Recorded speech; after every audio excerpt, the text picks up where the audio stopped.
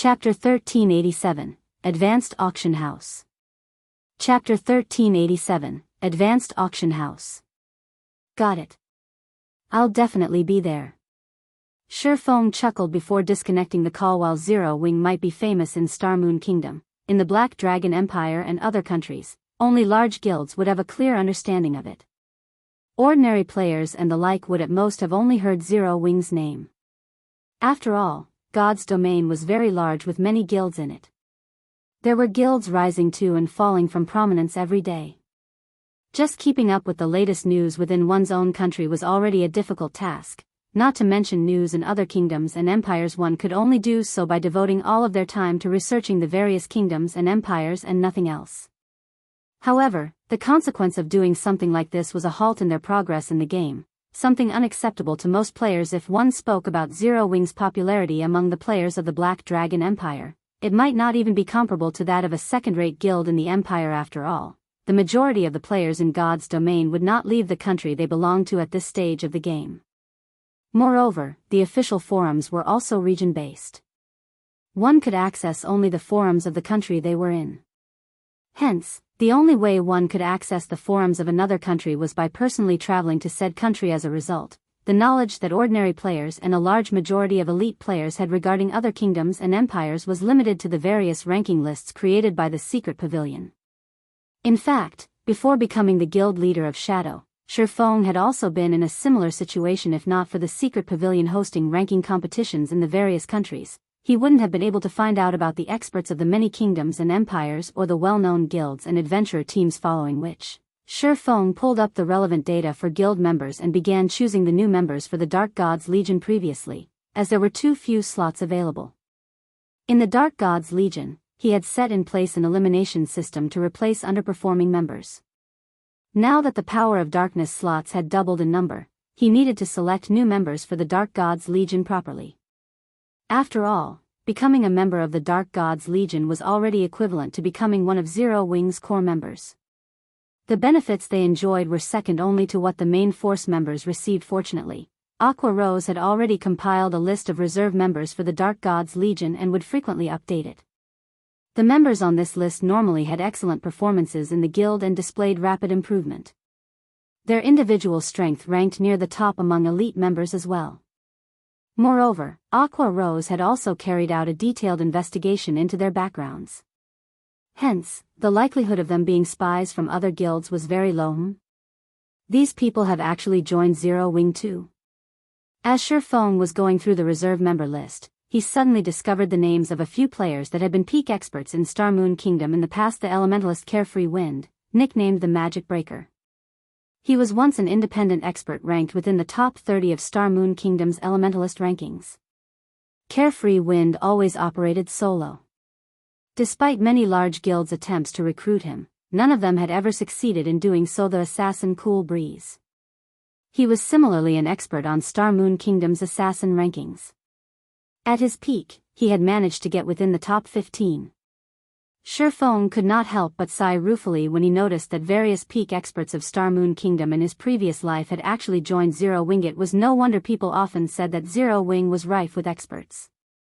When he looked at this list now, those words really were true.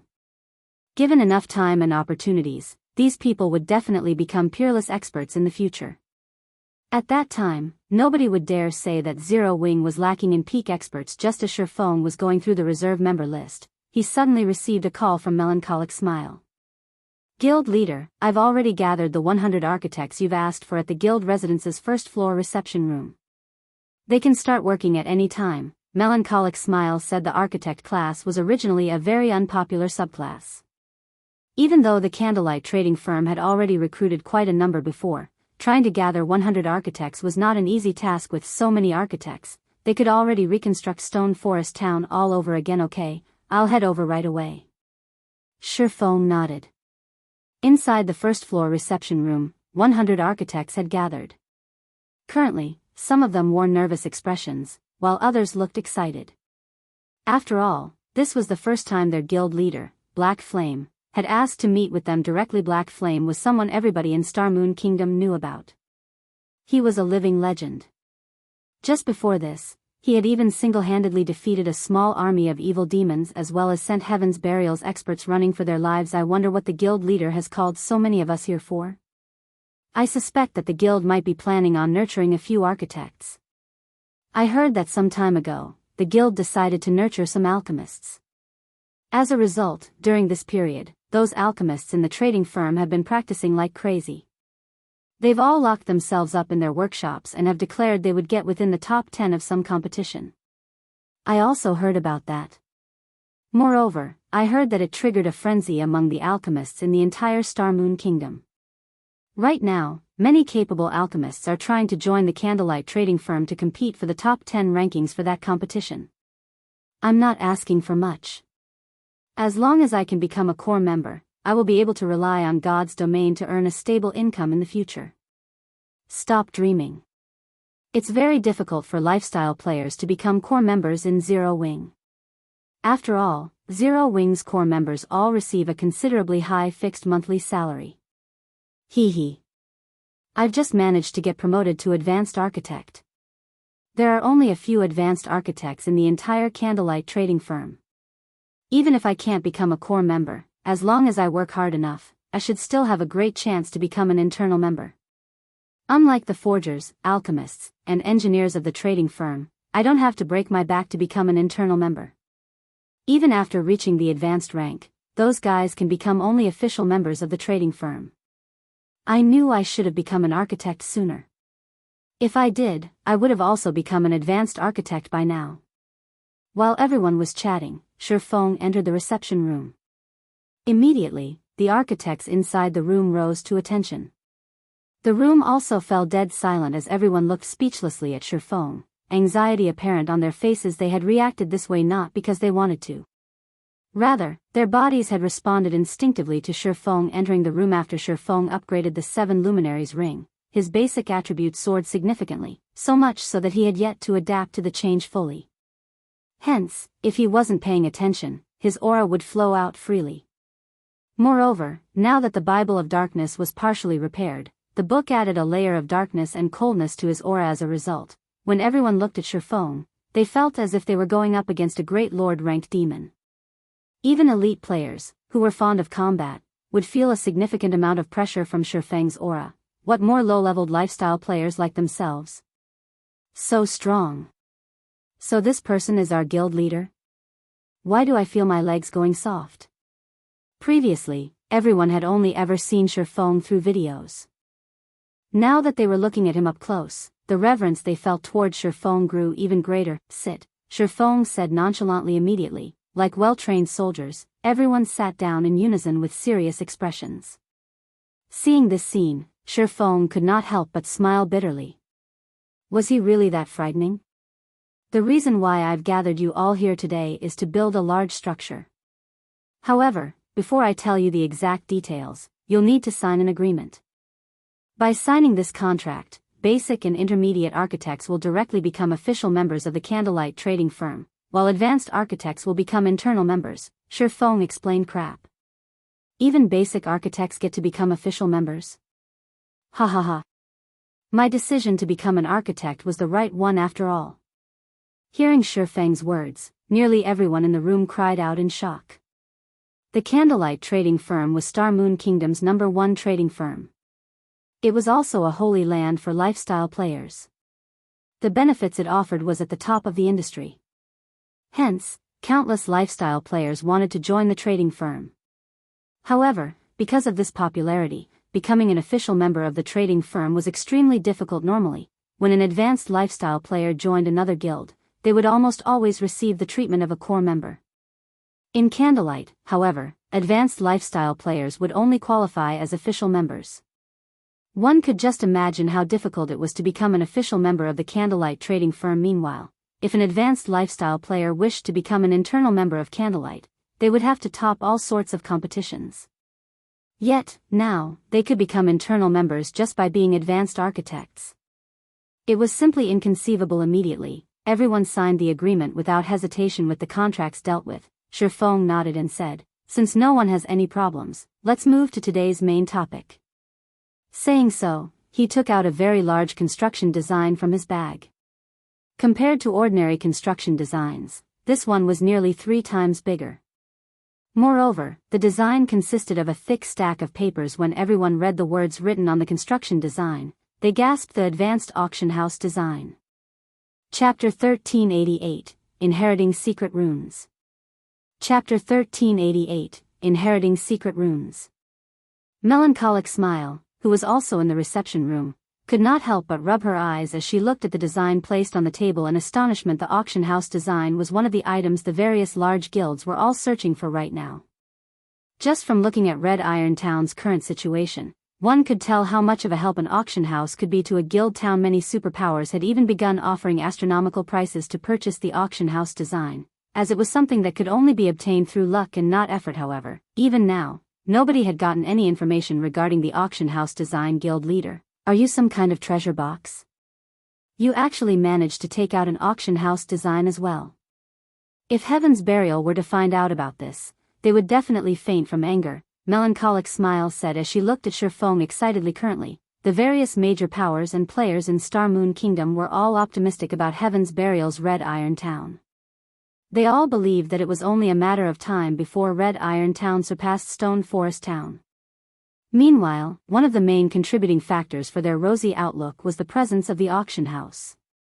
Now, however, Zero Wing also possessed an auction house design.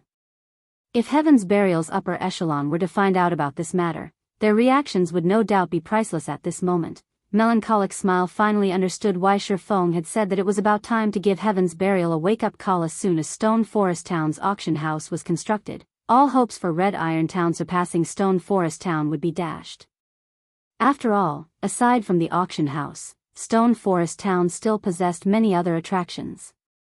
It held an absolute advantage over Red Iron Town. Feng simply chuckled in response to Melancholic Smile's question.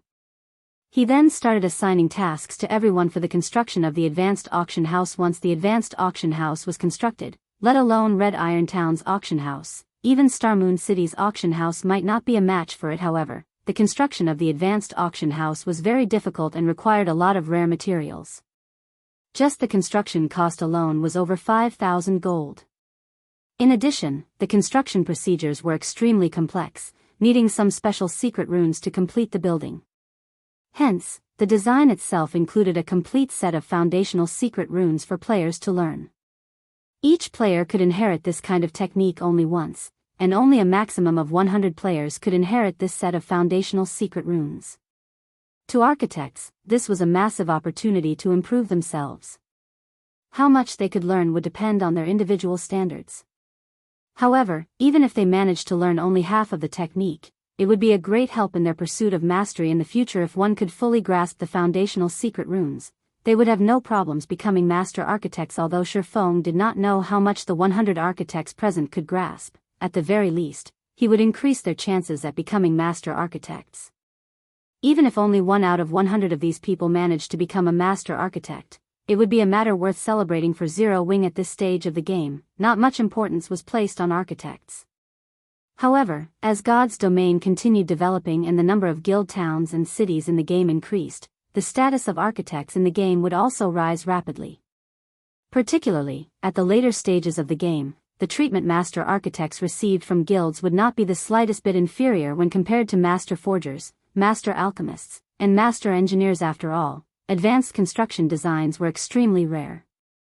However, master architects had a chance at creating an advanced construction design of their own. Moreover, every advanced construction design was worth much more than the advanced designs of alchemy, forging, and engineering, because buildings constructed using advanced construction designs possessed distinctive abilities.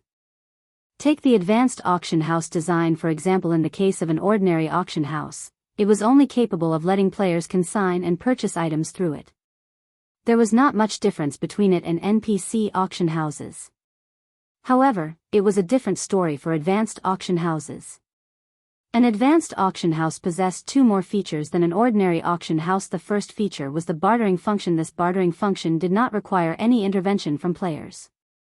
The system would automatically complete the transaction of items for players.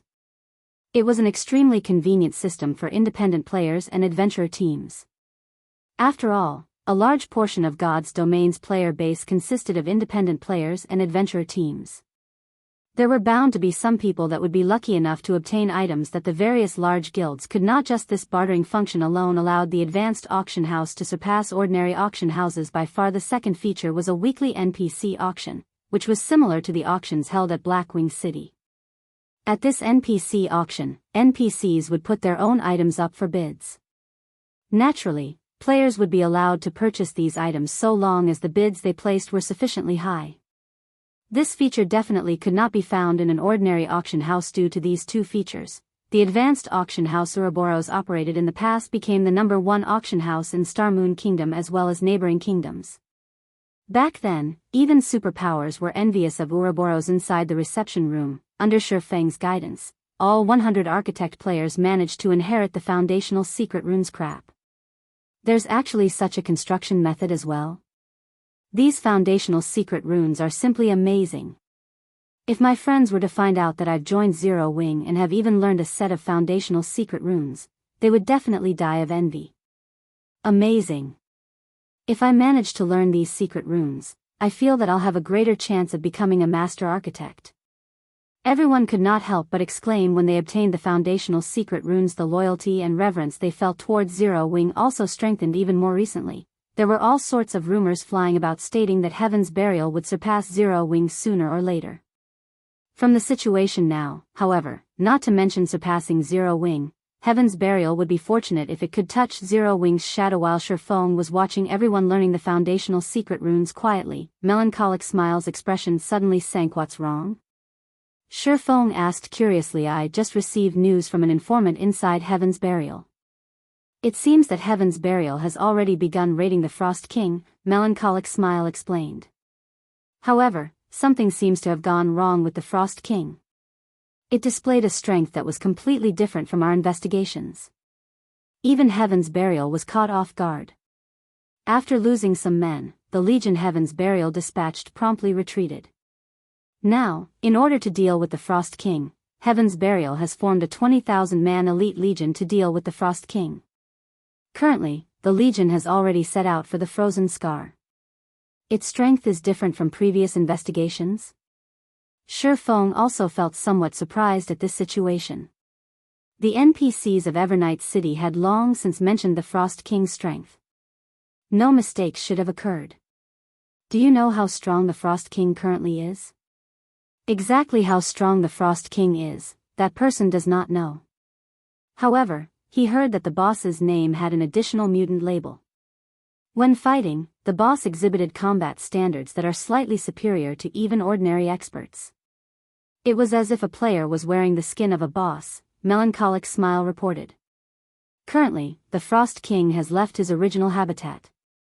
Many large guilds have also found out about this situation already and are currently dispatching their own elite armies to hunt down the Frost King. A mutant?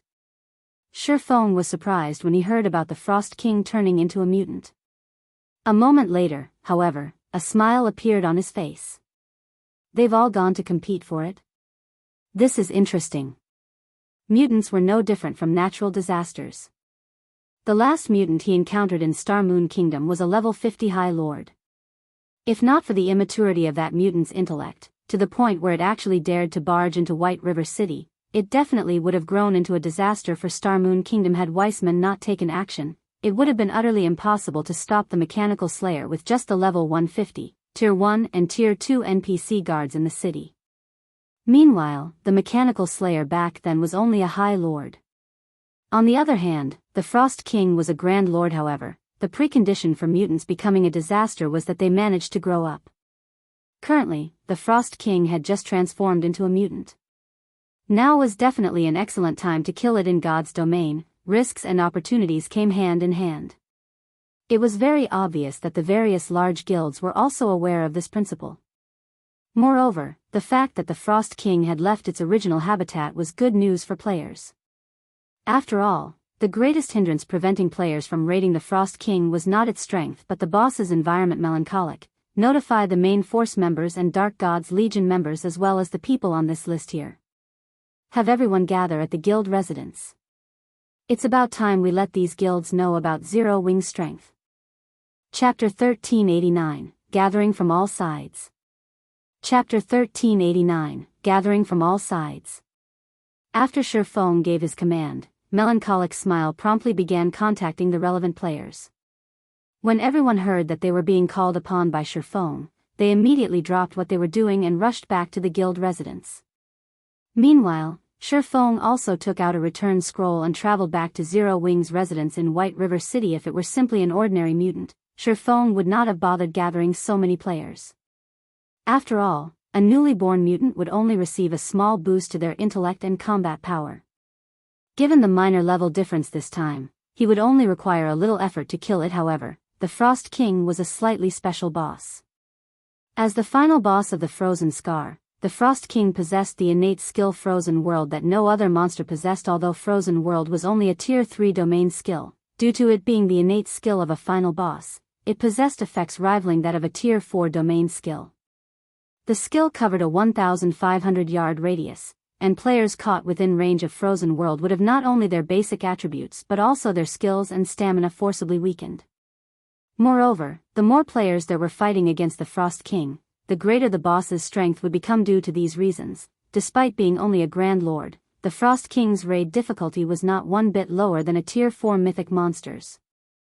After factoring in the severe environment, the Frost King might even be more difficult to raid than a mythic monster. Players who did not possess the appropriate countermeasures would definitely get annihilated by the Frost King. After returning to the guild residence in White River City, Feng quickly made his way to the guild's warehouse.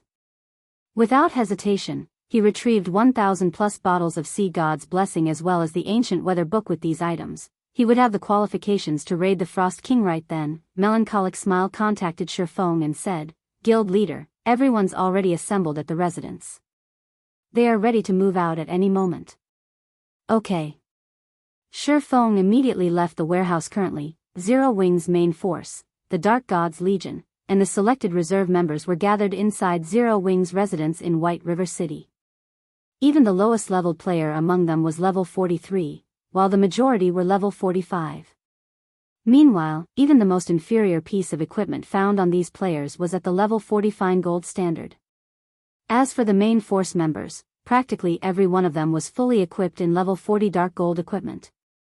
To ordinary players, this could already be considered a set of divine equipment. As the 1,000+ players waited before the guild hall, the intense aura they radiated stupefied the prospective applicants lined up outside the residence as well as the passers-by on the street. When Zero Wing's members saw Feng walking over, they immediately dropped their conversations and stood at attention, looking at Feng with eyes filled with excitement. Although they had yet to hear the reason why Feng had called them here, they could mostly guess that it had something to do with the suddenly mutated Frost King. By this time, information about the Frost King was no longer a secret, as many large guilds had already organized their own armies and were hurrying over to the Frozen Scar. "All of you, come collect your Sea God's Blessing from me. Each person gets one bottle," Feng said as he sent a glance at everyone. "Also, send your personal data to me." The combat method of a 1,000-man team was different from that of a 100-man team. Hence, before starting an operation, one needed to reorganize the team's formations. Otherwise, it would be very easy for chaos to ensue in battle, following which, Feng spent roughly 20 minutes assigning specific roles to everyone in the team. As for the newly minted Dark Gods members, he also granted them the Berserk skill Power of Darkness. Now, Power of Darkness had already become much stronger than an ordinary Berserk skill. "Alright, everyone, move out. Our destination is the Frozen Scar," Feng said after seeing everyone already ready to go. Following which, everyone got on their mounts and followed Feng's demonic flame tiger to the teleportation hall. When the players on the street saw this lineup, they promptly stepped aside to give way to Zero Wing's members. Meanwhile, when the members of other guilds looked at the majestic Thunder Wolves Zero Wing's members rode on, they could not help growing envious. At an open plain at the Frozen Scar, a horde of players was currently gathered, their numbers easily exceeding 100,000. These players were all members of various large guilds in Star Moon Kingdom. As for independent players, they could only look at these guild players from the Frozen Scar's entrance.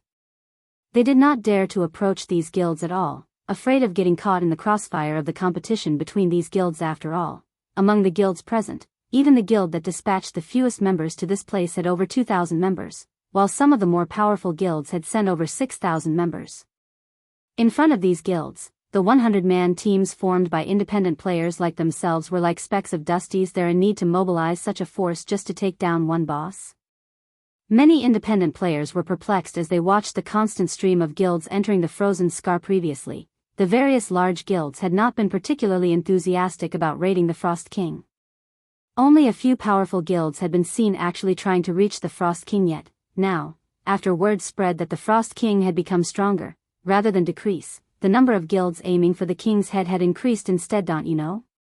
The various large guilds did not try to raid the Frost King before because the boss lived at the central area of the Frozen Scar. You need very high ice resistance if you want to survive there. However, the Frost King has already left the central area. Based on what I've heard, it seems that the Frost King is currently headed in our direction. Now that the raid difficulty has decreased significantly, the various large guilds naturally won't let go of this opportunity, a player knowledgeable about the situation explained. Just as everyone was having a hushed discussion among themselves, another large group of players arrived at the Frozen Scar's entrance. The players numbered so many that they very nearly clogged up the entire entrance. Quick, look! The Star Alliance and Heaven's Burial have arrived. They've brought along so many members. They must have dispatched at least 10,000 members. 10,000? What a low ball. From what I heard from one of Heaven's Burial's internal members, it seems that Heaven's Burial has dispatched 20,000 members to take down the Frost King this time. As for the Star Alliance, they've dispatched 24,000 members. I really wonder which guild will get the Frost King in the end. Guild Leader Galaxy, what a rare opportunity to meet you here. I never thought that you would take charge of the legion sent to raid the Frost King this time, Singular Burial said, feeling slightly surprised as he looked at Galaxy Past, who rode on a large war bear at this moment. Galaxy Past was geared in silver armor engraved with golden, divine runes, and carried a purple, lightning-clad greatsword on his back. He also did not bother hiding the epic glow effects of his breastplate and greatsword. As for Galaxy Past himself, he had already reached level 45, and his body radiated a chilling aura. Compared to the Galaxy Past Singular Burial knew before, the current Galaxy Past was like a completely different person. Previously, as Singular Burial had been entirely focused on surpassing Zero Wing, he had neglected to pay attention to the Star Alliance.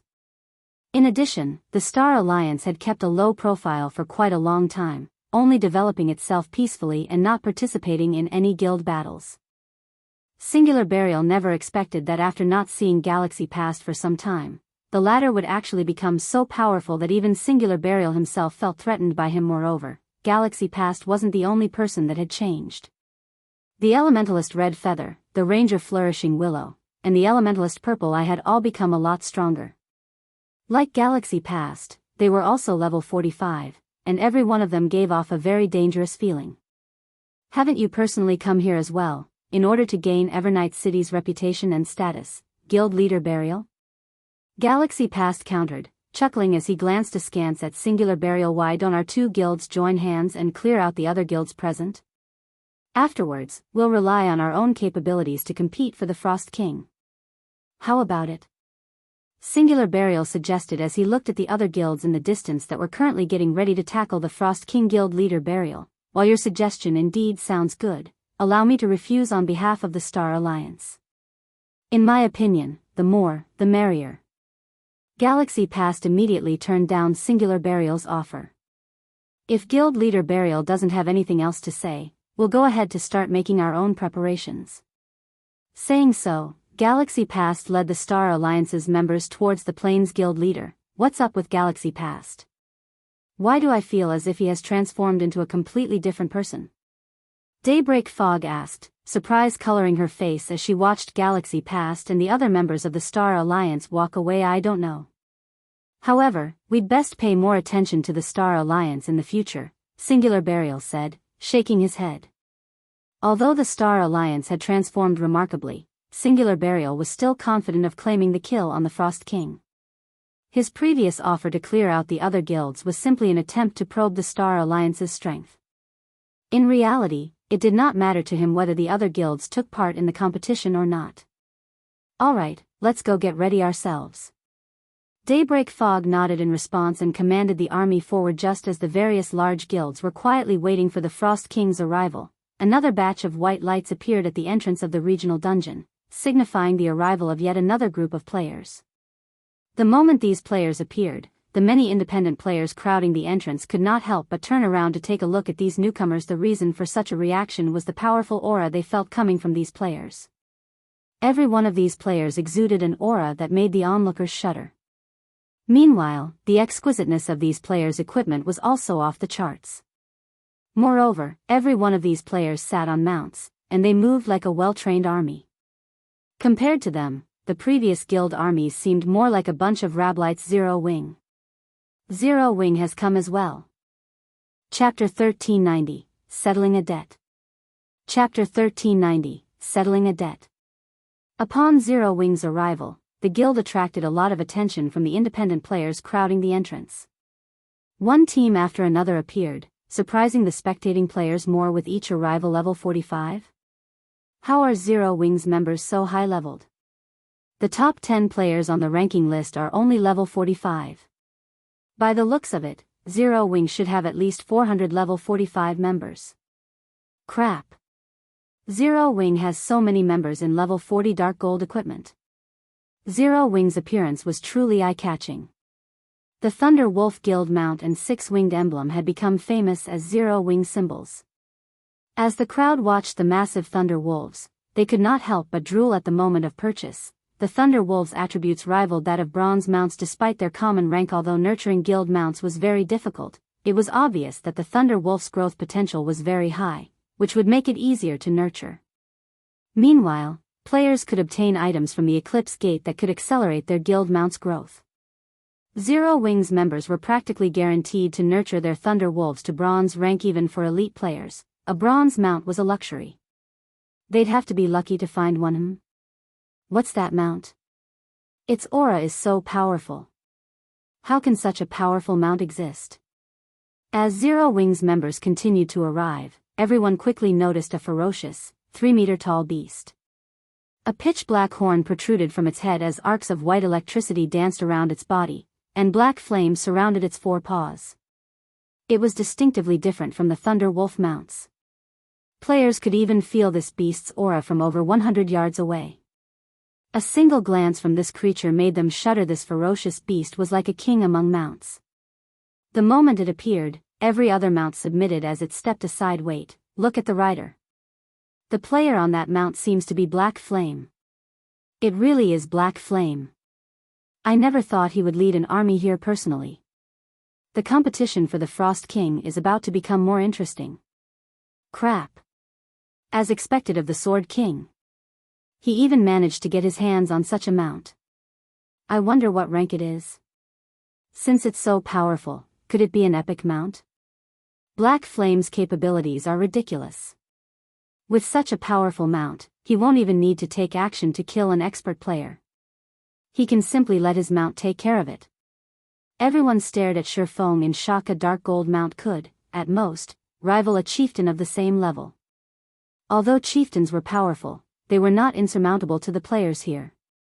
However, Feng's one-horned mount was clearly more powerful than a lord-ranked monster. At this point, the only explanation was that this demonic flame tiger was an epic mount. An epic mount. Even super guilds dreamed of obtaining such a creature. Unfortunately, the highest rank they had managed to secure was a dark gold mount. These players offer Feng continue to reach new heights. Of course, these players didn't know that Feng's demonic flame tiger had only become this terrifying after he had fed it a ferocious beast's bloodline essence. Although Feng had only brought around 1,000 members to the Frozen Scar, the army's aura was even more imposing than the Star Alliance and Heaven's Burial's forces. Zero Wing's appearance had also caused a commotion among the various large guilds waiting in the Plains Guild. Leader, what should we do? Zero Wing has dispatched so many experts. On the off chance that they decide to move against us. The various large guilds' upper echelons and players began to panic as Feng and Zero Wing's army approached. The guild leaders were also on edges. None of them had expected Zero Wing to join this competition. After all, the guild hadn't shown any interest in the Frost King before. Hence, They had come to try their luck and compete for the Frost King's kill. None of them were concerned with encountering Heaven's Burial and the Star Alliance, but it was a different story if Black Flame showed up. He had fought in one major war after another, always emerging alive. He was even strong enough to instill fear in experts and an evil demon army, as both had fled for their lives. For this man, taking a particular player's life while surrounded by an army of tens of thousands of players was a piece of cake. Furthermore, 1,000 experts accompanied Black Flame. Against such a force, an army of 10,000 elite players was little more than cannon fodder. Don't panic. We have dozens of large guilds here right now. Zero Wing wouldn't dare attack any of us if we join hands. That's right. After all is said and done, a boss is a public resource. Moreover, we were here first. We should do this on a first-come, first-served basis. Although Zero Wing is Star Moon Kingdom's #1 guild, I don't think it will interfere. As Zero Wing approached, the various guilds began to form temporary alliances. In reality, though, they understood that such an alliance wouldn't pose any threat to Zero Wing. This was especially true after witnessing Black Flame single-handedly defeat the evil demon army. They all knew that attempting to deter Black Flame with numbers was a futile effort. Greetings, Guild Leader Black Flame. I am the Assassins Alliance's Guild Leader, Cruel Sword. I am a friend of Zero Wing's elder, Yi Feng, Cruel Sword said as he took the initiative to greet Feng, anxiety and respect filling his voice. Honestly, Cruel Sword did not want to greet the man. Although he was the guild leader of the Assassins Alliance, a second-rate guild, it was nothing compared to Zero Wing. Moreover, the Assassins Alliance mainly operated around White River City. If Zero Wing wished to do so, it could annihilate the Assassins Alliance at a moment's notice. However, as Cruel Sword had formed a connection with Zero Wing's Yi Feng some time ago, the various large guilds had pushed him forward as their representative in any negotiations with the Monstrous Guild. Cruel Sword didn't know whether he wanted to laugh or cry. Relax. I won't do anything to you guys. If you want to compete for the Frost King, do it. Everyone will rely on their own abilities to secure the kill. Seeing Cruel Sword's tension, Feng understood why the man had approached him. In this situation, he didn't mind what the various large guilds decided to do. After all, getting the Frost King's first kill was much easier said than done. However, Feng couldn't help a rueful sigh when he saw Cruel Sword at level 43 with a set of silvery armor. The Assassins Alliance had been a towering existence to him in the past, but the tables had turned. Feng found the situation reasonable after giving it some thought. After all, Zero Wing was Star Moon Kingdom's #1 guild. Its elite member count alone was over 100,000. The guild also had more than 1,000 expert players. Their members wore the best weapons and equipment throughout Star Moon Kingdom. A second-rate guild simply couldn't compare. Many thanks to guild leader Black Flame. Cruel Sword thanked the man. If Zero Wing intended to chase these guilds away, they'd have no choice but to leave obediently. Hearing Feng's reply, the many upper echelons released a sigh of relief. However, I'd like to ask you all to step aside as Zero Wing has a debt to settle with Heaven's Burial, Feng added indifferently as he glanced at the guild's distant army. Chapter 1391, Monstrous Army. Chapter 1391, Monstrous Army. As soon as Feng finished speaking, silence descended upon the snowy plains. Madness. This is madness. Are they really going to start a fight right now? This can't be, right? Does Zero Wing intend to take out all of Heaven's Burial's members? Zero Wing isn't aiming for mutual destruction, right? For a moment, these players wondered if they had heard wrong. None of them dared to believe that Zero Wing would actually try to deal with Heaven's Burial right now. The guild only had 1,000 or so members here. Although Zero Wing's members possessed extraordinary combat power, Heaven's Burial had plenty of experts as well. A large number of the guild's elite members had also tagged along. Fighting in such an open field was very disadvantageous for the smaller army. If it really came down to a fight, even Zero Wing would suffer grievous losses. Guild leader, what is Black Flame thinking? Is he actually planning to take on Heaven's Burial here? Purple Eye, wearing a set of luxurious mage robes, revealed a confused expression as she looked at the distant Feng. He's not joking, right? Although the Zero Wing was very powerful, she did not think that the guild could defeat Heaven's Burial's 20,000 members with only 1,000 experts. Not everyone was as powerful as Black Flame. There was a limit to their strength. I don't know, but Singular Burial must be pretty frustrated right now, Galaxy Past said, smiling faintly as he glanced at the guild leader. Of course, we'll benefit most from their mutual destruction. Warn our members to stay away when they start fighting. Do not let us get dragged into this. Understood. I'll notify them right away. A smile similarly appeared on Purple Eye's face. If Zero Wing and Heaven's Burial started to fight, regardless of who won or lost, neither would be able to compete for the Frost King. As everyone quietly discussed the situation, Feng turned towards Heaven's Burial and loudly announced, "Everyone, charge. Leave none of those Heaven's Burial bastards alive." As Feng gave the command, he activated a guild war order, locking down the frozen scar and preventing anyone from using a return scroll. If one wanted to leave the regional dungeon, they'd have to walk out with their own power. Wonderful. We finally get the chance to teach those Heaven's Burial punks a lesson. Hearing Feng's words, Zero Wing's members shifted their gazes towards Heaven's Burial, excitement flashing in their eyes. Like ferocious beasts released from their cages, they ushered their mounts forward in unison. Has Black Flame lost his mind? Singular Burial's expression turned ugly as he watched Zero Wing's members charge towards his own. He had never expected Zero Wing to start a fight like this. All 1,000 plus of these Zero Wing members were experts. Their overall combat power was most likely superior to a 10,000-man elite army. He had expected some friction between their guilds before he had arrived in the Frozen Scar. As a preventive measure, he had led an army of 20,000 elites. However, he hadn't expected Zero Wing to be so reckless to pick a fight at the risk of mutual destruction. Daybreak Fog frowned as well as she turned to Singular Burial and asked, "Guild leader, what should we do?" "Prepare for battle. I refuse to believe that Zero Wing can take us out with only 1,000 members." Singular Burial was enraged. Now that Zero Wing had made the first move, the guild would become a laughingstock in the kingdom if Heaven's Burial fled despite its overwhelming numbers. Upon Singular Burial's command, Heaven's Burial's members prepared for battle. Shield warriors and guardian knights quickly moved to the front and formed a human wall. As for the ranged classes in the back, they had also readied themselves to attack at a moment's notice. The assassins instantly entered stealth, circling to the enemy army's sides. The distance between the armies rapidly vanished. 300 yards. 200 yards. 100 yards. Begin. Feng shouted in the team chat. Suddenly, Zero Wing's members retrieved bottles of Sea God's Blessing from their bags, downing the potions and increasing their basic attributes and resistances. They then activated Power of Darkness, increasing their basic attributes by another 100%. Zero Wing's main force members and Dark God's Legion members' attributes were already impressively high.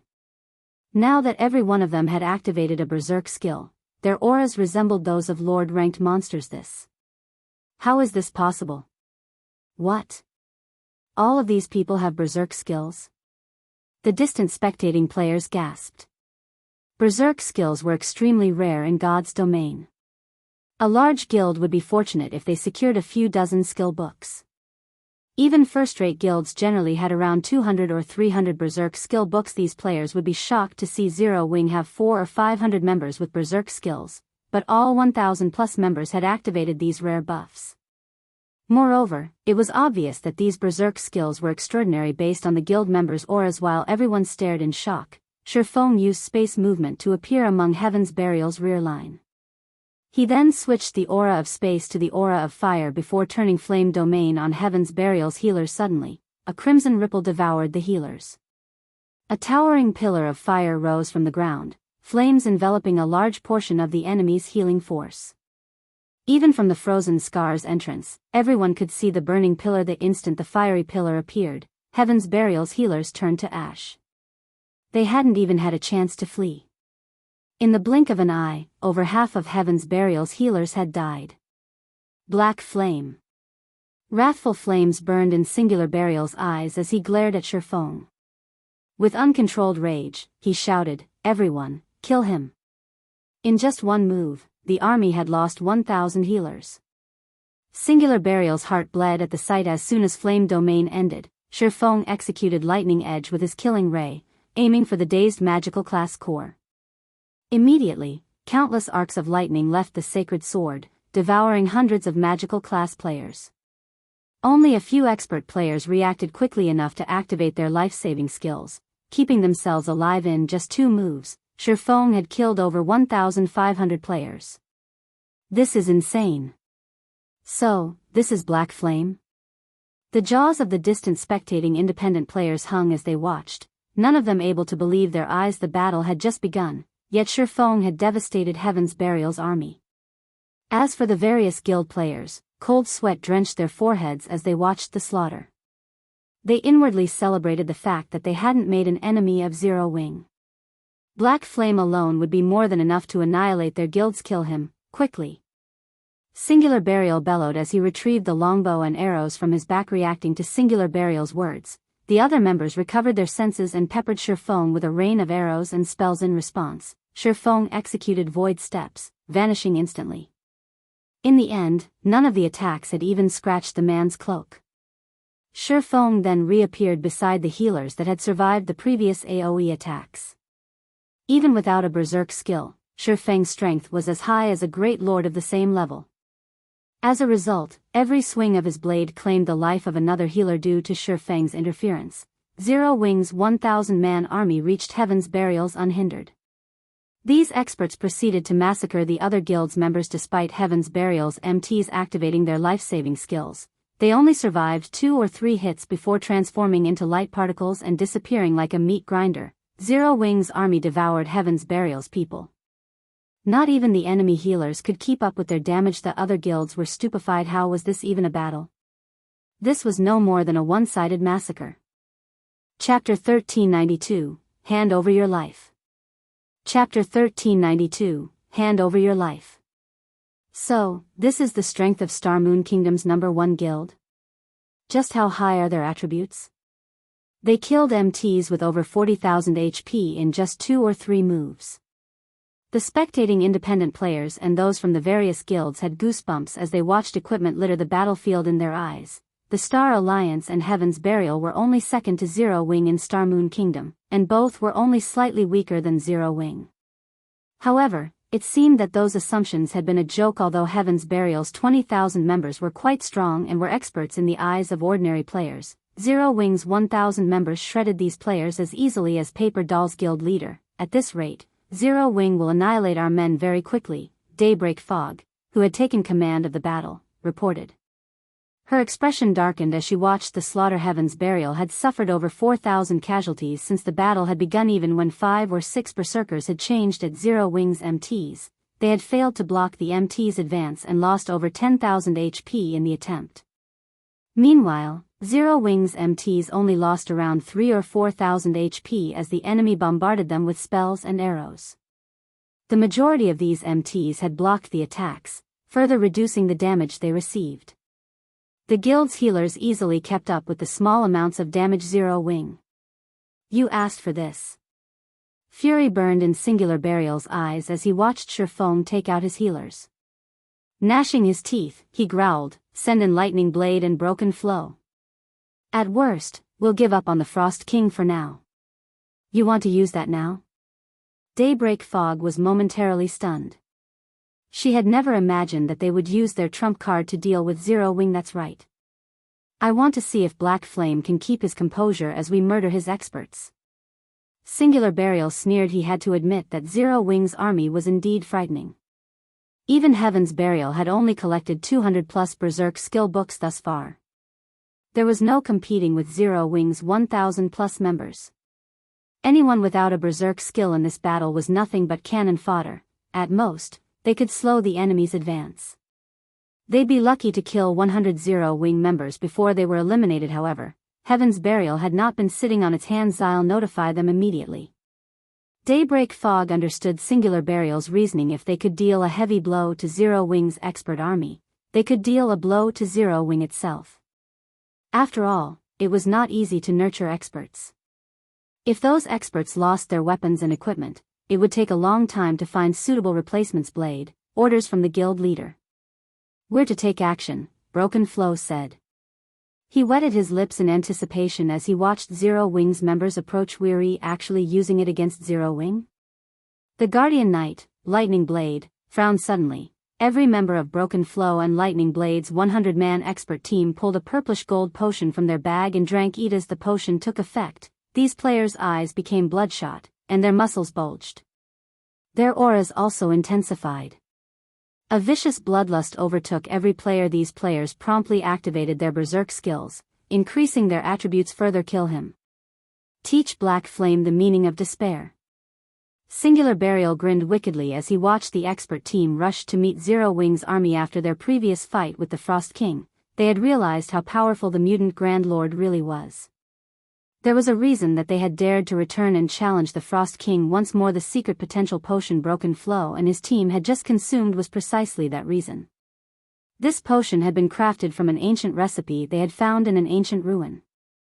Unfortunately, as the recipe required extremely rare and valuable materials, with each attempt to brew the potion costing over 20 gold, they had only produced a little over 100 bottles. When consumed, the secret potential potion increased the user's strength by 120% and other basic attributes by 60% for 5 minutes.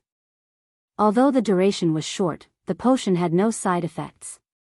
Moreover, its effects would stack with berserk skills. When combining the secret potential potion with a berserk skill, the results rivaled peak class's twofold berserk state. Although Broken Flow's team had only 100 members, every one of their attributes was nearly on par with a great lord of the same level. This was why Singular Burial had dared to challenge the Frost King again. Unfortunately, he had been forced to use this trump card to teach Zero Wing a lesson. The level 44 Berserker, Broken Flow, used charge and arrived in the midst of Zero Wing's army. Tightening his grip on his greatsword, he executed Whirlwind Slash. Immediately, a storm brewed within a 12-yard radius, sending 8 Zero Wing members flying. One shield warrior that failed to defend himself in time instantly lost over 30,000 HP. The other experts from Heaven's Burial joined the charge, penetrating Zero Wing's army like a sharp blade. As the two forces met, these players forced the enemy assault to a halt, pushing back and kill Zero Wing's shield warriors and Guardian Knights leading the army. Crap, are these players from Heaven's Burial monsters? They've dealt over -30,000 damage in a single attack. Even a level 40 MT couldn't survive such a hit. It's no wonder why Heaven's Burial dared to provoke Zero Wing. If Zero Wing's members don't have anything else in store, Heaven's Burial's 100-man expert team may take them down. The spectating players stared in shock as Heaven's Burial's expert team stopped Zero Wing's progress. Zero Wing's members had displayed astonishing attributes, yet Heaven's Burial's experts were stronger. In a single exchange, Zero Wing had suffered dozens of casualties. The difference between the forces was clear. Guild leader, I'm fairly sure that the potion Broken Flow and his men just used is the secret potential potion the secret pavilion's report mentioned. Based on the report, Heaven's Burial had only gotten its hands on a little over 100 bottles after a lot of effort. Now that they've used this potion against Zero Wing, they must intend to give up on raiding the Frost King, Purple Eye commented when she saw Heaven's Burial turn the tides of battle. Smiling faintly, she said, Zero Wing is in trouble. If this battle were in a jungle, they could buy some time until the potion's duration ends, but they don't have that option here. Zero Wing and Heaven's Burial's mutual destruction would be the best possible outcome for the Star Alliance. Although that wasn't likely, Heaven's Burial had dropped from the contest for the Frost King's first kill. Black Flame has underestimated Heaven's Burial. After all is said and done, Heaven's Burial rose to its position in such a short amount of time. Why wouldn't it have a few trump cards? However, we'll have to thank Zero Wing for this. If not for Zero Wing, we wouldn't have seen this trump card, Galaxy Pass chuckled. Purple, tell Red Feather and the others to prepare. Once Heaven's Burial's berserk skills run out, send them into the fight. Guild leader, rest assured. We'll collect the weapons and equipment they drop, Purple Eye said, giggling. Back in the battlefield, the tables had turned on Zero Wing, and they began to retreat to buy as much time as possible. After all, Power of Darkness had a very long duration. Ordinary berserk skills were no match for it.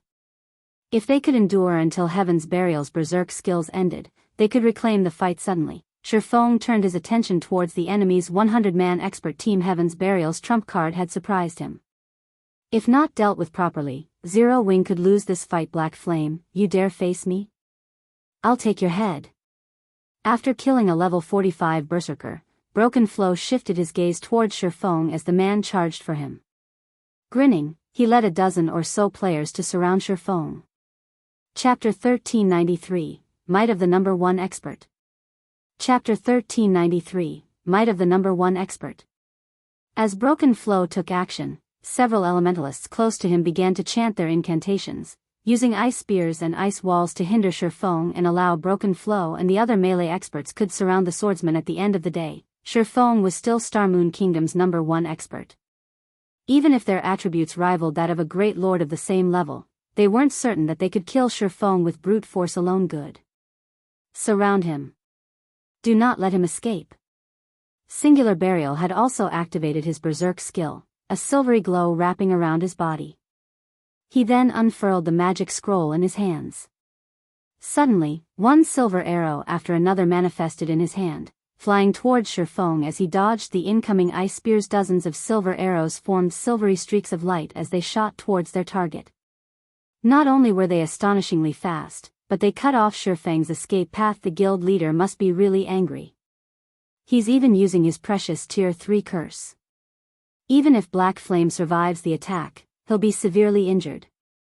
Broken Flow was slightly astonished as he watched the arrows bombard Feng. The magic scroll Singular Burial had just used contained the Tier 3 curse, Light's Guidance. When activated, it would allow the user to fire 30 arrows per second, each arrow containing the might of a Tier 3 spell.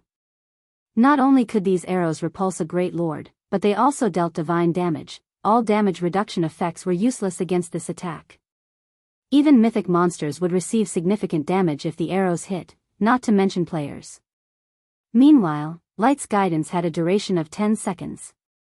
In other words, Singular Burial could launch a total of 300 arrows with damage reduction effects nullified. A Tier 3 spell could kill current players instantly. Of course, dodging all 300 arrows was impossible. Even if Feng had an invulnerability skill, it wouldn't last him through all 10 seconds. To make matters worse, when rangers used this magic scroll, the arrows would receive a 30% speed boost.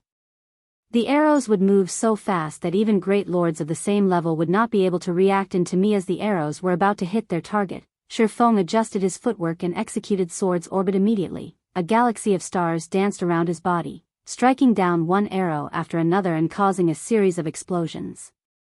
The resulting shockwaves were so powerful that even Broken Flow, who stood over 20 yards away, nearly lost his footing. The resulting white flashes blinded those watching, but even after a few seconds of this attack, not a single arrow had struck Feng. The most these silver arrows did was push Feng back. The ground shattered with each retreating step Feng took. By the time Light's Guidance's 10-second duration ended, craters pocked the ground where the arrows had landed. When the dust settled, Feng was still in one piece, with silver arrows decorating the ground around him. How is this possible? Seeing this scene, Heaven's Burial's experts were stupefied. Even Broken Flow, the expert team's leader, was speechless. While Broken Flow had considered the minute possibility of Feng successfully blocking Light's Guidance, he had never expected the man to do so without using a single skill. Feng had negated the Tier 3 curse relying solely on his swordsmanship. It was truly inconceivable the silver arrows even packed enough power to knock back a Tier 3 Great Lord. If Broken Flow had to face 30 of those arrows per second, even with the secret potential potion and a berserk skill, he was only confident in blocking a dozen or so. The arrows were simply too fast. Yet, out of the 300 arrows Singular Burial had launched, not a single one had struck Feng. They hadn't even torn the swordsman's cloak.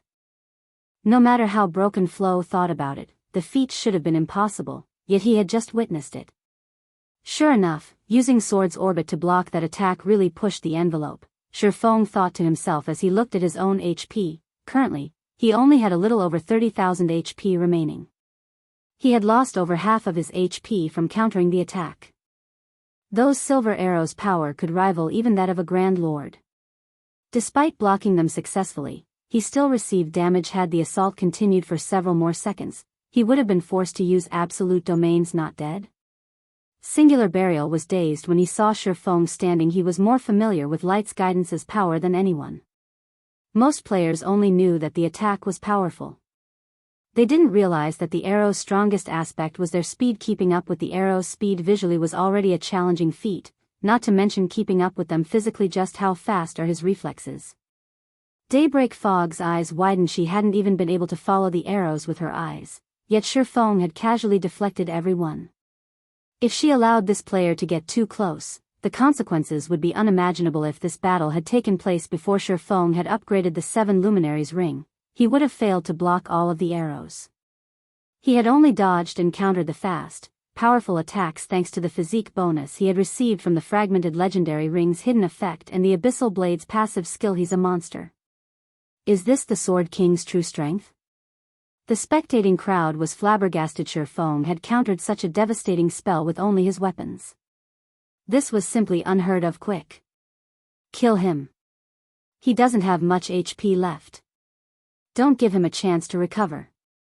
Singular Burial hurriedly shouted after regaining his composure. Although his Tier 3 curse had failed to kill Feng, the latter had less than half of his HP remaining. As Singular Burial gave the order, he retrieved another Tier 3 magic scroll from his bag and activated it suddenly. Multiple small magic arrays formed around Singular Burial. Meanwhile, Broken Flow and the other experts of Heaven's Burial recovered their senses as well and charged at Feng, not giving him an opportunity to move. Closer to Zero Wings healers. In the blink of an eye, 36 spears of dark fog appeared behind Singular Burial, each spear radiating a deathly aura. Singular Burial sneered at Feng. This spell was called Soul Sanction. Although it was not as powerful as Light's guidance, the 36 spears were not physical. They could not be blocked, only dodged. Soul Sanction? Feng's expression darkened when he noticed the soul spears appear behind Singular Burial. An unstoppable spell was far more dangerous than a powerful one. Immediately, he executed Void Steps and disappeared. Don't even think of running away. Broken Flow reacted quickly and used Charge, aiming for Feng's previous location. Upon arriving, he stomped the ground powerfully. Tier 1 skill, Thunderclap. When activated, the skill dealt 20% physical damage to all enemies within a 20-yard radius and inflicted a numbing effect for 5 seconds.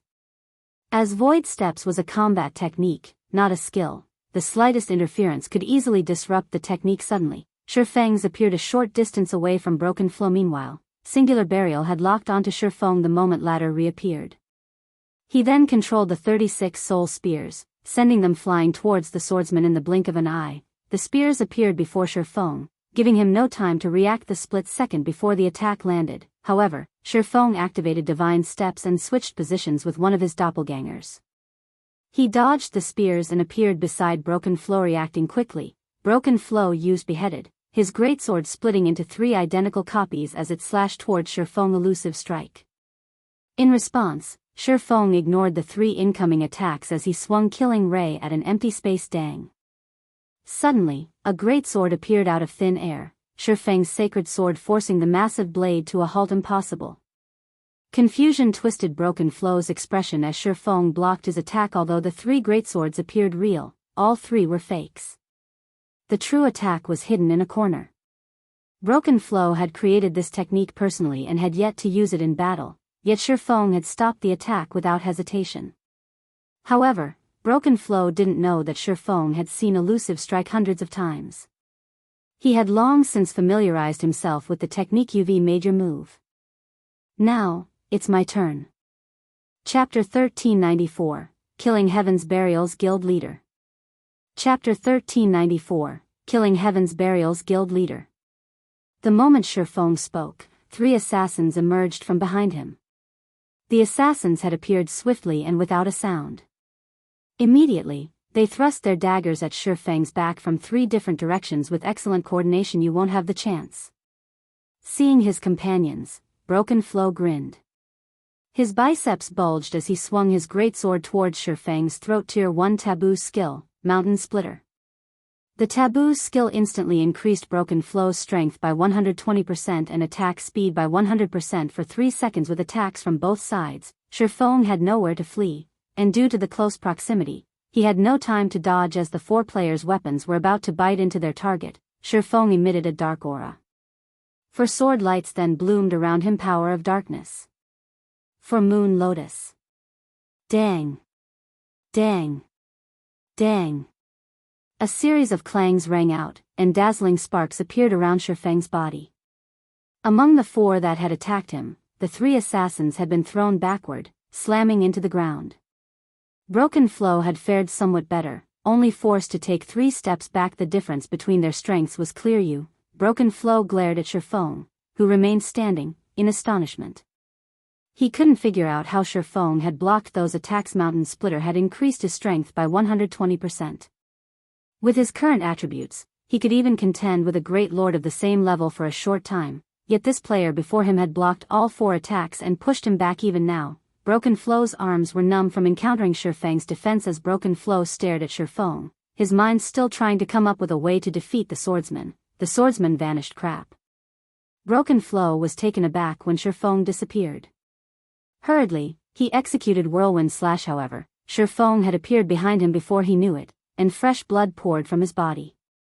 The magic weapon, Abyssal Blade, had stopped his Whirlwind Slash before Broken Flow could react. 2 more sword lights, 1 blue and 1 white, cut across his body, devouring his remaining HP. Although Broken Flow tried to say something, his vision had already begun to darken. As his body collapsed, he dropped a pair of combat boots. From the moment that fight had begun to its ending, Broken Flow's nearby companions hadn't been able to offer their leader any support. They only saw Feng vanish and reappear beside Broken Flow. Following which, 1 sword light after another cut through the berserker, and before they even realized it, Broken Flow fell.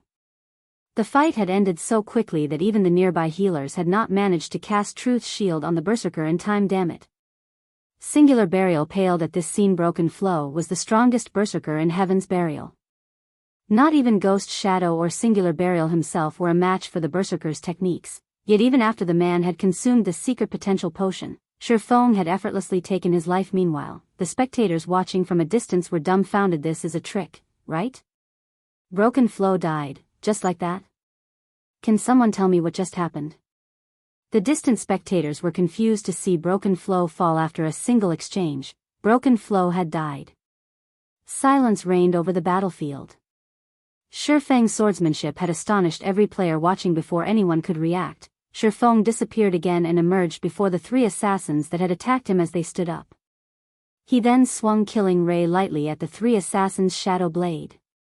1 streak of blue light, accompanied by 9 streaks of black light, flashed around the 3 players. The 3 assassins were experts, so they instinctively activated Vanish to block Feng's attack.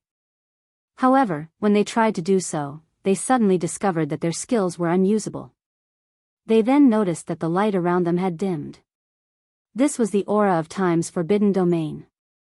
For 30 seconds, all enemies within a 500-yard radius couldn't use any of their skills or tools. The 3 assassins could only watch as the numerous sword lights descended. Without time to defend themselves, all 3 assassins died instantly, their bodies transforming into particles of light and disappearing. At the same time, they dropped 3 pieces of equipment after killing the 3 assassins. Feng set his sights on Heaven's Burial's melee experts a short distance away. These several melee experts, who had brimmed with confidence previously, felt chills crawl down their spines. They turned and fled as if they had just seen the devil himself run. A single word etched itself into their minds: even Heaven's Burial's #1 berserker could not stop Feng. And now that they couldn't use any of their skills, even if they worked together, they'd be throwing away their lives if they tried to face that monstrous player. Everyone, retreat. Get out of the silencing domain's range. Singular Burial shouted in the guild chat. Although the guild leader had given the command, Forbidden Domain covered a 500-yard radius area. It would take quite some time to escape. Zero Wings members excitedly chased after the fleeing Heaven's Burial experts. Now, they only needed a little effort to kill an opponent in seconds. The battle had turned to Zero Wings' favor. Guild leader, what should we do? Purple Eye frowned as she watched Heaven's Burial's members hit the ground, one after another. She had originally thought that, once Zero Wing was wounded and Heaven's Burial had used up its trump cards, the Star Alliance could sweep in to harvest the top-tier equipment. Now, however, Zero Wing dominated over Heaven's Burial. The Star Alliance had no hope of reaping the rewards from the 2 guilds' destruction. Forget it. Recall the others. Galaxy Past could not help but sigh as he watched Heaven's Burial's members run for their lives. If Zero Wing had suffered some grievous losses, the Star Alliance would have had an opportunity to take action once Heaven's Burial's berserk skills ended. Not only would Zero Wing owe them a favor, but they'd also deal a heavy blow to Heaven's Burial. The Star Alliance could also pocket some of the weapons and equipment the two guilds had dropped. It had been a perfect plan, killing 3 birds with 1 stone, and yet, Black Flame alone had disrupted that perfect plan until now. It had been unheard of for a single player to turn the tide of battle, but Black Flame had done just that. Only now did Galaxy Past understand why the Secret Pavilion had warned him not to provoke Zero Wing. Not even the Secret Pavilion could guarantee the Star Alliance's survival in Star Moon Kingdom. He now realized that in God's domain, quality was vastly more important than quantity. This was no longer a virtual reality game that one could rule over with a large enough army. After killing a few more melee experts, Feng shifted his attention to Singular Burial, his gaze containing a chilling killing intent. Even though Feng hadn't said a word, Singular Burial could sense the swordman's intent. You wish to kill me? How arrogant. Singular Burial's expression darkened. He was less than 100 yards away from Forbidden Domain's edge, and Feng was over 200 yards away from him. After consuming the secret potential potion and activating a berserk skill, his movement speed was higher than an ordinary Great Lord's. Feng could never catch him once he was outside of the Forbidden Domain. He had plenty of escape routes. The spectators in the distance could also feel Feng's intentions. This can't be right. He's trying to kill Singular Burial. He's insane. Everyone's excitement grew as they watched. Over 10,000 surviving Heaven's Burial members protected their guild leader. A few experts even stood by his side. Including the fact that Singular Burial himself was a skilled player, Feng was just too far away to kill the man boldly. Feng advanced towards Singular Burial. Stop him. Daybreak Fog commanded. Losing this battle was a huge hit to Heaven's Burial's reputation. If their guild leader died, standing among an army of over 10,000 players, the guild would suffer even greater embarrassment. They would become the laughingstock of Star Moon Kingdom. The other guild members understood the severity of the situation as well. The fleeing members stopped and turned to face Feng. Although they could not do any damage to him, they could buy some time. Despite the tidal wave of players surging towards him, Feng showed no signs of retreating. Instead, he activated Thunder God's Descent, increasing his speed and damage significantly. He then activated Dragon Breath. Feng then fired a beam of white light from his mouth. The beam devoured the approaching players, creating a wide, open path for Feng before he charged into the crowd. Heaven's Burial's members disregarded their own safety as they attacked the swordsman desperately. Only, before they got close to Feng, their bodies transformed into particles of light and disappeared. As Feng passed by players, sparks of light danced in the air. The distant players were stupefied. However, the swarm of players had slowed Feng's approach. When Feng was 50 yards away from Singular Burial, the latter finally left the Forbidden Domain and could use skills and tools again. Black Flame, you are 10 years too early if you think you can kill me. Singular Burial sneered at Feng, who was surrounded by a sea of players. He then took out a Tier 1 instantaneous movement scroll from his bag, intending to leave the battlefield. Once he left, Feng wouldn't be able to reach him. Is that so? However, as soon as Singular Burial finished speaking, a deep voice reached his ears. Before Singular Burial could turn around to see the voice's owner, a streak of blue light cut across his body. Everyone was stunned. Like magic, Feng had appeared behind Singular Burial, dragging his blade across the man's body. Tier 2 taboo skill, Instant Strike. Despite the secret potential potion and an active berserk skill, Singular Burial couldn't keep up with the enemy guild leader, whose attack speed had increased by 500%. Before Singular Burial could even activate his instantaneous movement scroll, several streaks of light had blossomed across his body, devouring his HP. Chapter 1395, Uproar in Star Moon Kingdom. Chapter 1395, Uproar in Star Moon Kingdom. When Singular Burial collapsed, everyone on the battlefield was dazed. He died. How is this possible? They can't even escape. Everyone's gaze shifted to Feng. As they looked at the cloaked figure standing among thousands of enemies with one blue and one white sword in hand, they were filled with a sudden reverence. Feng had charged into the enemy ranks by himself, yet his advance never faltered. Moreover, everywhere he passed, life ceased to exist. Even when he took the life of Heaven's Burial's guild leader, Heaven's Burial's members could only watch, powerless. Now, this was a real expert. He even killed Singular Burial in such a predicament? Galaxy Past could not help his astonishment as he watched Singular Burial's body hit the ground, still holding the instantaneous movement scroll. Unlike return scrolls, instantaneous movement scrolls could be used without an activation process yet. Not even Singular Burial had reacted in time to save his own life. One could just imagine how fast Feng was. If a Galaxy Past had been in that position, he had no doubt that he would have suffered a similar fate. Kill him. Daybreak Fog bellowed. Now that quite a few people had already escaped the Forbidden Domain, they could naturally use skills and tools against Feng. Moreover, Feng stood in the heart of Heaven's Burial's army. He had also just used several skills consecutively, so they should be on cooldown.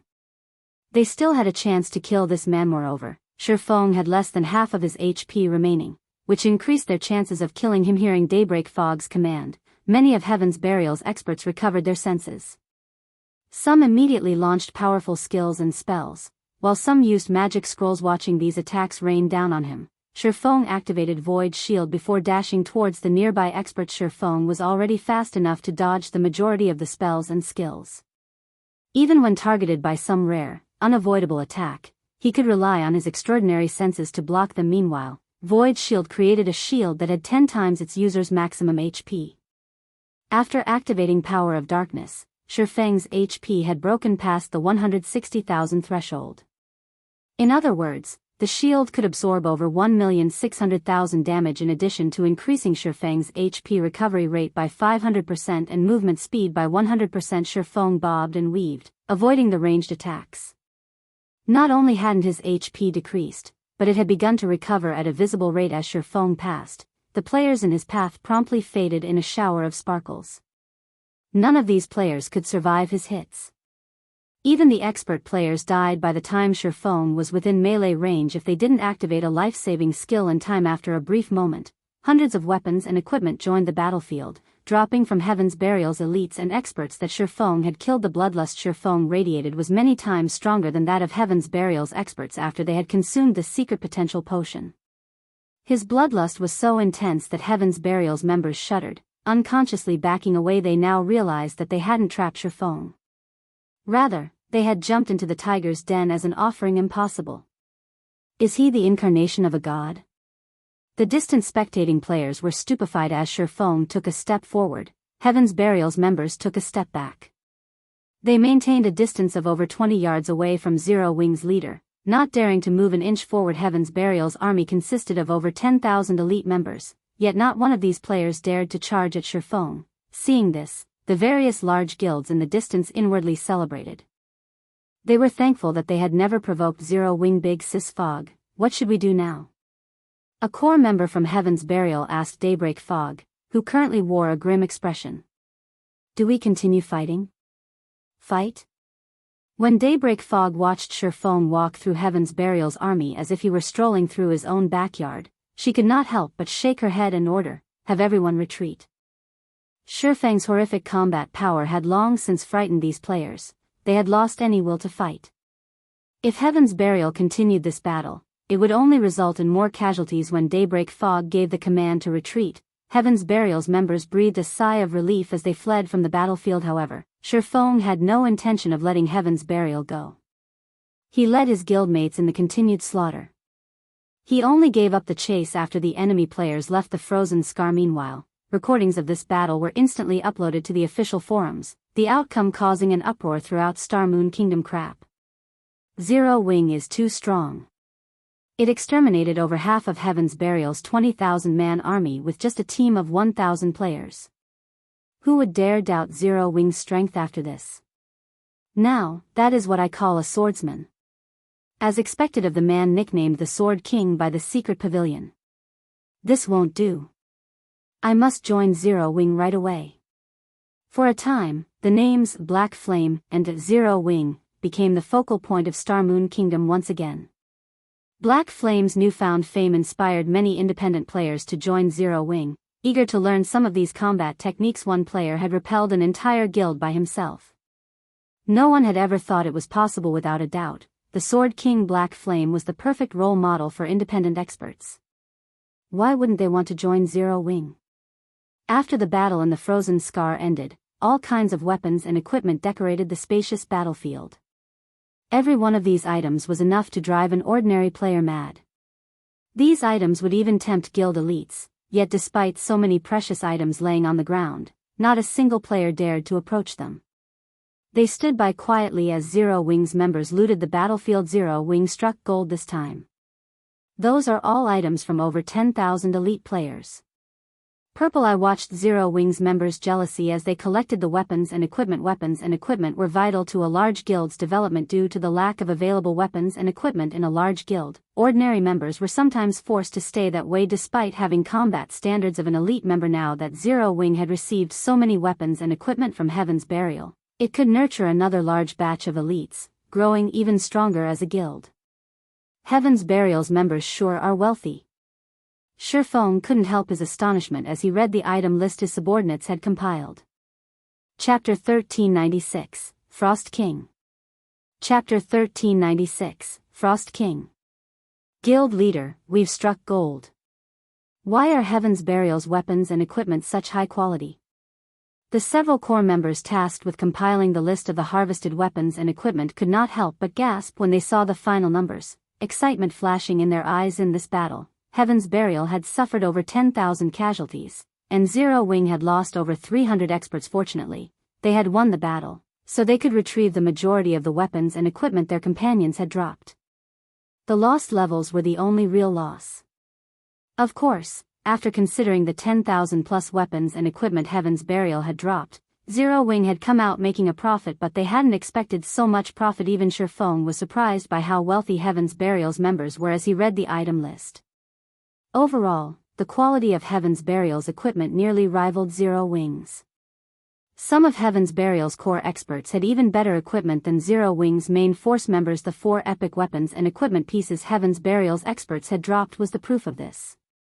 They had also dropped over 400 level 40 dark gold weapons and equipment. Normally, players only dropped one item upon death. Hence, the likelihood of a player dropping their best weapon or piece of equipment was very low, likely less than 10%. I really underestimated Heaven's Burial's foundations. Feng was inwardly astonished as he gazed at the 4 epic weapons and equipment. The various large guilds had been enthusiastically collecting epic weapons and equipment, but they weren't easy to obtain.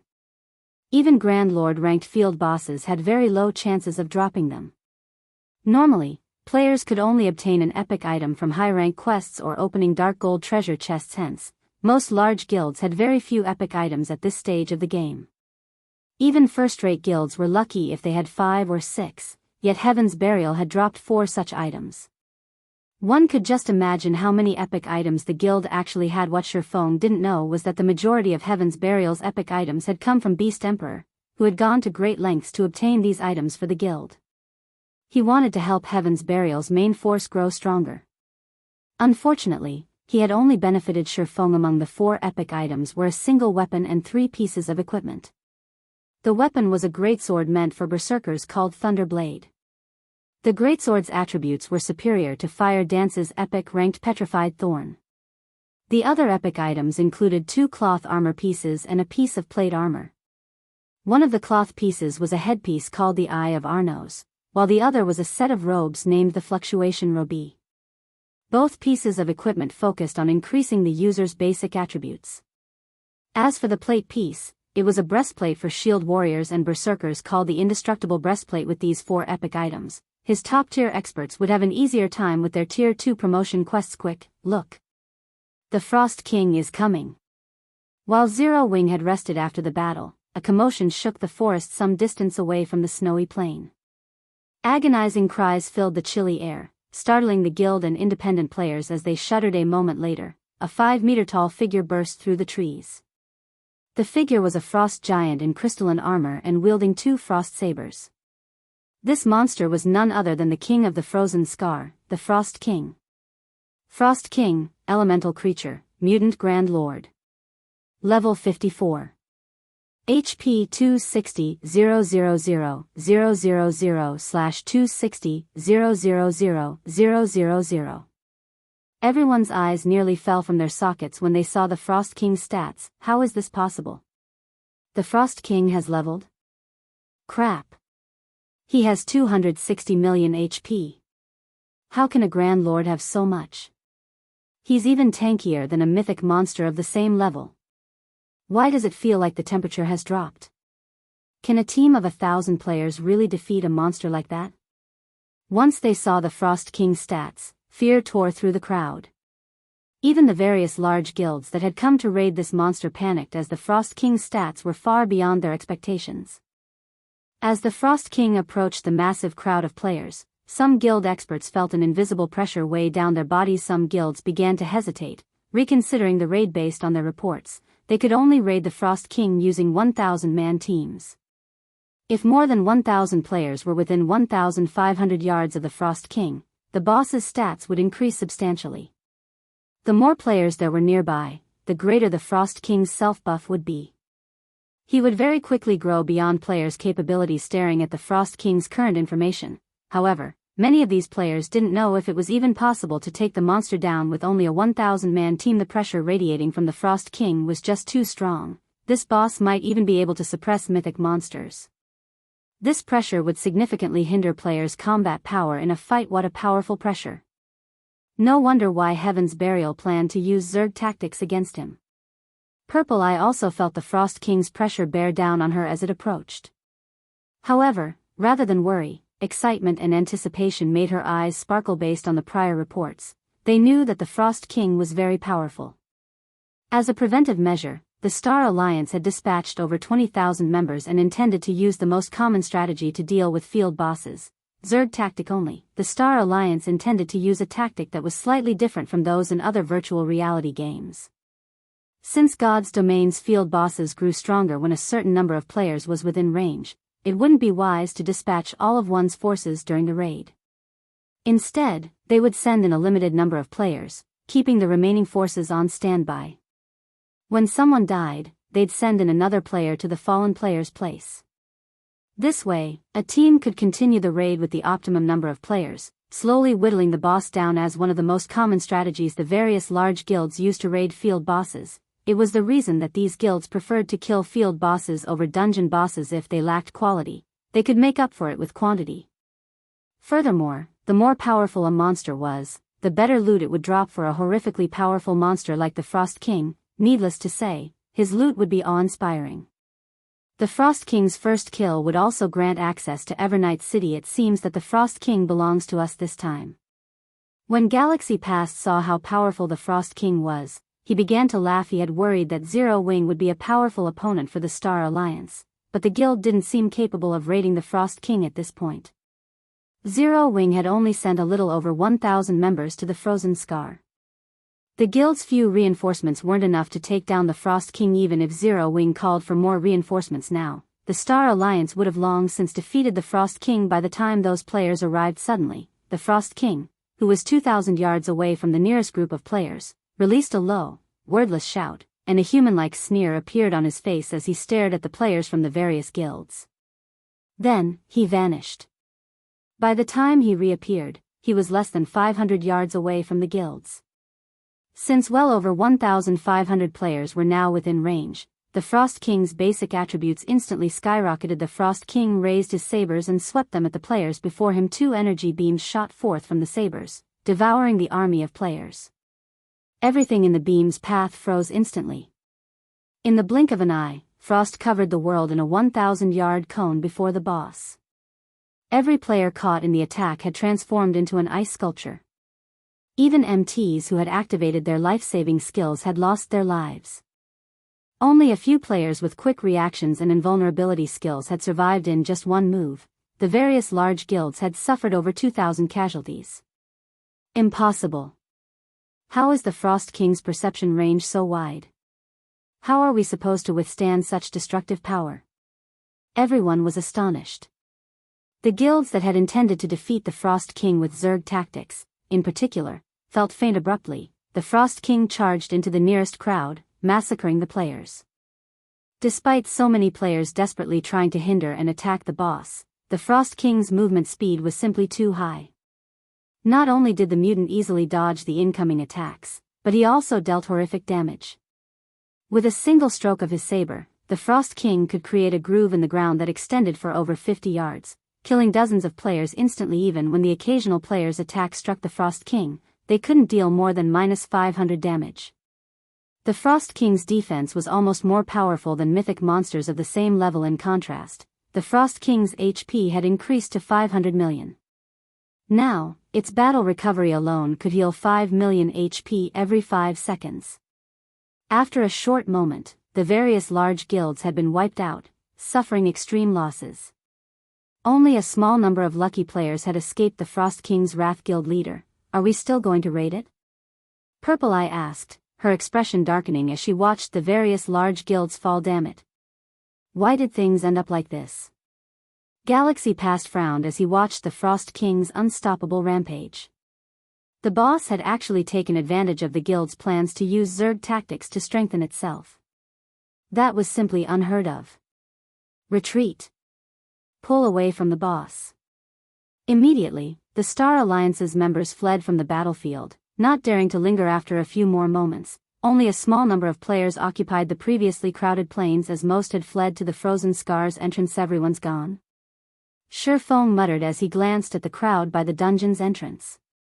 He then swept his glance towards the Frost King, who had calmed. Smiling, he then said in the team chat, "All right, let's move out." He had guessed that this would happen. After all, even he had only dared to come this far after thorough preparation. It was only natural that the various large guilds, which had very little understanding of mutants, would end up like this. Hearing Feng's words, his guildmates' excitement grew. They followed after Feng and slowly approached the Frost King. The guilds and independent players at the entrance noticed the movement. What's Zero Wing trying to do? They're insane. They're going to fight that thing? Chapter 1397, Zero Wing takes action.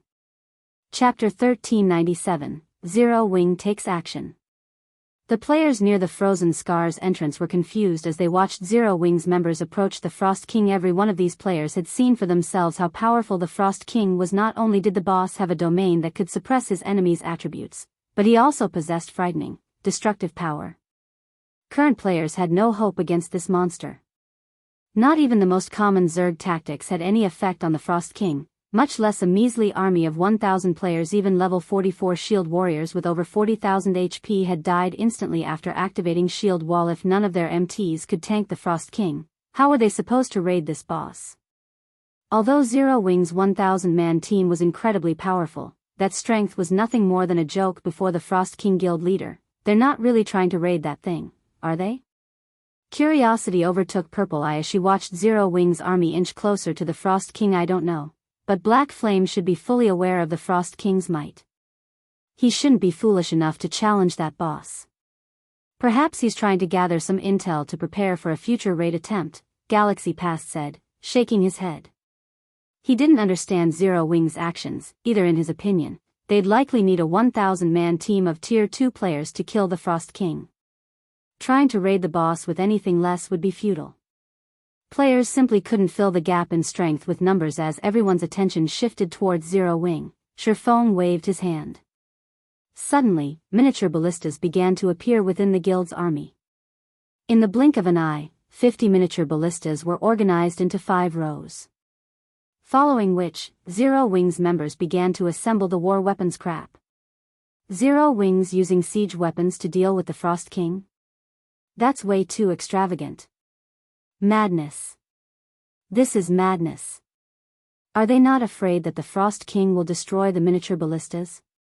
The spectating players could not help but gasp as they saw the rows of miniature ballistas, unable to believe their eyes.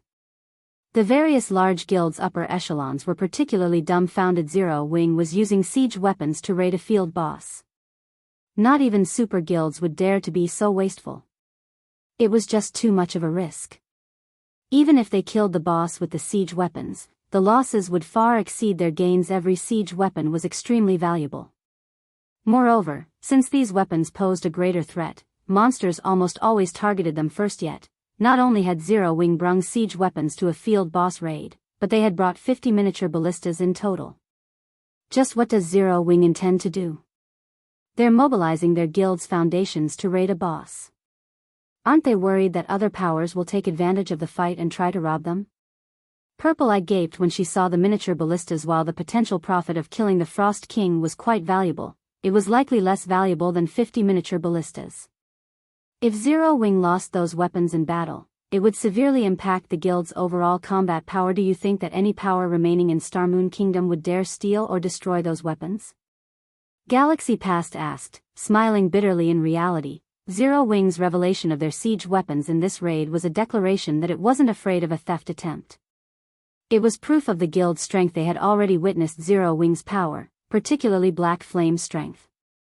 Black Flame had killed Heaven's Burial's guild leader amidst an army of thousands of elites.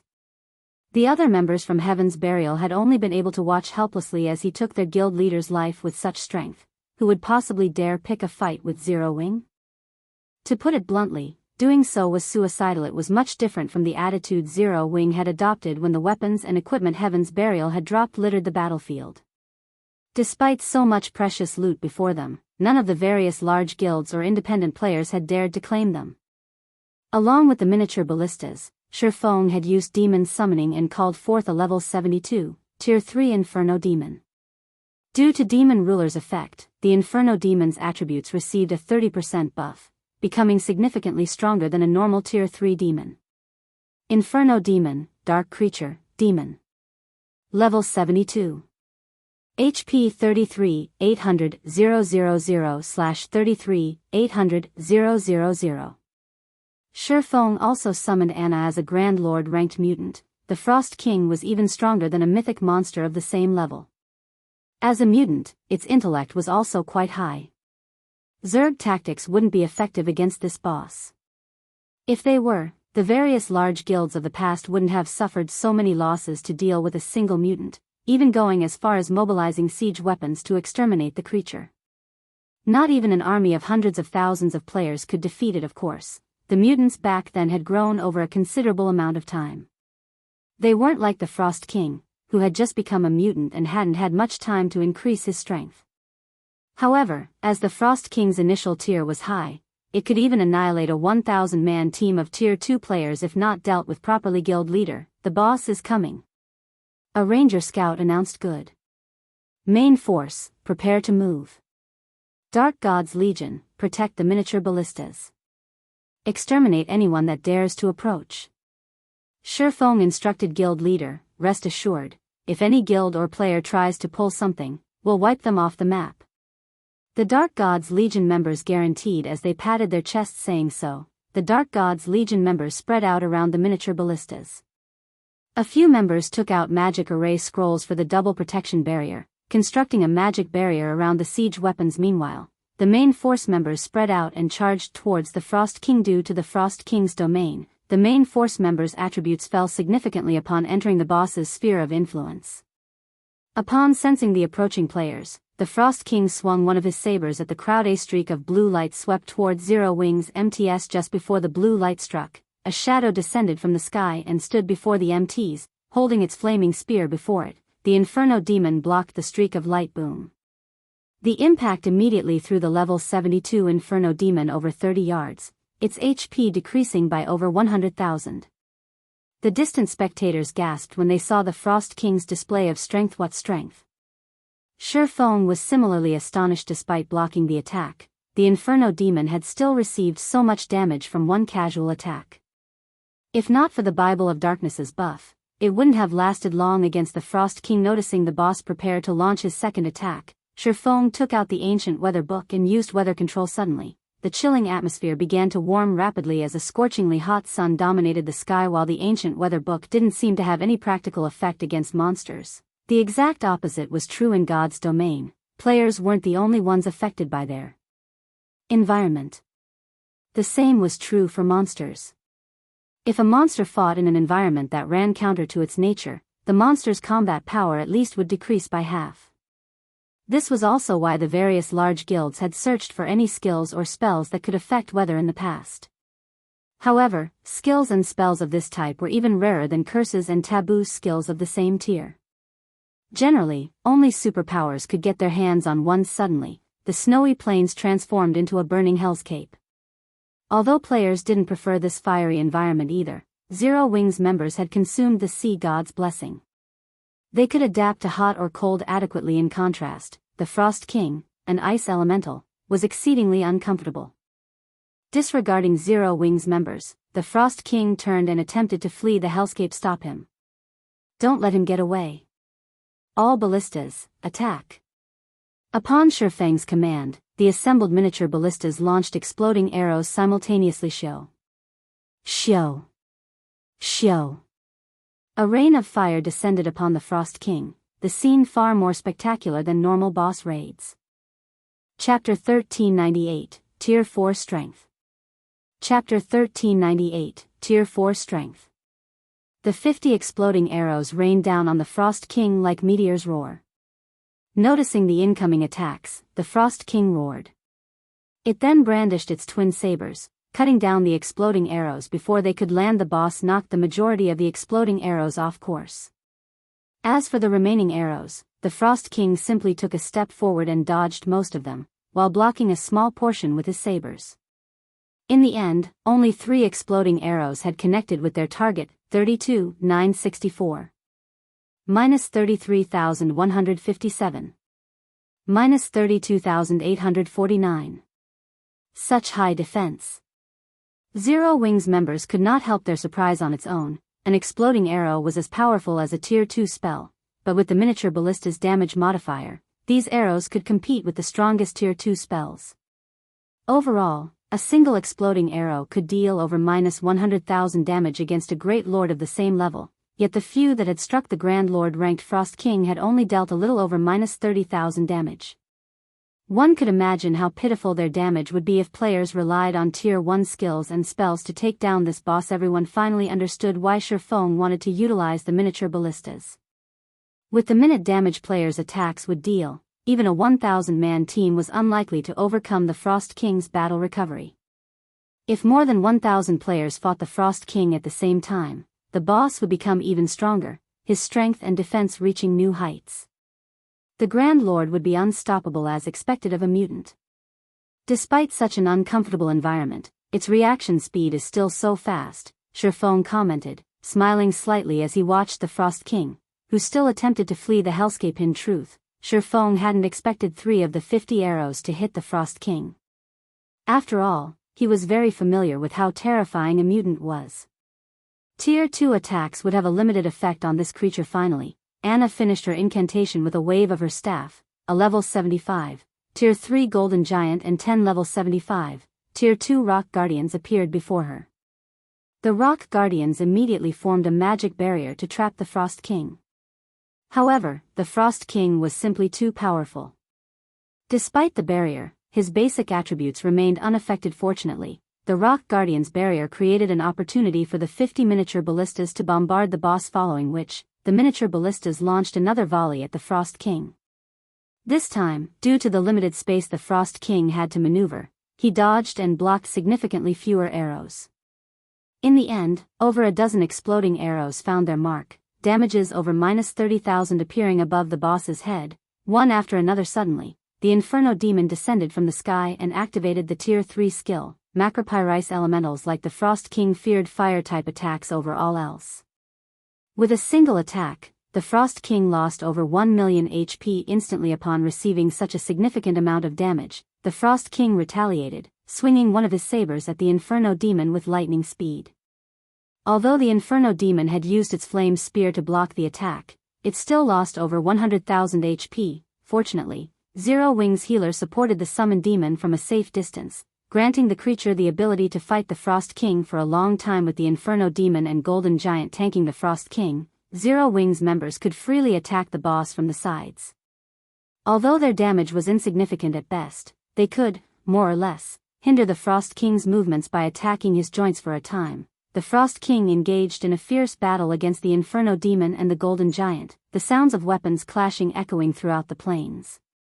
At the same time, the miniature ballistas continued to fire one exploding arrow volley after another, whittling down the Frost King's HP. Meanwhile, Feng switched to the aura of fire and circled to the Frost King's back before activating Flame Burst. The Frost King released an agonizing cry as he received Feng's 15 consecutive strikes, 61, 574. Minus 123,487. Minus 61,746. In total, Feng's 15 attacks dealt over minus 1 million damage. Is he a monster? The watching upper echelons from the various large guilds were stupefied. Even their guild's top-tier experts had only dealt several hundred damage to the Grand Lord with their skills, yet Feng's normal attacks dealt over minus 5,000 damage, while his skills dealt over -10,000. Aside from Feng's individual performance, these upper echelons winced as they watched Zero Wings members waste the precious exploding arrows. This situation showed them how truly powerful Zero Wings' foundations were throughout Star Moon Kingdom. Only Zero Wing would dare to raid a measly field boss with such an extravagant method, following which, the Frost King's HP rapidly decreased under Zero Wing's combined assault. 99%. 95%. 89%. As time passed, the originally peerless Frost King's maneuverability suffered as his HP decreased. When the Frost King had only 30% HP remaining, he finally seemed to realize that his life was in danger. Suddenly, the Frost King stomped his foot, causing the ground beneath him to sink slightly. Following which, pillars of ice rose from the dirt, surrounding the Grand Lord. The cage of ice rendered the miniature ballistas and players' attacks ineffective. After another 5 seconds, the Frost King split into 2 identical clones. However, both Frost Kings only had 15% of their total HP's. Is this a joke? The distant spectating players gaped when they saw 2 Frost Kings. One Frost King was frightening enough, yet now Zero Wing had to face 2 of them. Just how were players supposed to defeat such a boss? The large guild's members weren't the only ones horrified. Zero Wing's members' hearts sank at the sight. For a moment, they were at a loss. The Inferno Demon and the Golden Giant had already struggled to tank the mutant. Moreover, after such a long fight, the healer's mana was close to depletion. The healers couldn't possibly keep up with the damage if they had to face 2 Frost Kings simultaneously. After all, not even the Tier 3 Inferno Demon and the Golden Giant could defend themselves and the players against 2 Grand Lord mutants' attacks properly. Any attack they failed to block would instantly deal over minus 1 million damage, while skills would deal 2 to 3 million damage. At this rate, the Inferno Demon and Golden Giant would die very quickly. Without these 2 summoned monsters in the way, the Frost Kings wouldn't need long to annihilate Zero Wing's team. Suddenly, one of the Frost Kings threw the Golden Giant from the magic barrier, leaving the Inferno Demon alone to deal with the 2 bosses' pincer attack. Both Frost Kings revealed sinister smiles, their sabers releasing a frosty aura that dropped the surrounding temperature sharply. They then swung their sabers down at the Inferno Demon. All living creatures must die. The 2 Frost Kings bellowed as one as they sent 4 arcs of blue light at the Inferno Demon. When struck, the Inferno Demon's HP, which had been at 50%, plummeted to 0, its body transforming into particles of light and disappearing. How is that possible? Everyone was stunned. The 2 Frost Kings had killed a Tier 3 Inferno Demon instantly. It's over. Zero Wing's loss is inevitable. Galaxy Past was indescribably shocked as he watched the Inferno Demon vanish from the battlefield. He hadn't dreamed that the Frost King was this powerful. However, after using this powerful skill to execute the Inferno Demon, each of the Frost Kings had lost 5% of their HPs. Now, they only had 10% HP remaining. After dealing with the Inferno Demon, one of the Frost Kings moved to deal with the Golden Giant, while the other attacked the Rock Guardians. Before they could, however, a figure appeared before the Frost King that targeted the Rock Guardians. This figure was none other than Feng. Despite noticing the swordsman, the Frost King didn't even spare him a glance. Instead, he swatted at Feng as if he were a fly. Despite such a casual attack, a black spatial tear ripped along the Saber's trajectory. Guild leader Zero Wing's members panicked. The attack could even send a Tier 3 Great Lord flying. No player could possibly avoid it, but as they watched, the spectating players were astonished. Yet again activating Heavenly Dragon's power, a golden glow swallowed Feng. He also activated Blade Liberation. Immediately, he swung Killing Ray to meet the Frost King's saber. The instant the 2 weapons collided, the saber was thrown back as if it had been struck by a cannonball. Impossible. He repelled the boss. The various large guilds in the distance could not believe their eyes. While they had considered the possibility that Feng might use a life-saving skill to block the attack, they had never expected the man to repel the Frost King's attack with one of his own. My strength is already on par with a mythic monster of the same level. Feng glanced at the sacred sword in his hand in confusion. This was the first time he had activated twofold berserk since upgrading the 7 luminaries ring to the fragmented legendary rank. Chapter 1399, Horrific Outbreak. Chapter 1399, Horrific Outbreak. He blocked the attack by himself? An indescribable shock filled the watching players when they saw Feng emerge from the clash unharmed. They had experienced the Frost King's strength personally.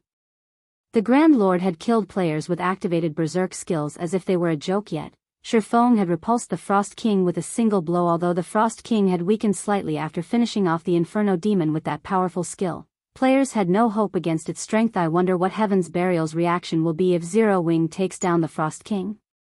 Purple Eye mused, smiling bitterly at the repulsed Frost King. She had hoped that the Star Alliance could use the Frost King to elevate its status in Star Moon Kingdom. Unfortunately, that plan was no longer feasible. However, the setbacks the Star Alliance suffered were nothing compared to those of Heaven's Burial. After overcoming so many challenges to gain an advantage over Zero Wing, not only had Heaven's Burial failed to hurt the guild, but it would also lose the advantage of its link between Red Iron Town and Evernight City. We can't underestimate Heaven's Burial.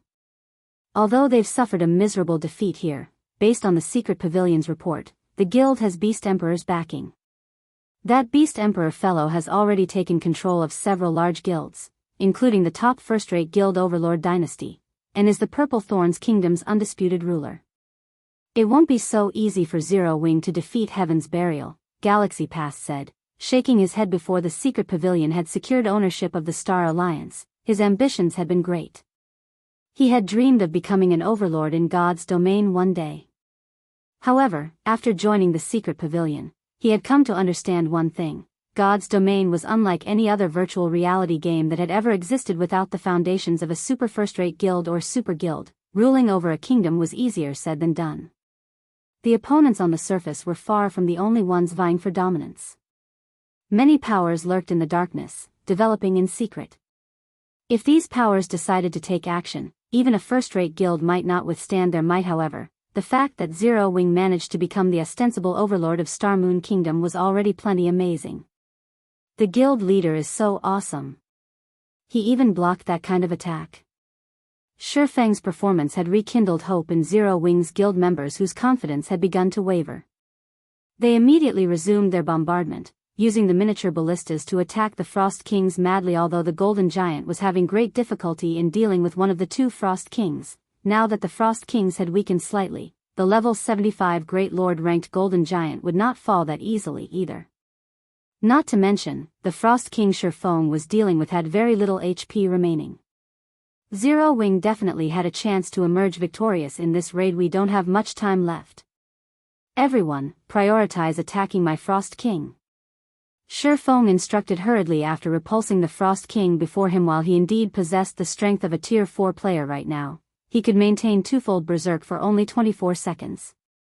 If they did not finish this battle within that time, annihilation would be inevitable. Feng dashed at his Frost King, who was forced to retreat 4 steps. Abyssal Bind.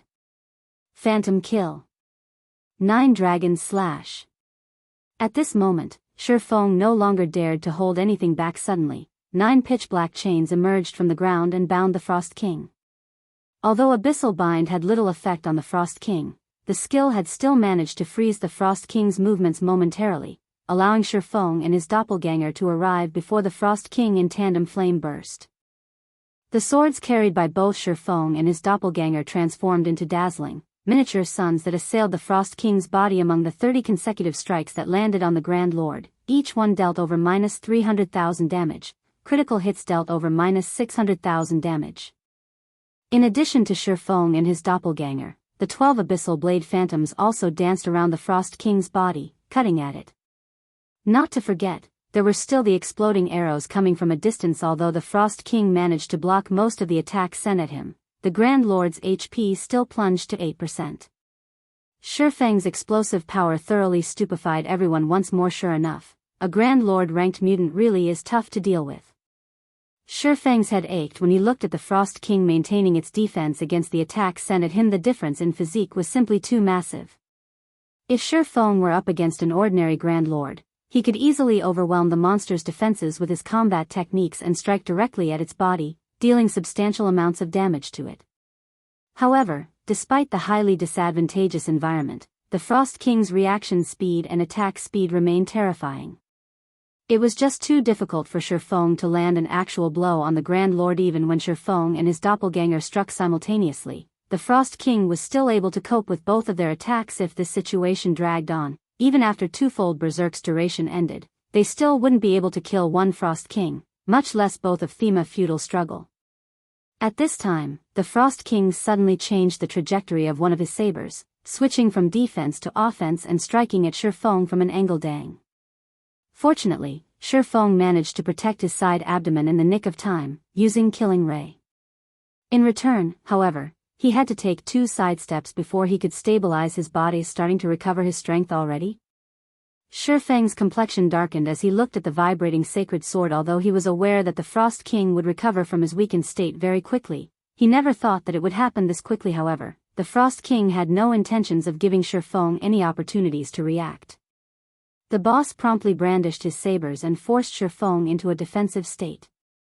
Now, even Feng's doppelganger had difficulty finding an opportunity to land and attack. This situation panicked Zero Wing's members. They were all aware that Feng was currently using twofold Berserk, and that the combination Berserk skill only had a short duration. However, the exploding arrow's power was simply too mediocre. Each arrow dealt only a little over -30,000 damage. Even if they landed 20 arrows per volley, they would deal just over -600,000 damage to the Frost King. With that kind of damage, it was simply impossible to defeat the Grand Lord within a short period. As Feng was starting to get pushed back, he abruptly stabbed Killing Ray into the ground. Suddenly, a blue pulse of energy spread out into his surroundings, chilling field. In the next moment, 9 frost spears appeared around Feng and stabbed madly at the Frost King. Although each frost spear carried only 90% of the skill user's strength, Feng was able to superimpose the strength of 3 spears, the current limit of his capabilities. His technique might not be as refined as Sirius's, but by combining 3 spears into one, he could still roughly double the strength of each attack. Meanwhile, 180% of his current strength was more than enough to suppress the Frost King, following which, each time the frost spears clashed with the Frost King's sabers, the resulting impact would create an opening for Feng's doppelganger to land a few attacks. This situation chopped chunk after chunk from the Frost King's HP. When the Frost King only had 3% of his HP remaining, he became thoroughly enraged. Suddenly, his snowy white body turned pitch black, and the aura he gave off was replete with an indescribable sense of evil, despicable living beings. You all have truly angered me now. The enraged Frost King's HP abruptly fell by a sizable portion. Following which, the Frost King suddenly abandoned the sabers he held.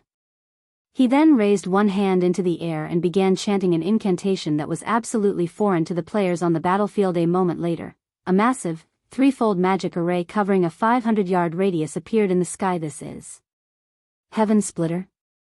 Feng's complexion darkened as he looked at the dense and violent mana gathering overhead. From time to time, he could also see blue arcs of lightning flashing across. Heaven Splitter was a Tier 4 super large-scale destruction spell. Its result was complete and utter destruction. At this moment, Feng went into a frenzy as he controlled Chilling Field to execute Sword's Orbit, launching a relentless stream of attacks at the Frost King. As the mana in the skies grew increasingly violent, the Frost King's HP likewise declined 2%. 1%. Die. Feng bellowed as he activated Divine Providence and Dragon Breath. Immediately, a white beam of light devoured the Frost King, reaping the final strand of his HP. Chapter 1400, King's Loot. Chapter 1400, King's Loot. When the HP of one of the Frost Kings reached 0, both Frost Kings suddenly turned into ice and shattered. At the same time, the heavy pressure on Zero Wing's members lifted, and they collapsed wearily to sit down on the ground that was so close. Everyone from Zero Wing breathed out a sigh of relief when they noticed the magic array in the sky disappearing gradually. Had the magic array been allowed to gather mana for even a moment longer, this battle would definitely have ended in their annihilation. After the Frost King's death, everyone received a generous amount of EXP. Although not everybody managed to level up, their experience bars still increased by a sizable portion, equivalent to 1 day's worth of grinding. However, compared to the EXP they received, everyone paid much more attention to the loot of the Frost King. The reason for this was the loot's abundance. The Frost King actually dropped over 100 items when it died. Even the final bosses of leveling maps would not drop such a large number of items. Usually, one would be fortunate to get 1 or 2 dozen items. Yet, now, there were actually over 100 items dropped. Just looking at the loot made everyone's heart race. What? So many items actually dropped? Envy suddenly filled the eyes of the distant spectating large guilds and independent players, many of them wishing they could charge forward and steal some of the items for themselves right now. However, the onlookers simply left their fantasies as fantasies, setting aside how much time they would need to cross the long distance separating themselves and the loot. Just getting through Zero Wings experts to reach the loot would already be a near impossible feat. Crap. I bet there are going to be plenty of dark gold weapons and equipment among the loot. Dark gold rank? Aren't you underestimating the mutated Frost King a little too much? I recall that the last mutant that appeared in White River City had dropped epic items after it died. Since the Frost King was much more powerful than that previous mutant, most likely, there are going to be many epic items among the loot. Even until now, our guild has only managed to obtain 1 epic item. Moreover, it was even taken by the guild leader. If I could have one as well, I'd definitely be willing to leave my guild and join Zero Wing. Everyone speculated on the Frost King's loot. What frightening loot! With merely a glance at the items dropped, Feng already spotted more than 10 weapons and equipment. Meanwhile, the majority of the loot consisted of various attribute gemstones and magic crystal treasure chests. Attribute gemstones were one of the hard currencies in God's domain. No matter what level players reached, attribute gemstones would not become obsolete. Meanwhile, the magic crystal treasure chest was something only Grand Lord ranked bosses and above had a chance of dropping, starting from level 50. Depending on the magic crystal treasure chest's quality, the number of magic crystals it rewarded would also vary. This could be considered a relatively good way for expert teams to obtain magic crystals. Common magic crystal treasure chests gave between 5 to 20 magic crystals, and on the market, they sold for roughly 3 gold each. Bronze magic crystal treasure chests gave between 30 to 50 magic crystals and sold for roughly 12 gold each. Mysterious iron magic crystal treasure chests gave between 100 to 150 magic crystals and sold for roughly 37 gold each. Secret silver magic crystal treasure chests gave between 300 to 500 magic crystals and sold for roughly 120 gold each. Fine gold magic crystal treasure chests gave between 1,000 to 2,000 magic crystals and sold for roughly 450 gold each. Dark gold magic crystal treasure chests gave between 3,000 to 5,000 magic crystals and sold for roughly 1,200 gold each. Meanwhile, the Frost King had dropped a total of 5 magic crystal treasure chests, 3 secret silver rank, 1 fine gold rank, and 1 dark gold rank. After another 10 minutes or so, Feng was finally done organizing the Frost King's loot. As he was doing so, he could not help but grow ecstatic. Among the loot, there were 2 tier 4 magic scrolls. These things were extremely valuable treasures in God's domain. Not to mention, one of these 2 scrolls was even a summoning scroll. The value of this scroll was simply incalculable. Aside from those, there were also various advanced recipes and designs for the various lifestyle classes. The one Feng loved the most was the Titan device design, which ranked near the top even among advanced designs. Or to put it in another way, the Titan device was one of the consumable items all players dreamed of obtaining. Like the strengthening device, the Titan device was similarly a consumable item. Only, unlike the strengthening device, which was used to extend the durability of equipment, the Titan device was used to increase the mana density around players. It allowed players to exert even more of their own strength. Of course, the increase in mana density provided by the Titan device was not as significant as that of the fragmented legendary ranked 7 Luminaries ring. It was roughly at the level of a town or city with 5 magic towers, higher than the mana density currently available in Stone Forest Town's battle arena. However, the duration of the Titan device was considerably short, lasting only 3 hours. Even so, it was still exceedingly popular among the players of God's domain in the past. As long as Titan devices appeared in an auction house, the various large guilds and adventurer teams would immediately buy them out. Unfortunately, the Titan device design was extremely rare. Even after 10 years had passed, very few guilds had managed to get their hands on one. Only super first-rate guilds and super guilds had several of the designs, while first-rate guilds would have been fortunate to have even 3 or 4 pieces. As a result, the Titan devices these guilds produced were rarely ever sold to the public and were generally kept for internal consumption. Aside from the Titan device design, the Frost King had also dropped 2 epic items and 1 fragmented legendary item. The quality of the loot dumbfounded even Feng of the 2 epic items. One was a necklace called Magic Devouring Charm. The necklace's level range was between 45 and 100. Unfortunately, the necklace's basic attributes were average at best. Moreover, the necklace had only 1 passive skill. In Feng's opinion, though, this necklace was definitely a top-tier necklace for magical classes. The reason for this was the passive skill Mana Body. Mana Body increased the wearer's spell completion rate by 3% and spell effectiveness by 30% while decreasing spell casting time by 20%. This could be considered a godly skill for magical class players. Aside from the Magic Devouring Charm, the other epic item was a spatial bag. The value of this item exceeded even the Magic Devouring Charm's. Although the spatial bag did not provide any attributes or skills to players, it could be stored inside a player's bag space and be used to store 12,000 slots worth of items, nearly double the available slots in Feng's current bag space. Meanwhile, the most amazing aspect of this spatial bag was its built-in warehouse. Players could store non-bag space items such as diamond wood and 7 luminaries crystals inside this warehouse. Moreover, the spatial bag could store up to 300 non-bag space items, triple the amount the Hurricane sailboat could carry. If put up for auction, it could easily sell for over 50,000 gold. With this, transporting diamond wood will become much more convenient. As Feng looked at the spatial bag, he quickly thought of many more ways of making money. Non-bag space items were generally very precious in God's domain. Due to the trouble of transporting them, these items generally sold for very high prices. Hence, maritime adventurer teams were able to make a fortune by transporting items. As long as one transported some popular non-bag space items to a location that did not produce them, one would be able to sell the items for astronomical prices. Now that Feng had the spatial bag, he could travel to various countries to purchase their local non-bag space items for a low price and resell these in other countries. After he was done looking at the 2 epic items, he could not help but shift his sights to a dazzling staff. Despite the 2 epic items earlier being worth tens of thousands of gold, the total value of these 2 items was not even worth 1/10 of this staff. The reason being, this staff was a fragmented legendary weapon. Chapter 1401, Advanced Garrison Order.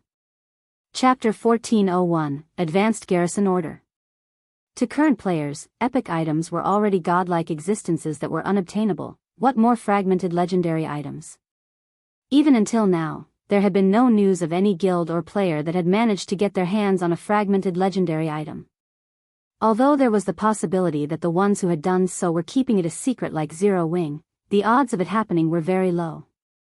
After all, in addition to fragmented legendary items being extremely rare, the difficulty of acquiring one was also exceedingly high. In the past, Shadow, which had been a second-rate guild, had never obtained a single fragmented legendary item.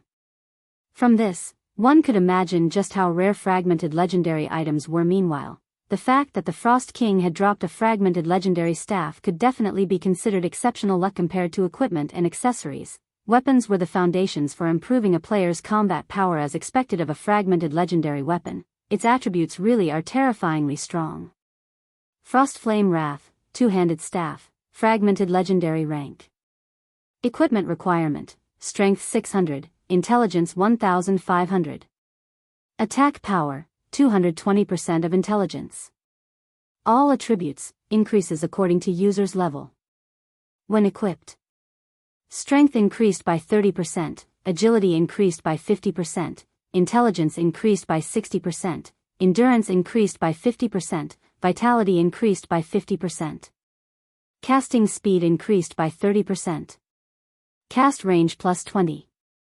Magic damage increased by 30%. All spell effectiveness increased by 30%. Spell critical rate increased by 30%, spell cost decreased by 10%. Completion rate of all ice and fire type spells and skills increased by 5%. Ignore levels plus 20. Additional passive skill 1 dash. Frost Flame Origin, increases the power of ice and fire type spells cast by user by 1 tier. Can be increased up to tier 5. Additional passive skill 2 dash. Elemental Shield, reduces all magic damage received by 50% and physical damage by 30%. Additional active skill 1 dash. Frost Flame Hell, deals ice and fire type damage to all enemies within a 50-yard radius for 10 seconds. Spell effectiveness will be 1 tier higher than user's current tier. Can be increased up to tier 5. Cooldown, 10 minutes. Additional active skill 2 dash. Frost Flame Space, with the user as the center, decreases the attributes of all enemies within a 100-yard radius by 30%. Increases user's attributes by 80% and physique by 50%. Also creates an ice-type doppelganger and a fire-type doppelganger. Doppelgangers will have 100% of users' basic attributes but can use only their corresponding type of spells. While inside Frost Flame Space, as long as either user or one doppelganger survives, user will not die. When Frost Flame Space's duration ends, user will recover back to peak condition duration, 1 minute. Cooldown, 3 hours. Additional active skill 3 dash. Summon Mount, summons a Frost Flame cheetah that has 300% movement speed and is 1 tier higher than user. Mount's tier cannot exceed tier 5. Duration, 3 hours. Cooldown, 3 hours. This staff was once owned by Irene Jacques. However, the core runes have been damaged. The staff needs to absorb 10 God crystals to recover. Current number of absorbed God crystals, 0/10. To Elementalists, the Frost Flame Wrath was simply a divine weapon. Moreover, obtaining this staff was equivalent to obtaining a dark gold mount as well. The mount summoned could also serve as an MT, making up for the disadvantages of an Elementalist. Only, the staff's equipment requirements were somewhat high normally. Magical class players rarely ever invested their free attribute points into strength. Moreover, magical class equipment rarely ever provided strength bonuses. A level 45 magical class player would be fortunate to have even 300 strength. The 1500 intelligence required was similarly a hard target to achieve for current players. At this stage of the game, magical class players that had 1000 intelligence could already rank near the top among their class. However, as long as he could arm one of the guild's elementalist experts with the Frost Flame Wrath, they would immediately soar to become a peak expert, following which, Feng stored the Frost Flame Wrath and began going through the other items dropped. This is. Very quickly, Feng discovered a crystal token inside his bag. Meanwhile, there was the word city carved on the token. His eyes immediately glowed at the sight. What? An advanced garrison order. The reason why the NPCs of Evernight City had mentioned that guilds could garrison Evernight City if they killed the Frost King was the garrison order. The Frost King would drop with the garrison order. A guild could garrison a city and enjoy various benefits. Every NPC city possessed different levels of authority. Meanwhile, an advanced garrison order allowed a guild to have advanced authority right off the bat. Could the basic garrison order have transformed into an advanced one due to the Frost King turning into a mutant? Based on Feng's memories, the guild that killed the Frost King in the past had obtained only a basic garrison order. Advanced garrison order. Owner of this token may allow one guild to permanently garrison Evernight City and enjoy advanced authority in the city. The basic garrison order of a dark city allowed the connection of a guild town to said dark city. As the amount of reputation a guild possessed in a dark city increased, the amount of authority it had within the city would increase as well. Greater authority allowed a guild to connect multiple towns with the city. Meanwhile, if a guild possessed advanced authority in a dark city, not only could it connect multiple guild towns to the city, but it could also purchase land in the central area of the city in God's domain. Dark cities were much more popular among players compared to ordinary NPC cities. However, players needed to complete certain quests before they could enter a dark city. Either that, or become a red or dark player. Despite the various weapons and equipment available for exchange inside dark cities being limited to red and dark players, that did not stop normal players seeking items suitable for themselves from exchanging for these items. Normal players just needed to commission a red or dark player to act as a proxy for them in exchange for compensation. Hence, trade within dark cities was very active. Particularly, after players reached level 50 and high-quality weapons and equipment became increasingly rarer, such dark city exchanges would become even more popular in God's domain. In the past, the population of dark cities had, at one point, even exceeded that of capital cities of kingdoms. One could just imagine how many players were conducting trades in dark cities. Of course, red and dark players could not freely exchange for high-quality weapons and equipment in dark cities. Not only did they need a sufficient amount of reputation, but they also needed to spend contribution points of the corresponding dark city when exchanging for items. Without sufficient contribution points, red and dark players could not exchange for items either. Meanwhile, upon inspecting the advanced garrison order, the sound of a system notification entered Feng's ears. System, do you wish to bind the token? Without hesitation, Feng chose to bind the token to himself. After all, one of his goals in coming to the Frozen Scar this time was the garrison order. System, you have bound the token to yourself. Please visit Magistrate Magrants at Evernight City's City Hall. After binding the advanced garrison order, Feng continued looking through the remaining loot. These were level 50 dark gold weapons and equipment. If sold, each one of them could easily fetch over 1,000 gold. Overall, more than 10,000 gold's worth of level 50 dark gold weapons and equipment had dropped once he had organized the loot. He did not share any details with the team. He merely gave all participants the GCPs they deserved so that they could exchange for the weapons and equipment they wanted once they returned to the guild. After all, a 1,000-man team was different from a 100-man team. There just wasn't enough equipment to share with everyone. If a team auction were held, it would definitely consume a lot of time. Hence, he might as well place all the dropped dark gold weapons and equipment in the guild warehouse and let everyone make their choices. As for the epic items and above, they were the guild's secrets and should not be displayed or put up for exchange casually. I should make a trip to Evernight City and open up the transfer path. Feng then removed the guild war order and took out a return scroll to leave the Frozen Scar. Meanwhile, news of Zero Wing successfully raiding the Frost King had spread throughout the entire Starmoon Kingdom. Chapter 1402, Popular Battle Arena. Chapter 1402, Popular Battle Arena. The news of the Frost King's defeat immediately caught the attention of many adventurer teams and independent players. This is a lie, right? I heard that many people got annihilated by the Frost King. Even the allied forces of the various large guilds, consisting of over 100,000 elite players, were helpless against the Frost King. Just how did Zero Wing succeed? Zero Wing's killing the Frost King means that it can now directly garrison Evernight City. With this, Stone Forest Town will also be connected with Evernight City. Previously, I avoided going to Stone Forest Town since I felt it was too much of a hassle. However, if there's a teleportation array connecting the town to Evernight City, it might not be a bad idea to pay the town a visit. Now that Stone Forest Town has a link to Evernight City, it will definitely remain the #1 town of Starmoon Kingdom even in the future. I wonder what kind of actions Heaven's Burial will take. The various adventurer teams and independent players were overjoyed over the fact that they could travel directly to Evernight City via Stone Forest Town. Previously, Stone Forest Town was already very popular for the many rare items being sold there, as well as having a training location like the Battle Arena. Only, due to the inconvenience of traveling to Stone Forest Town, many players in Starmoon Kingdom had given up on the endeavor. Now that Stone Forest Town was connected to Evernight City, visiting the town became much more convenient. Starmoon City, Heaven's Burial's residence. Damn it. Zero Wing actually succeeded. Broken Flow's complexion darkened after watching the video showing Zero Wing's raid of the Frost King. Guild leader, what should we do next? Heaven's Burial had suffered tremendous losses this time. Not only did over 10,000 elite members die, but they even lost the kill of the Frost King.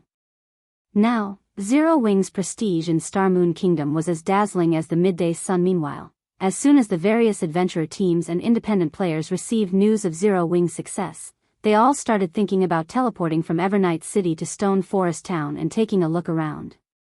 One could just imagine how bustling Stone Forest Town would become once it was actually linked with Evernight City. We'll let Zero Wing enjoy its success for now. It has merely opened a teleportation channel between Stone Forest Town and Evernight City right now. In God's domain, levels and resources are the truly important things. What we truly need to focus on this time is the Empire's Rise expansion pack. Moreover, Beast Emperor has just sent a message for our side to start preparing soon, Singular Burial said, sneering. However, we can't let Zero Wing off too easily, either. Notify the personnel at the auction house. Tell them to increase the number of rare items we're putting up for sale as well as lower the processing fees a little. I want to see just how many merchant players and adventurer teams are really willing to go to Stone Forest Town. Guild leader, if we do that, Red Iron Town's income will dwindle to nothing, Daybreak Fog said worriedly. With the current income of Red Iron Town's auction house, not only were they able to support the town's development, but they also had funds to spare for Heaven's Burial's own development. However, if they lowered the processing fees they collected, they would only be able to sustain the town's development. To Heaven's Burial, which was currently in dire need of funds, this was not a beneficial situation. It's fine.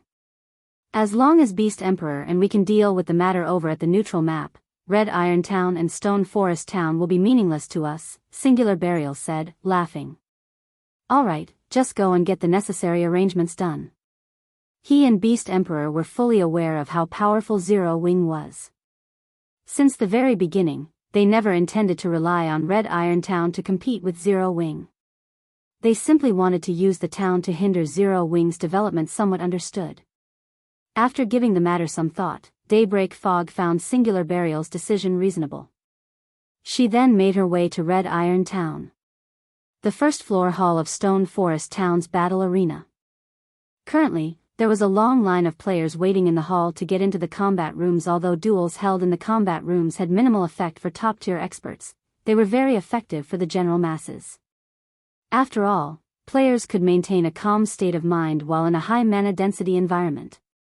For ordinary players, the effectiveness of fighting inside a combat room for 1 hour was equivalent to fighting PvP battles in the outside world for 10 hours or more. Huh? What's up with those two people? How many times have they entered the advanced combat rooms already? Do they have too much money to waste? A few players could not help their surprise at seeing Remnant Cloud and Graceful Moon trying to rent the advanced combat rooms for the 9th time. Initially, Remnant Cloud and Graceful Moon were already quite eye-catching as they stood inside the first floor hall due to their levels and equipment. Adding on the fact that they would return to the first floor once every half an hour to rent the advanced combat rooms, they naturally would garner attention. Renting 2 combat rooms each time meant spending 4 magic crystals. Doing so 8 times meant spending 32 magic crystals. On the market, 32 magic crystals could easily fetch 8 gold or more. Many expert players did not even earn 1 gold a day. Although adventurer teams were generally wealthier than individual expert players, no matter how the waiting players looked at it, spending 8 gold in such a short time was simply extravagant. Yet, now, both Remnant Cloud and Graceful Moon were actually planning on renting the advanced combat rooms again. That was simply ludicrous, sir. I'm very sorry, but as per our battle arena's rules, non-members are allowed to rent the advanced combat rooms only 8 times per day. If you wish to increase your number of entries, you'll have to become a member of the battle arena. In that case, you get 16 entries per day. If you become an advanced member, you can rent the advanced combat rooms without limit, the female NPC receptionist said, smiling as she looked at Remnant Cloud. I get to use the advanced combat room 16 times a day if I become a member? Remnant Cloud fell into deep thought. That is correct. The female receptionist nodded. If you wish to become a member of our battle arena, you'll have to deposit 1,200 magic crystals into your individual account. Having just arrived at Stone Forest Town recently, the players lining up at the counter next to Remnant Clouds were startled when they heard the prices quoted by the NPC receptionist. Has Zero Wing gone mad? There's someone willing to rent the expensive advanced combat rooms, yet Zero Wing has actually gone and limited the number of entries? Do they hate getting magic crystals that much? That's right. Only adventurer teams on Firecloud Fox's level would be willing to pay such a high price. If it were me, I would rather spend my magic crystals at the trial tower. Just as everyone was ridiculing the battle arena's regulations, Remnant Cloud suddenly opened his mouth and asked, "What are the conditions to become an advanced member here?" He dumbfounded everyone. What's going on? Is Firecloud Fox that wealthy? Everyone could not help but be shocked by Remnant Cloud's question. Although this was their first time hearing about the advanced membership, needless to say, the advanced membership fee would definitely be much higher than the basic membership fee. If you wish to become an advanced member directly, you have to deposit 3,000 magic crystals into your personal account. If you become an advanced member, not only will you be able to rent the advanced combat room without limit, but you'll also receive a 20% discount when using the normal combat rooms, the NPC receptionist explained. How fraudulent. If I had that many magic crystals, would rather stay cooped up inside the trial tower than come here. Zero Wing is insane. Is there really someone who would be so foolish? A commotion broke out when the onlookers heard the NPC receptionist's explanation. Previously, the price of the battle arena's basic membership was already pretty fraudulent. However, the price of the advanced membership appeared utterly ridiculous. 3,000 crystals? A tight frown formed on Remnant Cloud's face. After a moment of deliberation, he said, I just need to have a total of 3,000 magic crystals stored inside my personal account, right? That's right. The receptionist nodded. If that's the case, carry out the basic membership procedures for the two of us for now, Remnant Cloud said, gritting his teeth as he paid 2,400 magic crystals to the NPC receptionist.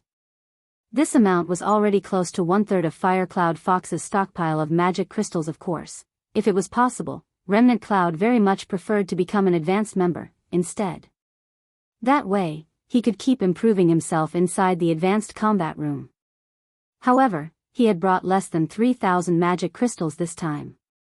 Hence, he could only settle for basic membership for now. Understood.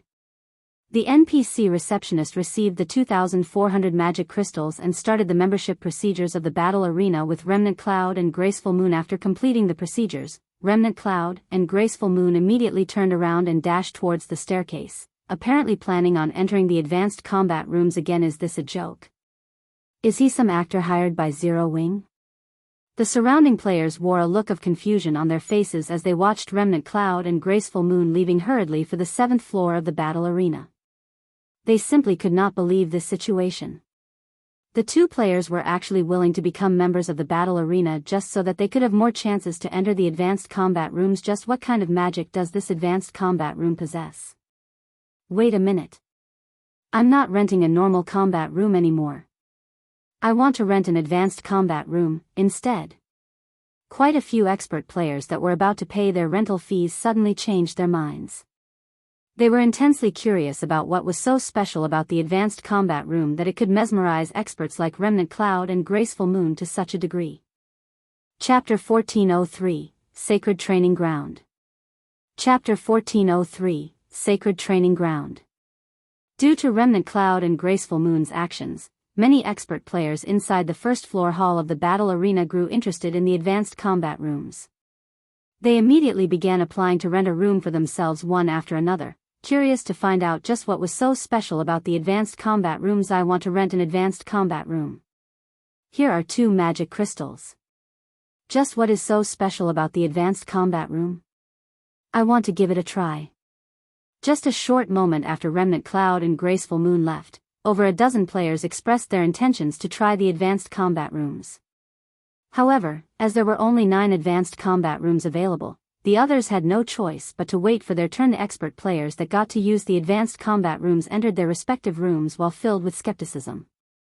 However, as soon as they entered their rooms, they immediately received a surprise as an illusory creature that looked like their doppelganger appeared before them. Upon fighting with these illusory creatures, the players found out that not only were the illusory creatures capable of using the exact same skills they themselves did, but the illusory creatures even executed the skills perfectly, like second nature. There was no sense of awkwardness in their movements whatsoever. Moreover, the might of the skills the illusory creatures executed were much more powerful than the players' own. After just a short clash, the players found themselves completely suppressed by the illusory creatures. Their defeat took less than 30 seconds. If not for the weapons and equipment they wore possessing powerful skills, they might not even have lasted 10 seconds. So strong. Is this for real? Can I really exhibit that kind of combat power? Why is there such a huge gap between the skill he used and the skill I used? Upon reviving, the players looked at their respective illusory creatures in shock. Originally, they could already exhibit greater combat power in the battle arena due to the high mana density here. However, they never imagined that they had the potential to elevate their combat power to such a degree. The illusory creature's grasp on timing and skill completion rates, in particular, captivated them completely. Before they knew it, their respective illusory creatures had already killed them, following which, the expert players inside the advanced combat rooms fully indulged in the wonders of the room. Even after 30 minutes had passed and they were ejected from their respective rooms, they still wore a dazed look on their faces. What? Didn't I just enter recently? It's over already? Why do I feel like only a few minutes passed? The expert players looked at the advanced combat rooms they were just kicked out from with great reluctance. However, as their time limit was up, they could only accept their fate and dash downstairs to get in line and rent the advanced combat room once more. What's going on with these people? The next batch of players queued up to use the advanced combat room stared in confusion at the last batch of players coming out from the rooms. They could not understand why these players were in such a hurry to go downstairs after leaving the advanced combat room's commander. It seems that more and more people have found out about the secret of the advanced combat room. Should we continue queuing up for the rooms, or should we head to the Divine Colosseum instead? Graceful Moon frowned when she saw another batch of experts coming up to the 7th floor. She and Remnant Cloud had intended to keep the functionalities of the advanced combat rooms to themselves and monopolize the rooms for as long as possible. After all, only 9 advanced combat rooms were available.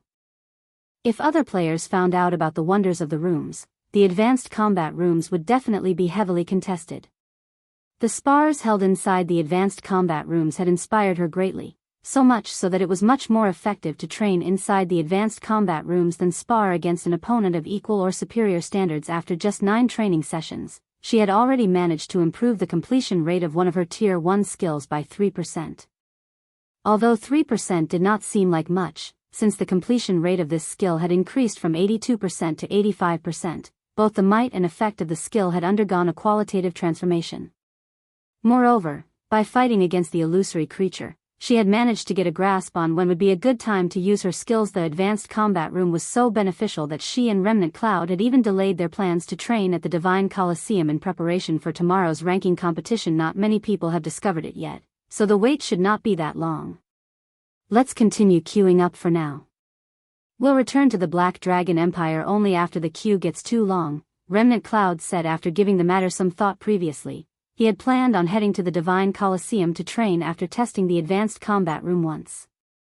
However, just one try had gotten him addicted. Compared to the Divine Colosseum's trial tower, the advanced combat room could provide him with much greater aid, especially when it came to the improvement of skill completion rates. Meanwhile, details regarding the advanced combat rooms quickly spread, causing a huge commotion on Star Moon Kingdom's official forums. Amazing advanced combat rooms appear in Stone Forest Town. Shortly after this post appeared, it was already upvoted to the top 10 positions on the forums. This allowed everyone to find out about the advanced combat rooms. Is this a scam? Is the advanced combat room really that miraculous? Why would I need to lie to you? Right now, the advanced combat rooms are already in great demand. Just the number of players currently queued up for the rooms is already close to 300. Many people are regretting the fact that they did not rent a room for themselves before, when nobody was using them. I heard that due to the high demand, the battle arena amended the regulations for the advanced combat rooms.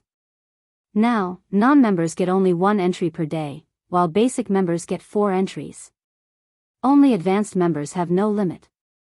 Moreover, the rental price has also increased from the previous 2 magic crystals to 4 now.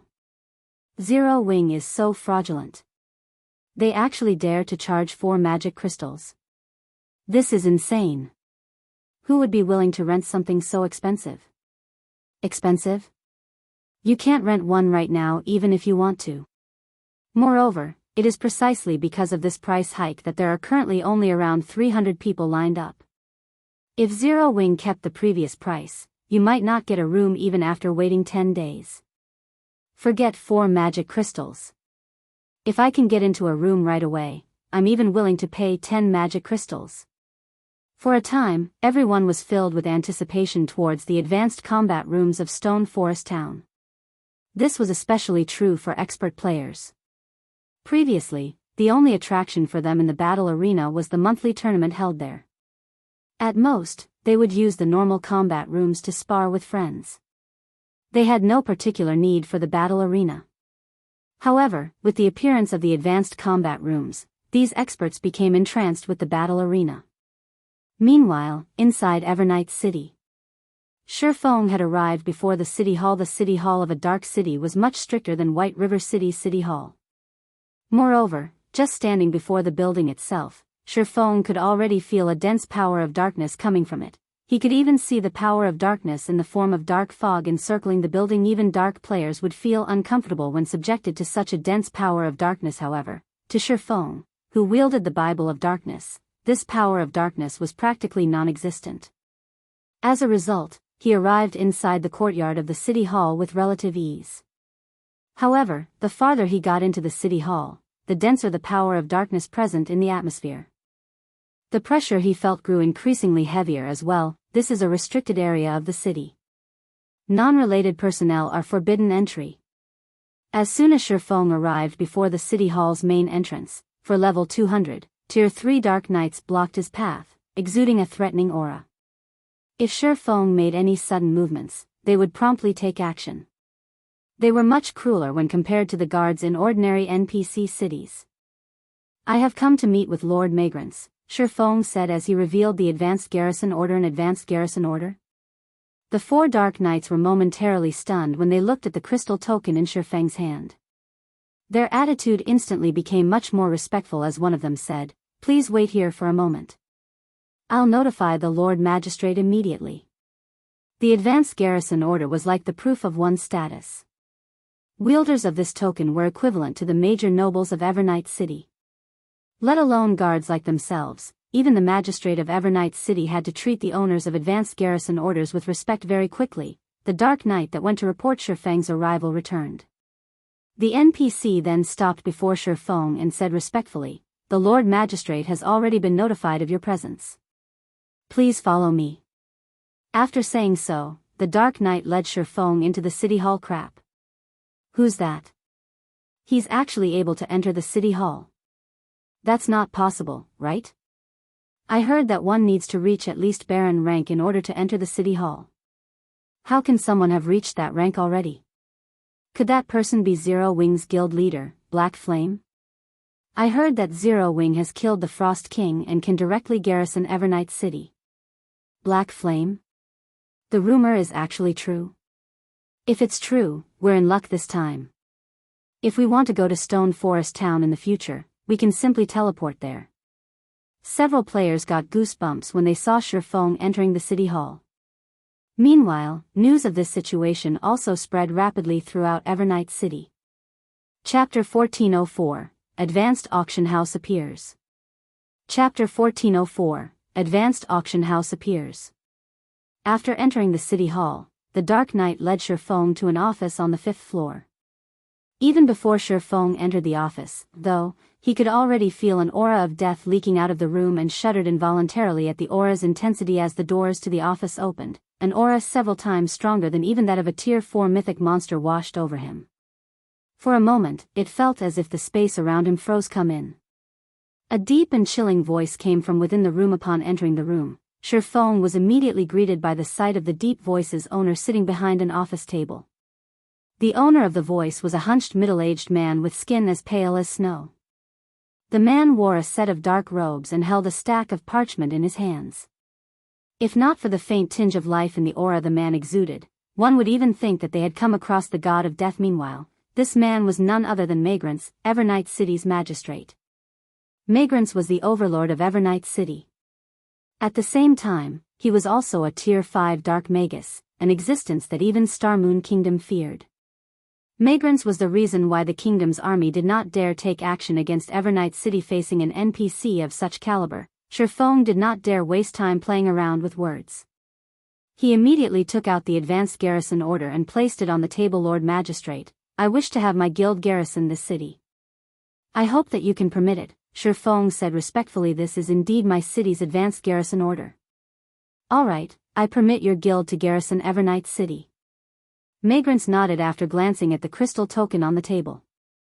He then took out a piece of parchment and a map of Evernight City and said, "Write down your guild's name on this parchment.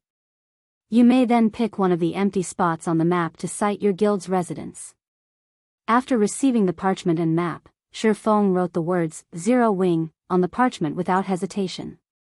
He then started browsing through the available locations for a guild residence. Is this the privilege of having an advanced garrison order? Feng grew ecstatic when he saw the available locations on the map. Evernight City was different from ordinary NPC cities. There was a huge difference between its normal, inner, and central areas. The privileges that a guild got to enjoy within the city was dependent on the location of its garrison. The members of a guild garrisoned in Evernight City's normal area were allowed entry into Evernight City even without doing the city's entry quest. Those of guilds that garrisoned the city's inner area were also qualified to take part in the Dark Auction, which was held once a week at the city's auction house. Usually, players would need to have a certain amount of local reputation and complete a series of quests in order to participate in the weekly Dark Auctions. Lastly, the central area was where all guilds within Star Moon Kingdom wished to garrison. As long as a guild managed to set up a residence in the central area, its guild members could exchange for weapons and equipment in Evernight City without having to become a red or dark player. The quality of the weapons and equipment its members could exchange for would depend on the guild's reputation within the city. The only downside to this was that, unlike the items exchanged by dark players, the items exchanged by guild members who were not red or dark players were bound to themselves. However, the number of spots available in the central area of Evernight City was extremely limited. In addition, as there was no fee for garrisoning Evernight City, the 10 available spots would be distributed via an elimination system. Guilds would be ranked according to the number of city contribution points they accumulated each month, and those qualified to garrison the central area could compete for the 10 spots each month. With the advanced garrison order, Zero Wing could directly garrison the central area. On the other hand, Heaven's Burial only managed to garrison the inner area. Lord Magistrate, I have already made my decision. After Feng made his selection, he returned the parchment and map to Magrants. Excellent. From now on, Zero Wing will be one of the guilds garrisoned in Evernight City. You may go and take a look at your guild residence now, Magrant said, nodding after he took a look at the contents of the parchment. He then waved his hand, signaling permission for Feng to leave. At the same time, the sound of a system notification entered Feng's ears. Evernight City Region System Announcement. Congratulations to Zero Wing for becoming the first guild to garrison Evernight City's central area. Rewarding 1,000 Evernight City Guild reputation and 3,000 Evernight City Guild popularity. The system announcement repeated 3 times, notifying every player within Evernight City of its contents. Many large guilds reacted enviously to this situation. Setting aside the guild reputation awarded, just the guild popularity awarded was already enough to make the various large guilds go crazy. After all, the quality and quantity of guild quests a garrisoned guild could receive in Evernight City varied depending on the amount of popularity it had. This would also have a significant impact on the amount of contribution points the guild members accumulated. Crap, Zero Wing is amazing. I heard that, even until now, Heaven's Burial has only managed to get into the inner area, after going through many difficulties. With this, Zero Wing's members are going to have an awesome time. As long as they collect enough contribution points, they can exchange for weapons and equipment suitable for themselves at any time. I heard that the benefits a guild receives for garrisoning the central area aren't limited to just that. It seems that guild members also receive a 30% discount when using the teleportation arrays of Evernight City. If that's the case, then I must join Zero Wing. I can save money and exchange for suitable weapons and equipment without having to rely on dark players. For a while, practically every player in Evernight City was discussing Zero Wing. This situation also frustrated the various dark players and dark guilds of Evernight City, who lost their opportunity to make a fortune. Generally, normal players paid at least double the original price of an item when getting dark players to act as proxies for them. Now, however, normal players could just join Zero Wing and gather a sufficient amount of Evernight City contribution points to exchange for items themselves. With such an option available, only a fool would continue purchasing Evernight City's products from them. Back in Evernight City's City Hall, Feng spent 1,000 gold to establish a teleportation channel between Evernight City and Stone Forest Town. This matter immediately attracted the attention of many players. Guys, look! The teleportation array has 2 available destinations now. This is great. We can actually teleport directly to Stone Forest Town now.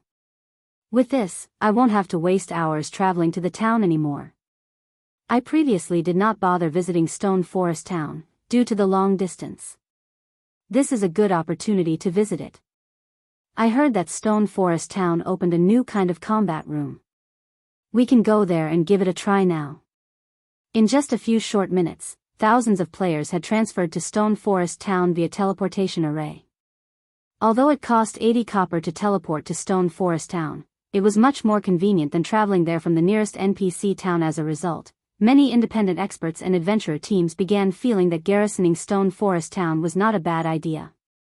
After all, with Evernight City serving as a transfer point, they could save up on plenty of time. Meanwhile, the activation of the teleportation channel also caused the player population of Red Iron Town to decrease drastically. Black Flame, I'll let you have your fun for now. However, you'll soon know that all your efforts are in vain, Singular Burial sneered as he read the report he just received. He then looked at Daybreak Fog on the screen before him and said, "You all can begin operations now. Guild leader, leave it to us." Daybreak Fog smiled, her eyes filled with confidence. Meanwhile, Feng, who was surveying Zero Wing's residence in Evernight City, got a sudden call from Melancholic Smile. Guild leader, the advanced auction house has been constructed. Should we open it to the public now? Melancholic Smile asked, her face tinged with excitement. Chapter 1405, Zero Wing Auction House. Hearing Melancholic Smile's report, Feng could not help but grow joyful. He had been waiting for this moment for a long time now. Good. Send a few advanced NPCs from the battle arena to manage the auction house's affairs right away. Afterwards, announce to the public that we are only collecting a 1% processing fee. If one becomes a member of the Zero Wing Auction House, they can have the processing fee for the first 5 items they consign each day waived. Meanwhile, those wishing to become a member only need to pay a one-time fee of 10 magic crystals, Feng said. It's about time we kick Red Iron Town out of the competition. Guild leader, isn't this going a little too far? Melancholic Smile was somewhat astonished by Feng's declaration. The auction houses of NPC cities generally charged a minimum processing fee of 15%, those in capital cities charged at least 20%. On the other hand, Red Iron Town's auction house charged a 10% processing fee. Although a 5% difference seemed small, that was far from being the case. For example, if one were to sell an item that was worth 1 gold, they would end up earning an additional 5 silver coins if they sold their items in Red Iron Town rather than an NPC city. Moreover, items that were put up for sale in auction houses were generally of high value. A 5% reduction in processing fees could allow the seller to save a large sum of money. Meanwhile, if Zero Wing's auction house were to collect only a 1% processing fee, it would be lucky to earn enough to maintain its operations. After all, there were only so many players in a town, thus, there was a limit to the number of items that would be put up for sale each day. Besides which, the advanced auction house itself was a very large building requiring hundreds of NPCs to manage. Although they could oppress Red Iron Town by doing so, Zero Wing wouldn't be able to earn any money either. Don't worry about it. Just get it done, Feng said, chuckling, not bothering with explanations. He then took out a guild transfer scroll and teleported to Stone Forest Town's guild residence in God's domain. The building that brought a guild town or city the most profits would always be the auction house. Even the income of a battle arena could not compete with that of an auction house. This was also the reason why the various major powers and many independent players believed that Heaven's Burial would one day surpass Zero Wing. After all, financial strength and resources were a guild's foundations. Without those, a guild would not be able to develop whatsoever. While collecting only a 1% processing fee might seem very little, and with Stone Forest Town's player population, Zero Wing would indeed be very fortunate to break even. It did not possess only Stone Forest Town. The guild still had a small city that was soon to be completed.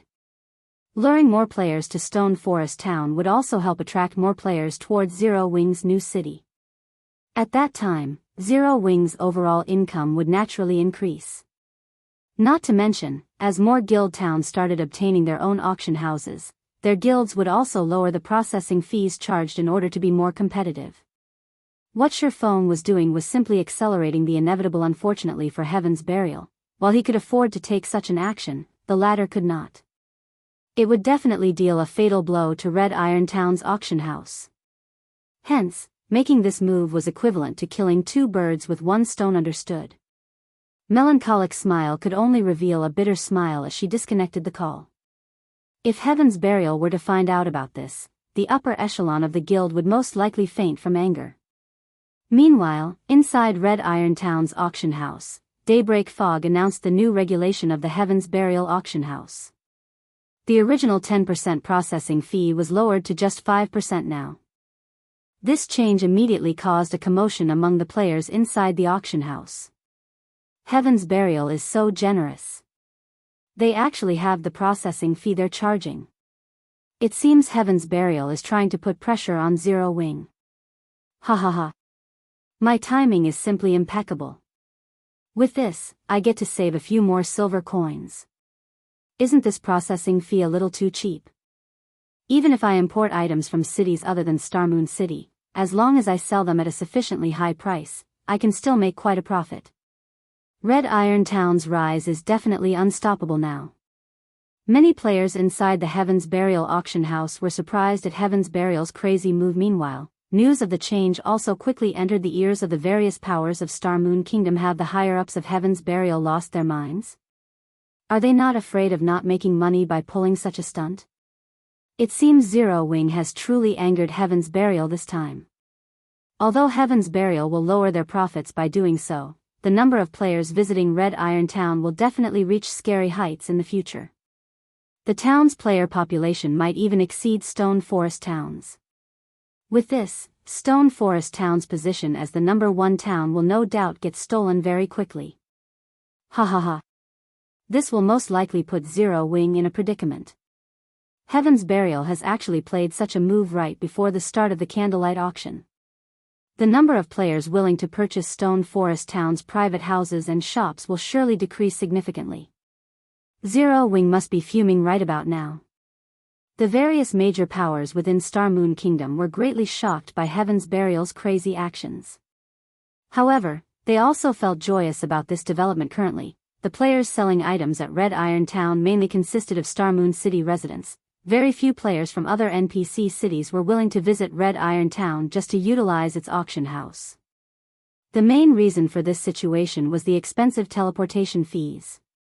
With the processing fees charged by the Heaven's Burial auction house halved, the money saved could be used to cover the teleportation fees. This change would definitely attract large groups of players from other NPC cities. Hence, it was only a matter of time before Red Iron Town surpassed Stone Forest Town. Once the independent players and adventure teams based in the various NPC cities of Starmoon Kingdom received this information, they started organizing their items, prepared to make a trip to Starmoon City. In less than half an hour since the announcement was made, Red Iron Town's player population increased by over 50,000. Now, the town's total population was only a little over 100,000 away from catching up with Stone Forest Town's. Big Sis Fog, the rare items the guild leader had us send over have arrived. Moreover, based on the reports we've received, many merchant players in Stone Forest Town have already begun leaving the town. By the looks of it, they are planning on going to Red Iron Town. A level 30+ female assassin reported. Good. Put the items up for sale in batches. After this, I want to see if there are still people willing to purchase the private houses and shops of Stone Forest Town, Daybreak Fog said, nodding. Although Heaven's Burial would not earn much by lowering the processing fees to such a level, being able to lure away the merchant players of Stone Forest Town was already more than enough, as doing so would decrease Stone Forest Town's popularity in turn. Meanwhile, in front of Stone Forest Town's advanced auction house, the massive size of the building had attracted the attention of many players. What a huge building! It's practically as large as the battle arena. Could Zero Wing be planning on setting up another battle arena? That shouldn't be the case. Towns and cities are limited to only one battle arena each. Quick, look! The magic barrier hiding the building is starting to disappear. Just as the passers-by were discussing the newly constructed building in Stone Forest Town, the gigantic barrier shrouding the entire advanced auction house began shattering. A moment later, a building that could rival Stone Forest Town's battle arena in grandeur appeared before everyone's eyes. Meanwhile, at the entrance of this majestic building, the words, Zero Wing Auction House, were carved in large letters. Chapter 1406, Dominating Starmoon Kingdom. Chapter 1406, Dominating Star Moon Kingdom. An auction house? What? Zero Wing built an auction house as well? Isn't the design for it supposedly very rare? What a big auction house. I recall that the Heaven's Burial auction house only has 3 floors. This one should have at least 5. Come on. Let's go in and take a look. Nice timing. I was originally planning on a trip to Red Iron Town to sell my items. Now, I can save myself the effort. The passers-by were momentarily stupefied by the appearance of the advanced auction house. For a time, they all thought that their eyes were playing tricks on Themas for the guild spies stationed in Stone Forest Town. They were utterly dumbfounded when they saw the Zero Wing auction house. Ever since Heaven's Burial constructed an auction house, the various large guilds and superpowers had gone nuts searching for an auction house design of their own. Unfortunately, the design was simply too rare. Even now, there was no news of any super guild, or any guild for that matter, successfully constructing another auction house. Shortly after the appearance of the Zero Wing auction house, the nearby players rushed into the building. As soon as everyone entered the auction house, they were stupefied. The reason for their reaction was the space inside the building being much larger than what they had seen from the outside. The size of the first-floor hall alone could already rival that of a sports arena. The various decorations adorning the hall also made them feel like they had just entered a palace. The Zero Wing auction house was much more luxurious than even the auction houses in most NPC cities and was only slightly inferior when compared to the auction house in Star Moon City. Moreover, the Zero Wing auction house had a total of 7 floors. The first floor was meant for consigning items, the second floor for purchasing items, the third floor for bartering, the fourth floor for NPC basic auctions, the fifth floor for NPC intermediate auctions, the sixth floor for NPC advanced auctions, and the seventh floor for large-scale private auctions. Isn't the Zero Wing auction house a little too amazing? There's actually a bartering function available as well. That's nothing. There are even NPC-hosted auctions here. The basic auctions are held once every 3 days, the intermediate auctions are weekly, and the advanced auctions are every 15 days. This is simply insane. I've been to the Heaven's Burial auction house before, and it is far inferior to the Zero Wing auction house. The requirements for participation in the NPC auctions are very stringent, though. Just the basic auction alone requires a minimum transaction amount of 150 gold at the Zero Wing auction house every week.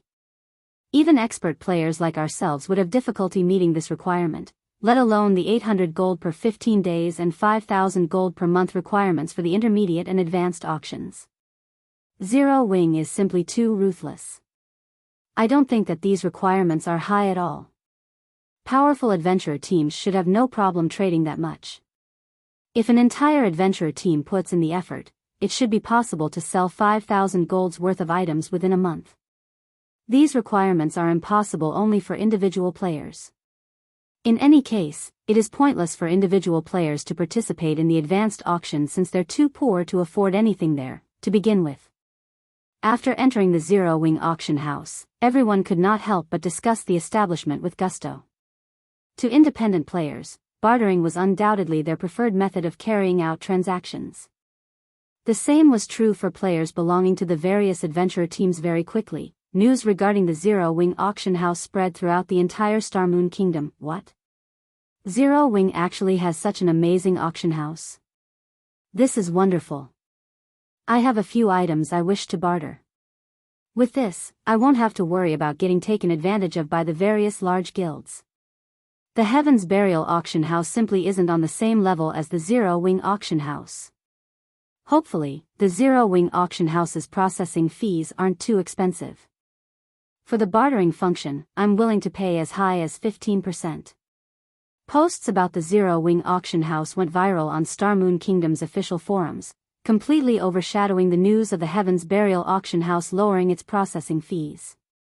Or to put it in another way, nobody was talking about the Heaven's Burial auction house anymore. How is this possible? Daybreak Fog had a complicated expression as she read the latest report sent to her by her subordinates.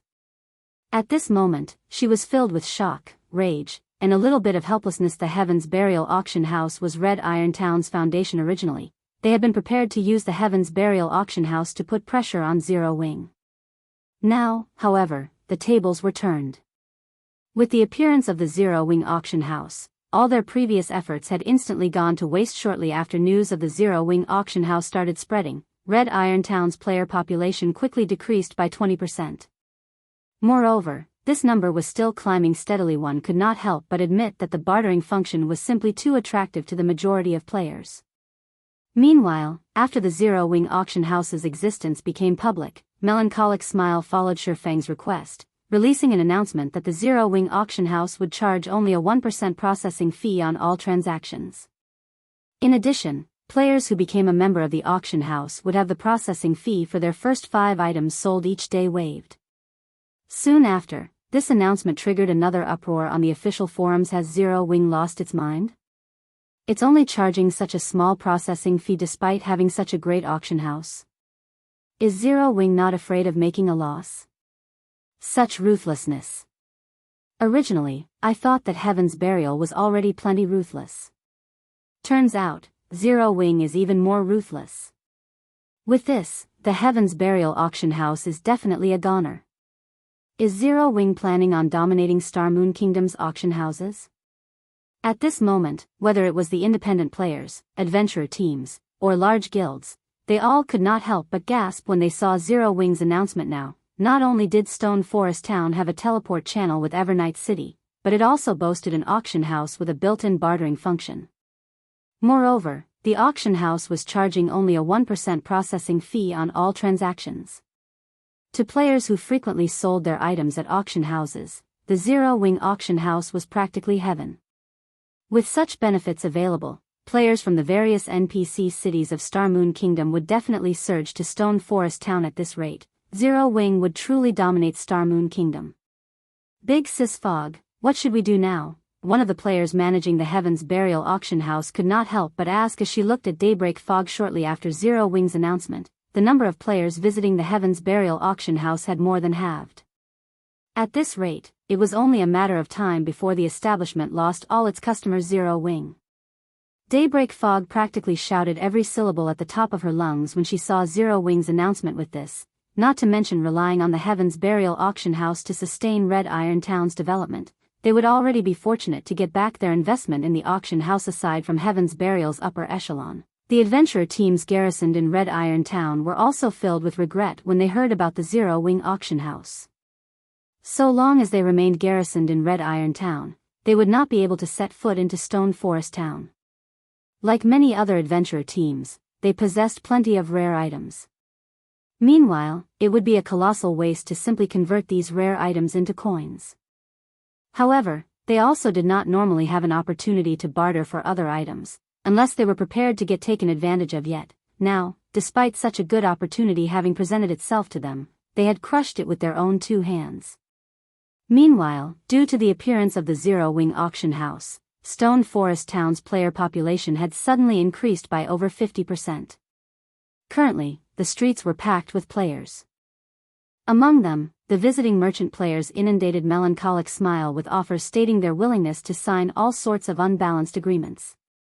Right now, she was already having trouble keeping up with the incoming calls and messages, much less do anything else. Guild leader, I've just received the latest statistics. Currently, over 3,000 players have become a member of the Zero Wing auction house. Moreover, this number is still rising rapidly.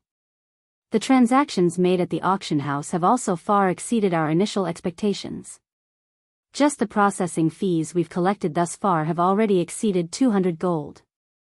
A big smile appeared on Melancholic Smile's face as she read through the report. Despite the Zero Wing auction house opening for business just recently, the results were already so overwhelming. At this point, it was already safe to say that the Zero Wing auction house would definitely surpass the Candlelight Trading Firm and Battle Arena in future income generation. Guild leader, it's about time. Can we hold the auction now? Chapter 1407, Manatite Mine. Chapter 1407, Manatite Mine. Upon hearing Melancholic Smile's reminder, Feng nodded in agreement. He, too, felt that now was a good time to hold the auction for Stone Forest Town's private houses and shops. Although the Zero Wing auction house was currently raking in money at a frightening pace, it would not be enough money to cover the various maintenance and construction costs of Zero Wing's future city. Moreover, Zero Wing's guild branch over at the Black Dragon Empire and Immortal Light over at the Apocalypse Empire both required considerable funds. As the era of mounts had already arrived, they needed to equip guild members with mounts as soon as possible to improve their leveling speeds. Fortunately, Zero Wing had a stable, allowing it to save plenty of money on mounts. Only, with Zero Wing's current funds, the number of mounts it could afford was like a drop in the ocean when compared to the number of members in the guild, following which, Feng left the matter regarding the auction to Melancholic Smile to manage, while he returned to White River City to make preparations for claiming the Manatite mine in the Sea of Death. Currently, although Zero Wing was capable of earning a lot of coins, its supply of magic crystals was grossly inadequate. Now, Feng also needed to supply magic crystals to the Ring of Gospel, in addition to the 3 magic towers in Stone Forest Town. The number of magic crystals that the battle arena was currently raking in was just not enough to sustain such enormous expenditures. Not to mention, once Zero Wing's city was completed, the guild's magic crystal consumption would definitely become even more frightening. In God's domain, the various large guilds all wished to construct as many cities as possible. After all, a city represented the generation of a massive amount of wealth, both coins and credits. However, constructing a guild city was easier said than done. To put it simply, while constructing a city was easy, maintaining it was quite difficult. The reason for this was a guild city's consumption of extraordinarily frightening quantities of magic crystals. Hence, in Feng's previous life, even first-rate guilds could construct only a very limited number of cities. Only the various superpowers that had occupied or veins capable of producing magic crystals could easily maintain multiple guild cities. Ordinary large guilds would already be fortunate to be able to maintain a small city. Now that Zero Wing's city was nearing completion, Feng naturally had to make some preparations ahead of time. White River City, Candlelight Trading Firm. When Feng arrived before the Candlelight Trading Firm's entrance, he noticed that the situation at the trading firm had changed quite remarkably. Currently, there was a long line of lifestyle players queued up outside the trading firm, many of whom had reached intermediate or advanced rank. Meanwhile, of the various lifestyle classes present, alchemists numbered the most. The Candlelight Trading Firm's test is simply too terrifying. Even an intermediate alchemist was disqualified. A level 10 player lining up to apply for Candlelight's test exclaimed in surprise when he saw an intermediate alchemist walking out of the trading firm wearing a disappointed expression. Although intermediate alchemists were not as popular as advanced alchemists among the various large guilds, if they wished to join a guild, the various large guilds would still welcome them with open arms. After all, nurturing an intermediate alchemist was neither easy nor cheap. Nevertheless, the Candlelight Trading Firm had actually rejected an intermediate alchemist without hesitation based on your level. You must have just recently entered White River City, right? A level 28 basic alchemist standing behind the level 10 newcomer said. Chuckling, he continued, there is nothing surprising about an intermediate alchemist getting disqualified. Previously, there were even advanced alchemists that got disqualified. This can't be true, right? Those are advanced alchemists we are talking about. The level 10 newcomer revealed a dubious expression when he heard the basic alchemist's words. You better believe it. Ever since the Candlelight Trading Firm revealed the new benefits it is offering to alchemists, it has become a sacred land for alchemist players. For your info, if you manage to become the 10th most skilled alchemist in Candlelight, you will get to use secret silver-ranked alchemy tools. These are tools that very few guilds in Star Moon Kingdom possess. Moreover, this is the benefit provided to just the 10th ranking alchemist. If you manage to reach 4th place, you will get to use an entire set of secret silver alchemy tools. Meanwhile, the 1st ranking alchemist gets to use an entire set of dark gold alchemy tools. Due to these benefits, alchemists from all over Star Moon Kingdom as well as from several neighboring kingdoms have come to join Candlelight. As a result, Candlelight's criteria for alchemists have also increased significantly. You should feel fortunate that you are not an alchemist. Otherwise, as an apprentice, I'm afraid you won't even get through the first test. When the level 28 basic alchemist spoke about the Candlelight Trading Firm, his eyes were filled with yearning. Inwardly, however, he also felt a sense of helplessness. While the alchemists of the Candlelight Trading Firm received excellent benefits, the requirements to join Candlelight were proportionately difficult. It seems that those alchemy tools are working quite well as promotional tools. Feng could not help but smile when he overheard the conversation between the two lifestyle players. I should find an opportunity to obtain high-ranking forging tools and engineering tools as well. While the importance of lifestyle players had grown during recent times, it had not reached a point where lifestyle players were indispensable in the game. However, once mainstream players reached level 50, the need for lifestyle players would thoroughly reveal itself. At that time, the guilds that controlled the most top-tier lifestyle players would be able to dominate the trade market of God's domain. Following which, Feng entered the Candlelight trading firm and went straight to his personal special forging room.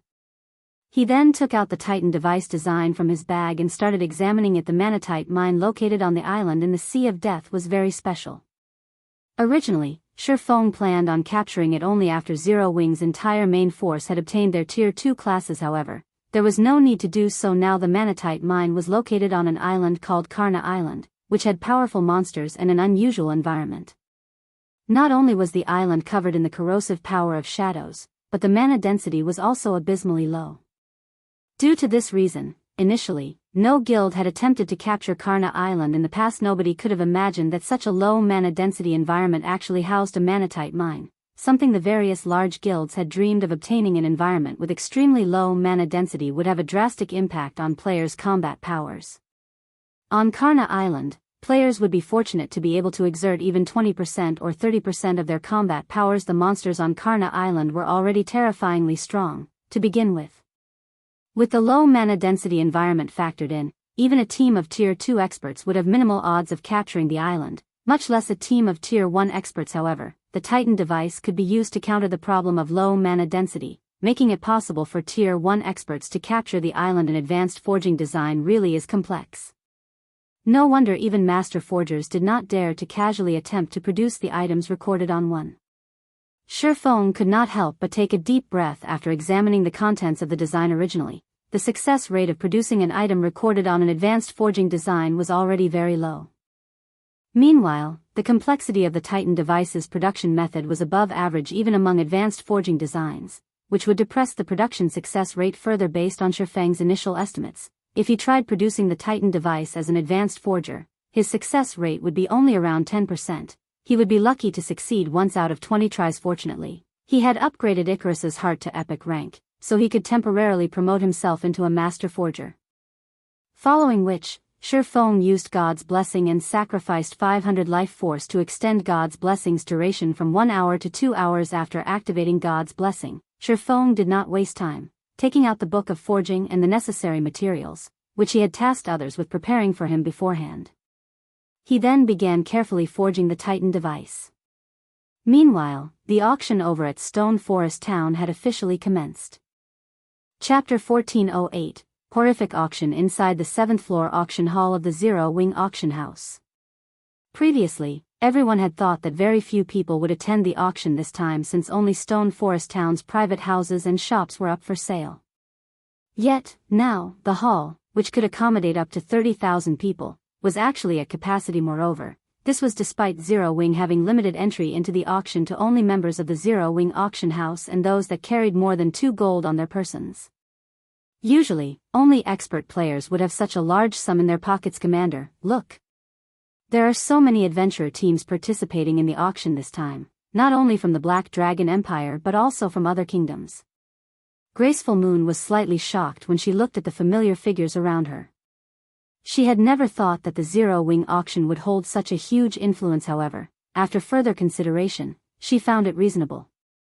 After all, the current Stone Forest town was simply too excellent. The town had a battle arena with advanced combat rooms, which allowed experts of her caliber to improve rapidly, as well as a high-class auction house, which had a system-operated bartering function. After finding out about these facilities, adventurer teams would be crazy not to want to develop here. Let them be.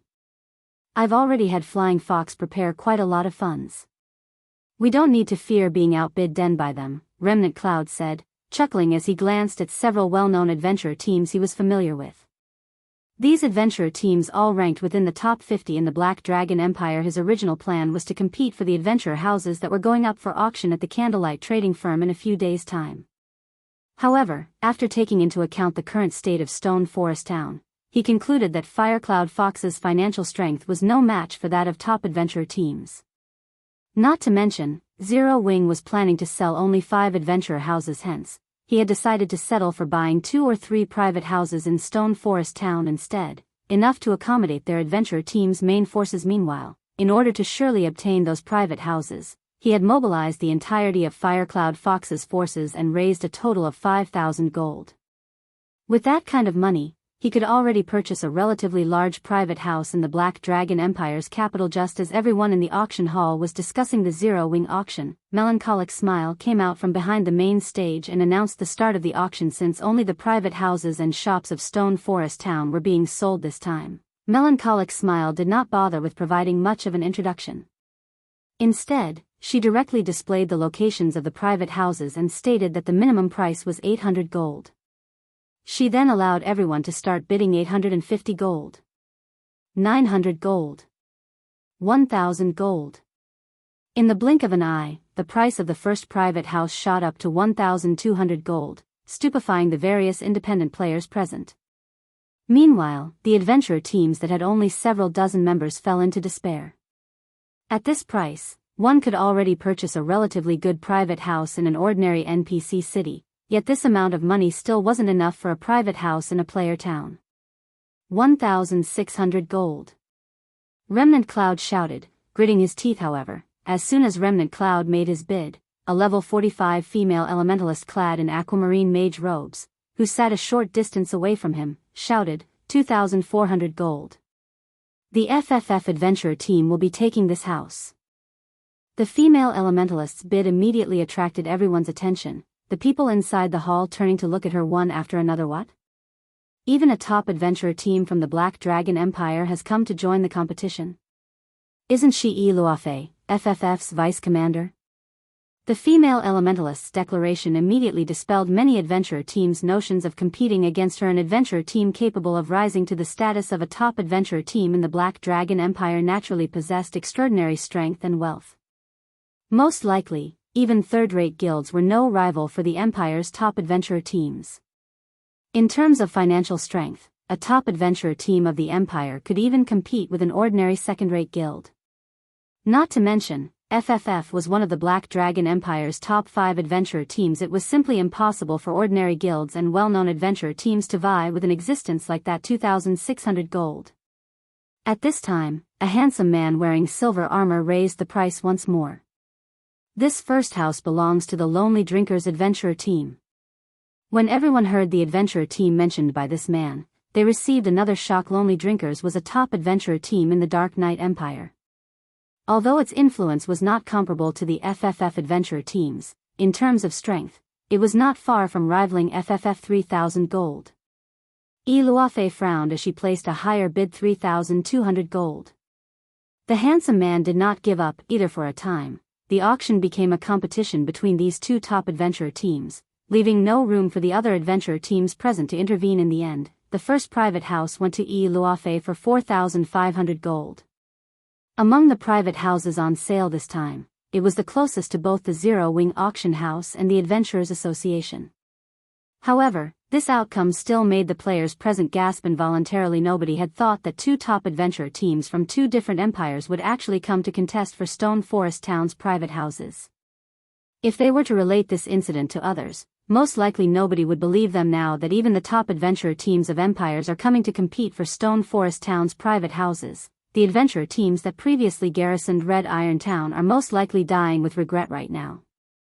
These top adventurer teams are simply too rich. If I had that kind of money, I would definitely use it to purchase a shop in a major NPC city, instead. What do you know? In the future, Stone Forest Town will become even more amazing than major NPC cities. There is no loss in buying the town's private houses now. In the future, the houses will most likely go for even higher prices. No one had ever thought that the private houses of Stone Forest Town would be so popular. The guild members of the various large guilds present were stupefied by this scene in such a way. A total of 20 private houses were sold in the Zero Wing auction, with the most expensive for 4,500 gold and the cheapest for 1,500 gold.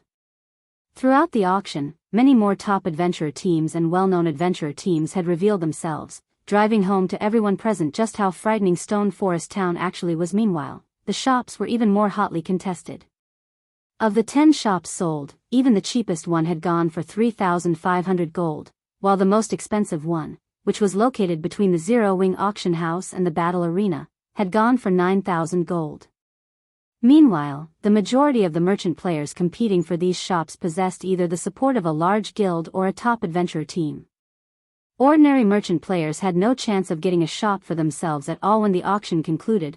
Zero Wing had earned a total of 113,000 gold now. Zero Wing possessed enough funds to cover not only the follow-up construction costs of its city but also the establishment of a guild town by Zero Wing's branch guild over at the Black Dragon Empire after the auction ended. Word about what happened during the auction also spread like wildfire. Upon receiving this news, the various adventurer teams and merchant players that were still undecided were rendered utterly speechless. They also regretted the fact that they did not try to compete for the private houses and shops. Meanwhile, throughout all this, Feng had been fully focused on forging the Titan device in White River City's candlelight trading firm. After actually attempting to make the Titan device, he had to admit that the difficulty of doing so was exceedingly high. Despite him having been promoted to a master forger, his success rate was only around 25%, though he was fortunate to succeed 2 out of 10 tries during the actual production. Meanwhile, the cost of each attempt was roughly 2 gold. Overall, each Titan device cost 12 gold to produce. Without sufficient funds, even a large guild would not dare to spend so much. After all, the Titan device simply improved the combat state of a player.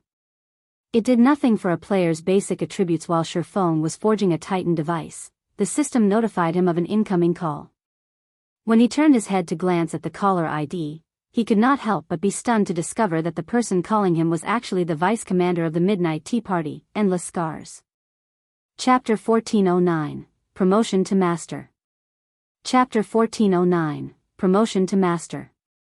Why is she calling me all of a sudden? Feng was somewhat confused as he looked at Endless Scars' ID. Endless Scars had been a legendary existence in the past. In addition, Midnight Tea Party, the adventurer team she was currently in, had been an existence that even super guilds feared. However, neither Endless Scars nor the Midnight Tea Party had shown any interest in guilds. Hence, Feng didn't bother keeping in touch with Endless Scars and the Midnight Tea Party. He never imagined that Endless Scars would take the initiative to contact him now. However, Feng did not put too much thought into the matter. He immediately put down his work and accepted the call. Guild leader Black Flame, congratulations. I heard that even the various superpowers are feeling envious over the current Stone Forest Town, Endless Scars said sincerely, a faint smile on her face. That's nothing to brag about. Vice Commander Endless is the one who's amazing. You've managed to obtain such a powerful weapon and equipment since I last saw you, Feng said as he looked at the dark purple mage robes Endless Scars was wearing in the screen. Currently, although Feng could not see Endless Scars' level, the mana surrounding her was actually visible to the naked eye, flickering in and out of existence, which was definitely not an effect that ordinary epic items could create. One could just imagine how powerful the weapon and equipment Endless Scars carried on her body were. To what do I owe this sudden call? It's nothing important, really. I just wish to invite guild leader Black Flame to join me on a quest, Endless Scars said, giggling. As long as you help me complete this quest, I am willing to compensate you with a secret technique tablet. Even if we fail to complete the quest, I'll still compensate you with 5,000 magic crystals. A secret technique tablet? Feng was shocked. Secret technique tablets were extremely rare items that the various superpowers in God's domain desperately competed for, as these allowed players to grasp all sorts of powerful combat techniques. Under normal circumstances, nobody would trade away their secret technique tablet. Feng found it very hard to imagine that Endless Scars would be willing to use such a rare item as remuneration. Even a bronze secret technique tablet was still quite shocking. If she used it to employ the help of a super guild's peak experts, said super guild would no doubt agree to the request without hesitation. That's right. However, unless you agree to help me, I cannot tell you the exact information of the secret technique tablet. Smiling, Endless Scars prompted, how about it? Are you willing to help me with this small problem, guild leader Black Flame? After giving the matter some thought, Feng asked. Right now? No. When Feng did not agree to her offer right away, Endless Scars could not help but grow confused. Most likely, even super guilds would immediately agree to her request if they were offered a secret technique tablet, yet he was actually hesitating. A lot more preparations need to be done before we embark on the quest. It won't be possible to do so within a short period of time. Alright, then. Feng currently had many tasks he still needed to deal with. In addition, there was the ranking competition tomorrow over at the Black Dragon Empire. Gentle Snow had already requested his presence at the event.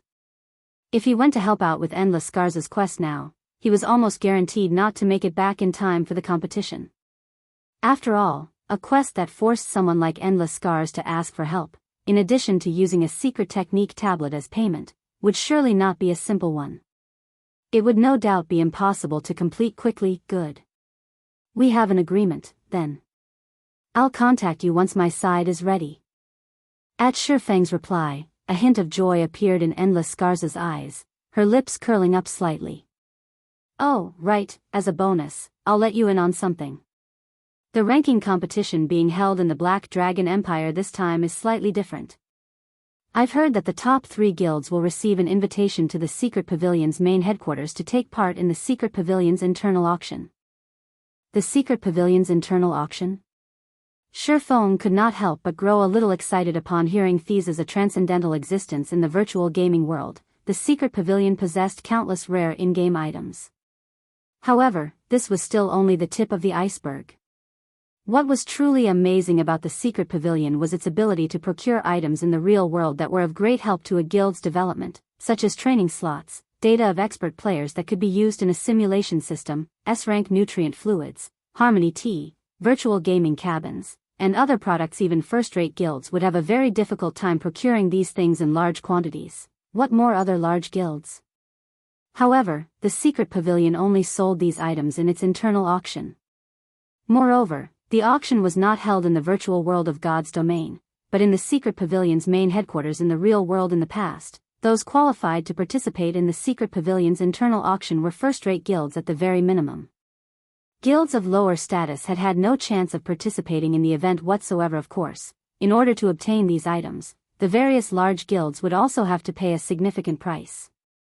The currency used during these internal auctions was not credits but top-tier weapons and equipment, as well as precious in-game items that were generally not sold to the public, either that or magic crystals at the bare minimum. Even coins were not accepted. The internal auction was equivalent to using real-world resources to exchange for resources in God's domain to Zero Wing. This was indeed an excellent opportunity. S-rank nutrient fluids and virtual gaming cabins were generally not things that could be purchased even if one had the money to do so. Yet, these items were paramount to a guild's development. Even if one was reluctant to part with their resources in God's domain, they would still be willing to part with a considerable portion if it meant obtaining these items to Feng. However, this was wonderful news.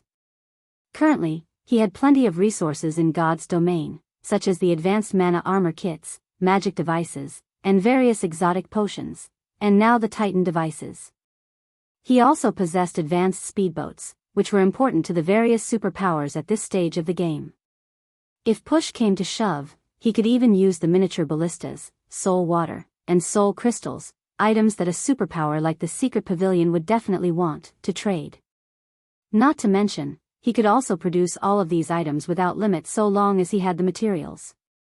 He was more than willing to convert these items into real-world resources. I heard that the Secret Pavilion has put in quite a lot of effort into its internal auction this time.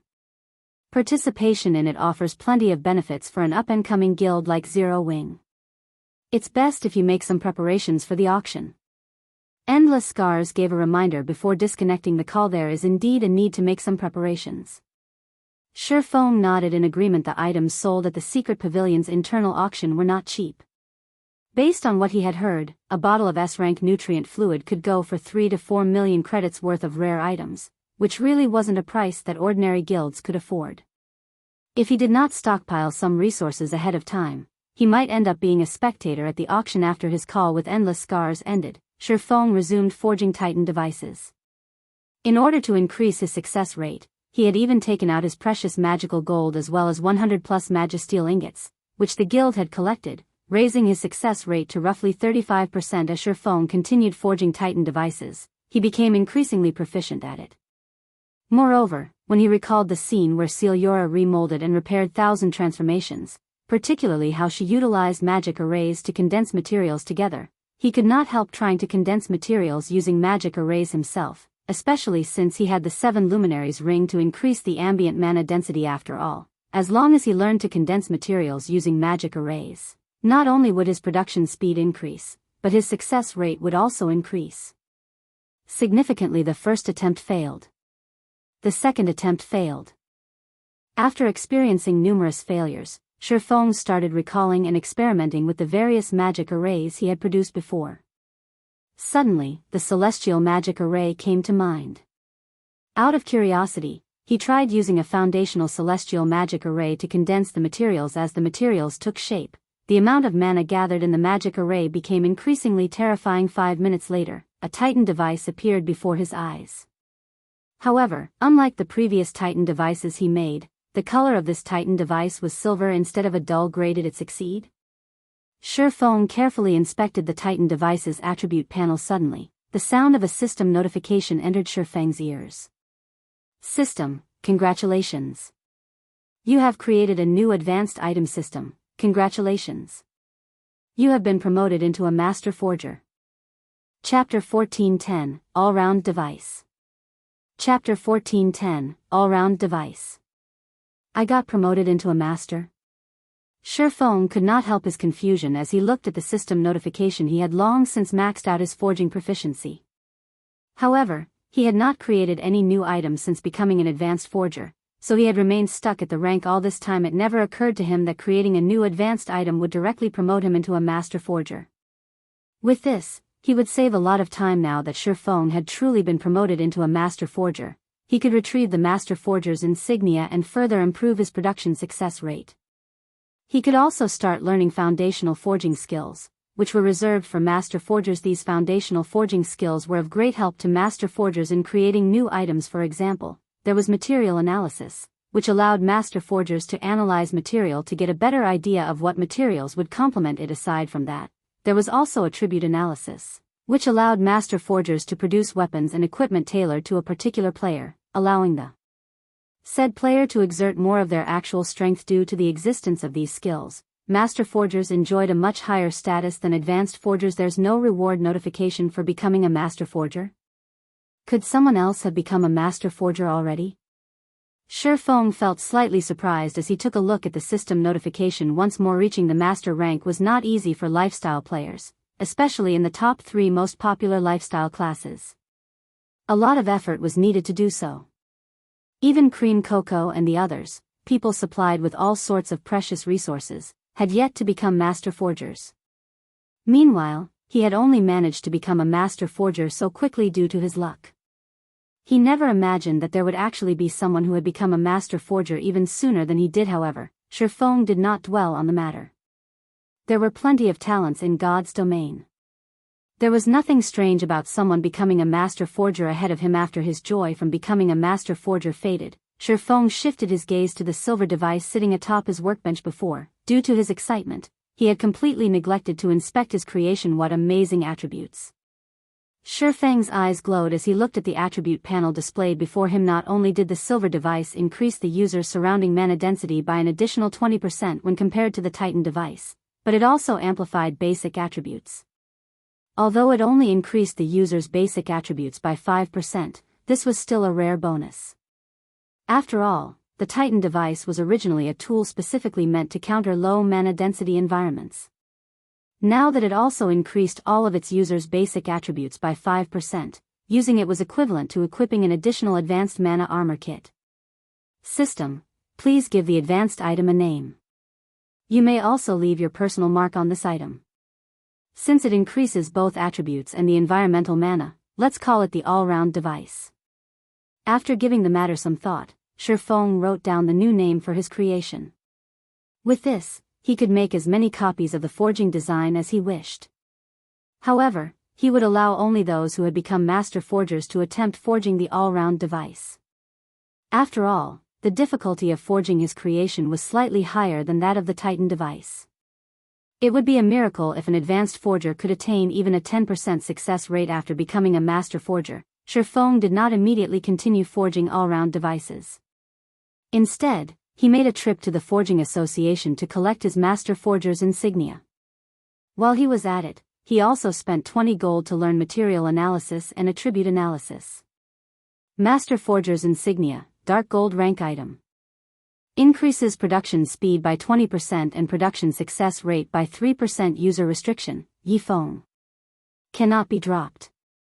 With the Master Forger's insignia, not only did he take less time to forge the all-round device, but his forging success rate also increased considerably. In addition, due to him being the creator, he also received a slight bonus to his production success rate. Now, even without the support from materials like the magical gold, he still achieved a 40% success rate. On average, he could produce 2 all-round devices out of 5 attempts. With this, the cost of the all-round device was directly halved to only 6 gold. Moreover, the EXP awarded for successfully forging an all-round device was much higher than that for the Titan device. Each success awarded EXP equivalent to a chieftain of the same level. Meanwhile, Feng took roughly 15 minutes to successfully produce one all-round device, essentially spending 15 minutes to kill a chieftain of the same level. Although the efficiency was slightly poor, he could keep producing the all-round device as long as he had sufficient materials. This would be equivalent to him continuously killing chieftains of the same level, something rarely possible out in the fields overall. Feng's experience bar skyrocketed, following which, Feng forged one all-round device after another, passing more than half a day unawares. Meanwhile, he also reached 76% of level 57. As long as he continued forging the all-round device for another day, he would reach level 58. In the eyes of other players, this would definitely be an astonishingly fast leveling speed. Just as Feng was about to start forging another all-round device, Gentle Snow suddenly contacted him. Guild leader. The ranking competition is about to start soon. Why aren't you here yet? Don't tell me you've forgotten about it? Gentle Snow asked, a frown on her facette starting already. Feng automatically checked the time and discovered that he had actually unknowingly spent close to an entire day cooped up inside his special forging room. Alright, I'll head over immediately. His harvest today was considerably good. Due to his increasing proficiency with the forging process, he managed to forge a total of 131 all-round devices and over 100 Titan devices. Not only did he have enough for his trip to Karna Island, but he also had some leftovers he could sell or use as a guild benefit. Although the Titan device only improved the mana density around its user, if it was used appropriately, such as in the exploration of low mana environments, its value would increase several-fold. In reality, there were quite a few low mana environments in God's domain, many of them locations that guilds and adventurer teams wished to explore. Only, due to the environment severely affecting one's combat power, players were generally forced to give up on ranging through these areas. Take the Dragon's Graveyard, a well-known forbidden land in the Black Dragon Empire, for example. Due to a certain incident, many dragons had died in that location in the past. Now, it was a forbidden land for the living, a level 50 to level 100 super large-scale leveling map that had practically no mana present, such that players could not use tier 1 skills and spells there. If players entered the map, their combat power would be reduced to less than 10%. As luck would have it, the bosses located at the inner and core areas of the Dragon's Graveyard had quite a significant chance of dropping the stable design and all sorts of advanced designs and recipes. However, this was still just the tip of the iceberg. If one managed to get the first kill on the Dragon's Graveyard's final boss, they would be awarded their choice of weapon at Black Dragon City. Moreover, this weapon would be a fragmented legendary weapon. Hence, in the past, the various large guilds in the Black Dragon Empire had put in a lot of effort into searching for tools that could help raise one's ambient mana density. Only after gathering sufficient tools did they succeed in raiding the Dragon's Graveyard. Meanwhile, back then, the Titan device had been one of the best tools available for the purpose in the past. A single Titan device had easily sold for 50 gold. One could just imagine how desperate the various large guilds were back then. Of course, compared to the value of a fragmented legendary weapon, this price was not worth mentioning whatsoever. Black Dragon Empire, Black Dragon City. As soon as Feng appeared inside Black Dragon City's teleportation hall, he was greeted by the sight of a massive crowd of players. After he exited the teleportation hall, the players were still packed like sardines. Normally, one could see such a street scene only in small but popular places like Stone Forest Town. Even the imperial capitals of the four great empires were far from comparable to Black Dragon City. Right now the streets teemed with not only level 40+ players but even the rarely seen expert players. Players riding mounts were also a dime a dozen at the moment. It was as if every expert player in the Black Dragon Empire had gathered at Black Dragon City. One could just imagine how lively the ranking competition this time was going to be, following which, Feng summoned the evolved demonic flame tiger and made his way towards Black Dragon City's underground arena. Chapter 1411, Initial Appearance in Empire. Chapter 1411, Initial Appearance in Empire. Black Dragon City, Underground Arena. Currently, the street outside the arena was crowded with players. However, the players that could actually enter the facility numbered extremely few. Players who wished to enter the underground arena needed an invitation from the secret pavilion or to have passed the qualifiers for the official competition. Everyone else could only stand outside the arena, of course, catering to the general public's interest. The secret pavilion would also live-stream the competition on the large screens outside the underground arena, allowing people on the streets to watch the matches. This was a privilege available only to players that had rented the entire underground arena. However, it cost around 15,000 gold to rent the underground arena of an imperial capital for an entire day. Most likely, only the secret pavilion was capable of carrying out such a feat. Other superpowers would balk at spending so much money just to host a competition. Aside from playing on the screens outside the underground arena, the live stream of the competition would also be uploaded to the official forums, allowing all players in the Black Dragon Empire to watch it as well. Hence, a player who achieved a good battle record in the competition could definitely become famous throughout the Empire. Meanwhile, the members of guilds that received an invitation from the secret pavilion were currently entering the underground arena one after another. Quick look. Those players in that group seem to be from the first-rate guild Undefeated Dynasty. Their levels are so high. They're all actually above level 45. Look. Those people seem to be Fantasy Shrines members. The equipment they're using is so good. Every one of them is actually geared with 1 or 2 pieces of epic equipment.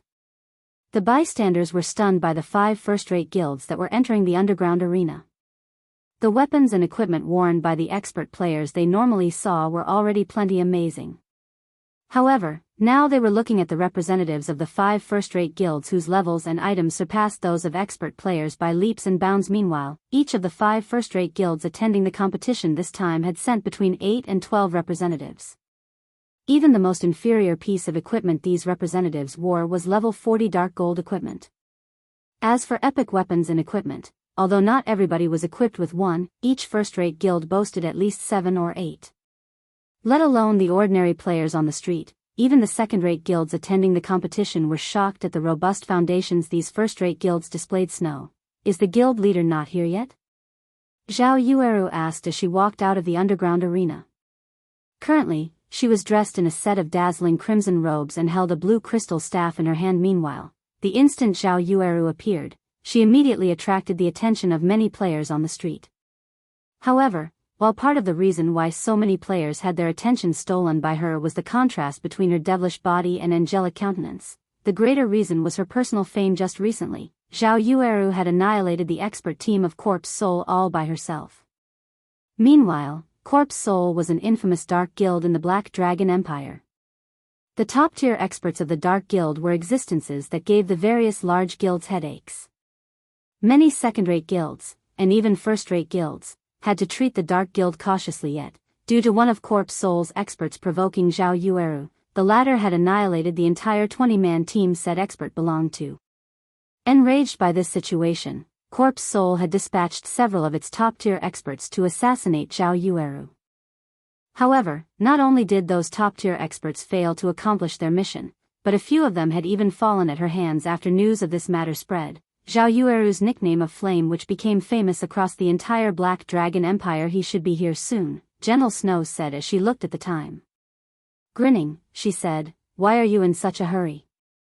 Could it be that you can't wait to show Feng the results of your latest training?" The guild's core upper echelon knew that Feng and Black Flame were the same person. Back when Gentle Snow found out, she had been stunned. She had never imagined that Feng could create such a powerful guild, one capable of rivaling even veteran first-rate guilds, all by himself. Of course. I want to see what kind of reaction he'll make when he finds out that I've already reached the refinement realm. Zhao Yueru giggled. Ever since joining Zero Wing, she realized that there would always be someone better than herself. Previously, she had been one of Ouroboros's top-ranking top-tier experts. Yet, after entering Zero Wing, she had failed to rank even within the top 10 of the guild.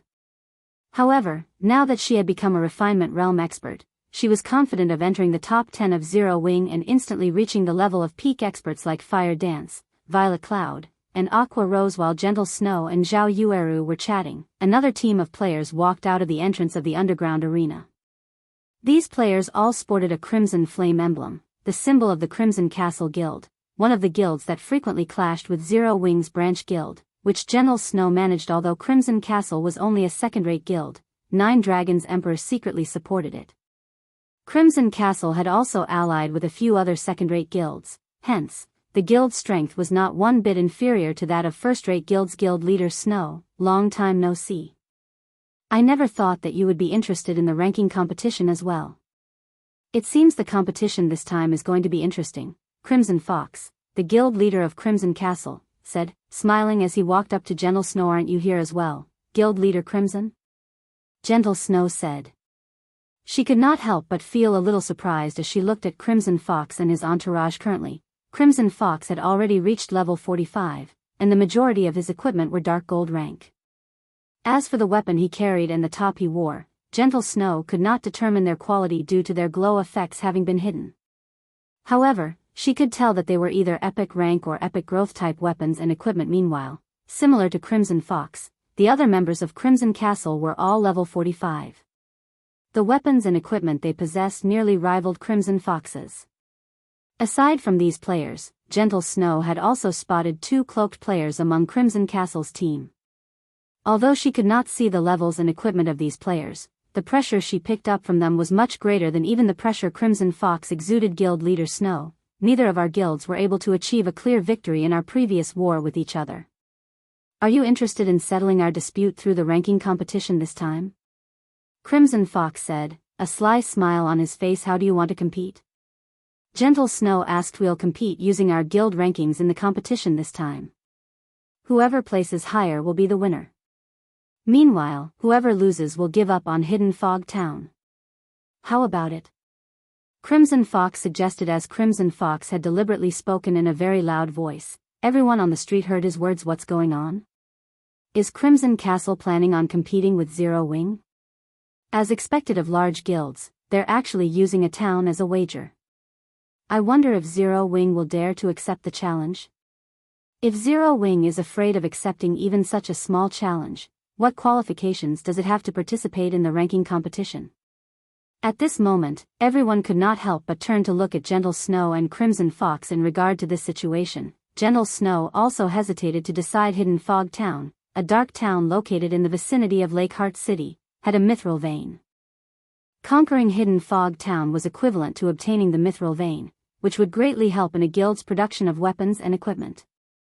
Only, due to Zero Wing and Crimson Castle's inconclusive war over this dark town, neither guild had managed to capture it thus far. While Gentle Snow was hesitating, a deep voice resounded throughout the entire street before the underground arena. Okay, Zero Wing agrees to your conditions. Immediately, every player on the street shifted their gaze to the source of the voice. In the next moment, a majestic monster with its paws covered in flames and lightning stalked into the crowd, radiating an indescribably heavy pressure. This monster was none other than the evolved demonic flame tiger. In terms of strength, it surpassed even a lord of the same level. Not to mention elite players, even expert players would have to run for their lives if they encountered the demonic flame tiger as an opponent. Meanwhile, upon seeing the demonic flame tiger, the players standing in its path moved to the side automatically, wearing dumbfounded expressions. What kind of mount is that? How is it giving off such intense pressure? Who is that person? Chapter 14:12, All Parties Alarmed. Chapter 14:12, All Parties Alarmed. And you are? Crimson Fox could not help but grow confused as he watched Feng approach his location currently. Feng was wearing a black cloak, so Crimson Fox could not see his appearance and level at all. However, based on the deadly threat Crimson Fox sensed from the demonic flame tiger, he could tell that Feng was definitely not your run-of-the-mill expert. Everyone present similarly shifted their gazes to Feng, curious to find out Feng's identity. In the next moment, Feng removed his black cloak, displaying his disguise as Black Flame. Currently, he was fully garbed in black, light armor sporting dark blue magical patterns. At his waist hung two exquisite long swords. The mana enveloping his body was also much denser than the ambient mana. Meanwhile, those within range of Feng's aura felt as if they were standing before a humanoid beast. Right now's Black Flame. You mean the Black Flame with the nickname of Sword King? Yes. I am absolutely sure of it. I've watched his battle videos before. I never imagined he would actually come to spectate this competition. Crap. Just what kind of equipment is he wearing? The mana surrounding his body feels so dense. A few players familiar with Black Flame immediately recognized Feng's identity. A huge commotion promptly broke out on the street as everyone started discussing Black Flame in Star Moon Kingdom. Everyone was familiar with Black Flame's name. However, aside from merchant players, most players rarely paid attention to matters relating to other kingdoms and empires. If not for the God's Domain experts list having recorded Black Flame's name, ordinary players would most likely have no idea who Black Flame was guild leader. At this moment, General Snow's eyes were filled with surprise as she looked at Feng. Although she had long since known that Feng improved rapidly, she never imagined that it would be this fast. It had only been a short time since the last siege war at Stone Forest Town ended. Yet, compared to the pressure she felt from Feng back then, the pressure he gave off now was superior by leaps and bounds. Meanwhile, the upper echelons of the various large guilds present on the street were likewise shocked by the pressure from Feng. So this is Zero Wing's guild leader? It seems the rumors about him are true after all. He really is a monstrous existence. Fortunately, the ranking competition forbids guild leader and vice guild leader characters from participating. Otherwise, Zero Wing would definitely be the dark horse of this competition. The upper echelons of the various large guilds inwardly celebrated as they looked at Feng. If the secret pavilion allowed someone like Black Flame to participate in the ranking competition, Zero Wing would be unstoppable. In the entire Black Dragon Empire, most likely only the Dragon Phoenix Pavilion possessed experts capable of contending against Black Flame. As Feng approached the members of Crimson Castle on the demonic flame tiger, the aura he exuded also grew increasingly powerful. Even the space around him started to stagnate. Meanwhile, those subjected to his aura felt an indescribable pressure bearing down on them, discomfort overwhelming their bodies. Sword King Black Flame? Initially, Crimson Fox also revealed a shocked expression at his taste of Feng's presence. Very quickly, however, he calmed down and smiled, saying, "Since guild leader Black Flame has already said so, whichever one of our two guilds ranks lower in this competition will have to give up on Hidden Fog Town." Naturally. Feng nodded with guild leader Black Flame's word. "I can rest assured now. I still have other matters to attend to, so I will not take up your time, guild leader Black Flame." Upon hearing Feng's answer, Crimson Fox revealed a delighted smile. He immediately turned around and walked back into the underground arena. Meanwhile, the two cloaked players in Crimson Fox's entourage could not help but send a few additional glances at Feng before re-entering the arena. Boss, that person is Black Flame. He might have prepared some trump cards for the competition. Is it really all right to proceed with our original plan to compete with Zero Wing? A level 45 shield warrior standing beside Crimson Fox asked worriedly. What's there to worry about? The Dragon Phoenix Pavilion has long since investigated everything there is to know about Zero Wing. While the top-ranking experts of Zero Wing are indeed scary, none of those experts are among the representatives Zero Wing has dispatched for the competition this time. Zero Wing's representatives consist solely of the experts that originally belonged to Ouroboros. There is no need to be fearful of them, Crimson Fox sneered.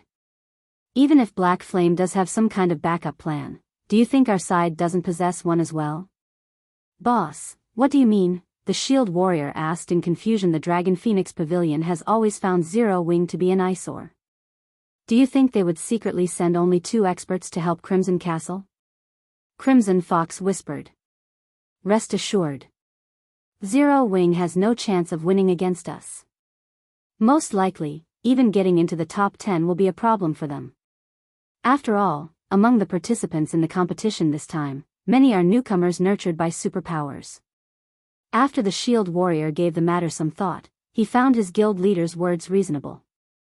In order to ensure its conquest of Hidden Fog Town, Crimson Castle had made plenty of preparations. The Shield Warrior then unconsciously turned to look at the two cloaked men some distance behind him. His body shuddered involuntarily when he felt the killing intent the two were radiating. He had personally witnessed the strength of these two players before, even when these two players went up against 5 of Crimson Castle's top 10 experts all by themselves. They had easily emerged victorious, not even losing 1/10 of their HPs. Moreover, this was while the two players were keeping many of their trump cards hidden. If those two players went all out, they could trounce all 10 of Crimson Castle's strongest experts, even if the latter teamed up. Guild leader, you shouldn't have agreed to their bet so hastily, Gentle Snow said helplessly as she looked at Feng. It is obvious that Crimson Castle has come prepared this time. The two cloaked experts following behind Crimson Fox have never appeared in our investigations of Crimson Castle before. It is highly possible that they are Crimson Castle's trump cards this time. Although those two experts had hidden their levels and equipment, the killing intent they radiated was no laughing matter. They must have experienced countless battles to have gained that kind of killing intent. Moreover, she could tell that those two experts were already actively restraining their killing intent. Only, as the killing intent they cultivated ran bone deep, they couldn't conceal it completely. She had no doubt that those two experts were frighteningly powerful. Otherwise, Crimson Fox would not have so willingly agreed to such a risky bet. That's right. Guild leader, the pressure I felt from them is much stronger than even what the top-tier experts of Corpse Soul gave off. There is a high chance that those two players are Refinement Realm experts. Otherwise, I wouldn't have felt such intense pressure from them, Zhao Yueru said, nodding in agreement with Gentle Snow's words. Far from just Refinement Realm experts, those two people have already reached the Flowing Water Realm. They are capable of making the best response through observing their opponents, Feng said, shaking his head when he was walking towards Crimson Castle's group. He could clearly feel how powerful those two cloaked players were. Or to put it in another way, their presence was right in his face. Hence, he had deliberately released his aura in order to test the two cloaked players' reactions, and indeed, just like he had guessed, both of them were definitely experts. The instant he directed killing intent towards Crimson Castle's group, only these two players had prepared to retaliate straight away. It was obvious that they had perceived and reacted to the subtle actions he made. As for Crimson Fox and the others, they had not shown a single reaction whatsoever. Guild leader, why did you agree to the bet, then? Gentle Snow could not help but grow anxious. Going up against two Flowing Water Realm experts was no joke. In a situation where both sides possessed similar levels and attributes, either one of these Flowing Water Realm experts could easily annihilate all 5 members that Zero Wing had dispatched. With these two players taking the field, Crimson Castle had a sporting chance of contesting for the top 3 positions. If the first-rate guilds taking part in this competition did not dispatch any powerful experts, it might even be possible for Crimson Castle to win the championship. As for the Dragon Phoenix Pavilion, a super first-rate guild like itself would not take such a ranking competition seriously. At most, it would only field some of the newcomers it nurtured to let them gain some experience. Won't it be interesting that way? Feng retorted, laughing. Not to mention, if even Crimson Castle has some trump cards, do you think Zero Wing doesn't? Chapter 1413, Feng's Trump Cards. Chapter 1413, Feng's Trump Cards. Trump cards? Gentle Snow stared at Feng in confusion. Zero Wing had already decided the 5 members who would be participating in the ranking competition. Changing representatives at the last minute was impossible. She had also geared them with the best weapons and equipment available to her. Currently, even the most inferior piece of equipment these 5 players wore was level 45 dark gold equipment. Zhao Yueru was even equipped with the Tier 1 set equipment for Elementalists, in addition to a piece of epic growth type equipment. The weapon Zhao Yueru wielded was even an epic staff. In terms of equipment, Zhao Yueru could definitely rank near the top among those participating in this ranking competition. Hence, it would be very difficult to further upgrade the weapons and equipment of Zero Wing's representatives. As for their techniques, those were not something that could be improved within a short period. This isn't the place to talk about them. Let's go to our guild's designated room first, Feng said as he sent a glance at their surroundings. Currently, members of various large guilds were focused on them. It was obvious that these guilds were starting to grow cautious of Zero Wing in this competition. Gentle Snow nodded in agreement with Feng's words. Feng was currently too eye-catching. He also didn't have his aura concealed. Although it was impossible to make out his level and the quality of his weapons and equipment, judging by the increased mana density around Feng, an expert could readily tell that Feng was incredibly powerful. After Feng and the others entered the underground arena, the members of the various large guilds stationed outside the arena to keep an eye out for noteworthy opponents immediately reported back to their superiors.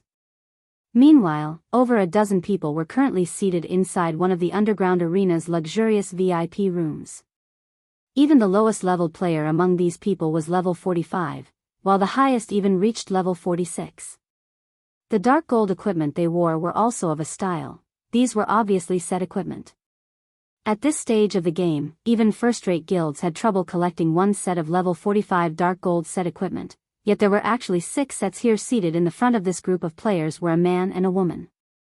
These two people were none other than 9 Dragons Emperor and Phoenix Rain. Although both of them were representatives of the Dragon Phoenix Pavilion, they sat on different sides of the room, each of them leading a group of newcomers they'd cultivated on their own. The newcomers of each side also faced their counterparts as if they were mortal enemies.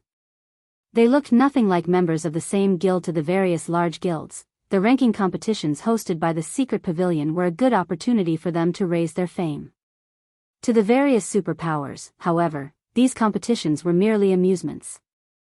After all, even without doing any publicity, everyone was already familiar with their guilds. Hence, during every ranking competition, the various superpowers in God's domain would field their internally nurtured newcomers instead of their mainstays.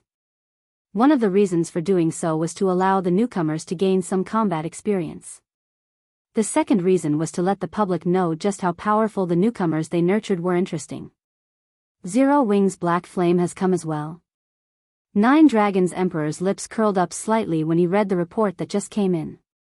He actually agreed to Crimson Castle's wager? It seems he's pretty confident in his own guild members. Pavilion Master, should we supply a few more epic items to Crimson Castle? Martial Dragon whispered. No need. The helpers and items we provided Crimson Castle are already enough to defeat Zero Wing, 9 Dragons Emperor said, shaking his head. Sneering, he continued, however, tell the others to go all out against Zero Wing's members. Make sure to give them a beating. Let the players of the Black Dragon Empire know just what kind of guild Zero Wing is. He hated Zero Wing down to the bone. If not for Phoenix Rain's partnership being known by all in the Dragon Phoenix Pavilion, which prevented him from publicly mobilizing the pavilion's forces against Zero Wing a second time, he would have long since trampled Zero Wing's branch guild. He wouldn't have let the branch guild survive until now. However, as long as Crimson Castle won its bet and secured Hidden Fog Town, Zero Wing's branch guild's days would be numbered. Hidden Fog Town did not only possess a small mithril vein but was also located in Sky Fog Valley, a resource-rich map as well as the most important level 50 to level 70 map in the Lakeheart City region. As long as Crimson Castle obtained Hidden Fog Town, it would have absolute control over Sky Fog Valley. Moreover, the several second-rate guilds Crimson Castle was allied with could easily gather at the guild town. Then, as long as Zero Wing's members dared to set foot into Sky Fog Valley, they would not get out alive. Furthermore, without the resources of Sky Fog Valley, Zero Wing's development at Lakeheart City would definitely slow down. Sooner or later, Crimson Castle would surpass Zero Wing and chase it out of Lakeheart City. Meanwhile, even if the upper echelon of the Dragon Phoenix Pavilion were to find out about this matter, they would not say anything about it. After all, 9 Dragons Emperor did not personally take action. Understood. Martial Dragon nodded. He then proceeded to make the necessary arrangements. Inside one of the rooms that the secret pavilion prepared for the various invited guilds. Guild leader, the competition is about to start soon. Just what do you want to show us? Zhao Yueru asked curiously. At this point, it was already impossible for them to further increase their combat power, unless they took the equipment of Aqua Rose and the guild's other peak experts.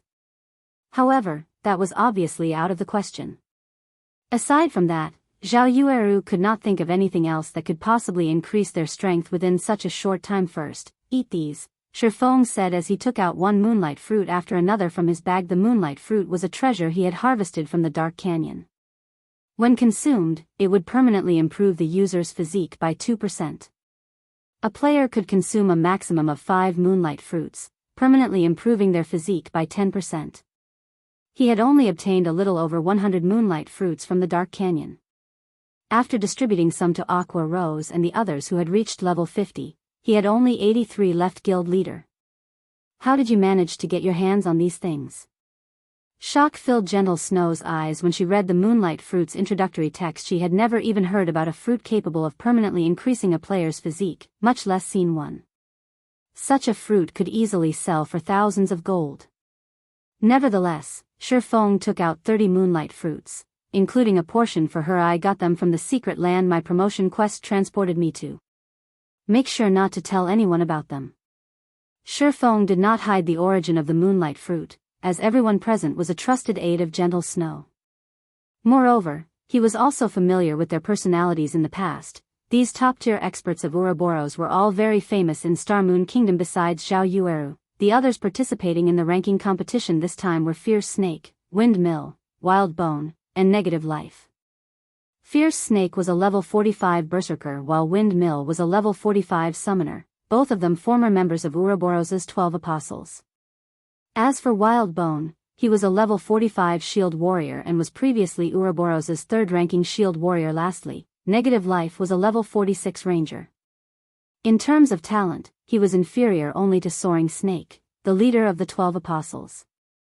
Only, as he had entered the virtual gaming world a lot later than Soaring Snake, his combat standards had been inferior to Soaring Snake's. However, after receiving various resources from Zero Wing, his combat standards had improved rapidly.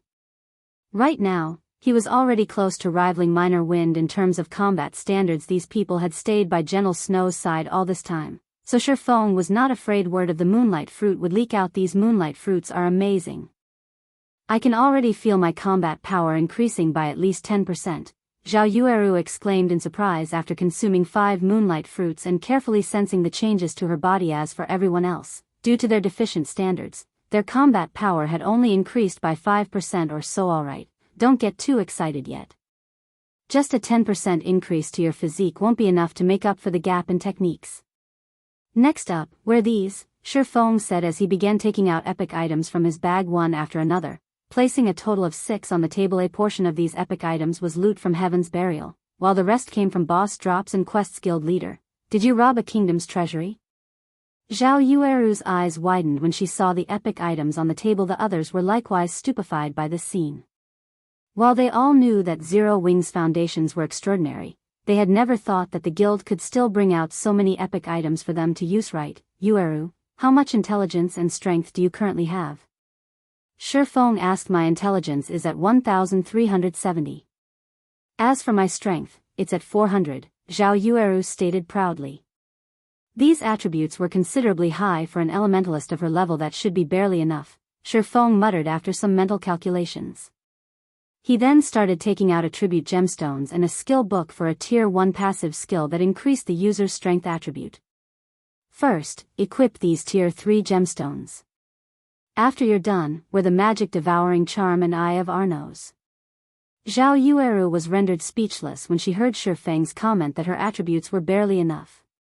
However, she still obediently equipped the attribute gemstones and the 2 pieces of epic equipment and learned the tier 1 skill. How are your intelligence and strength now?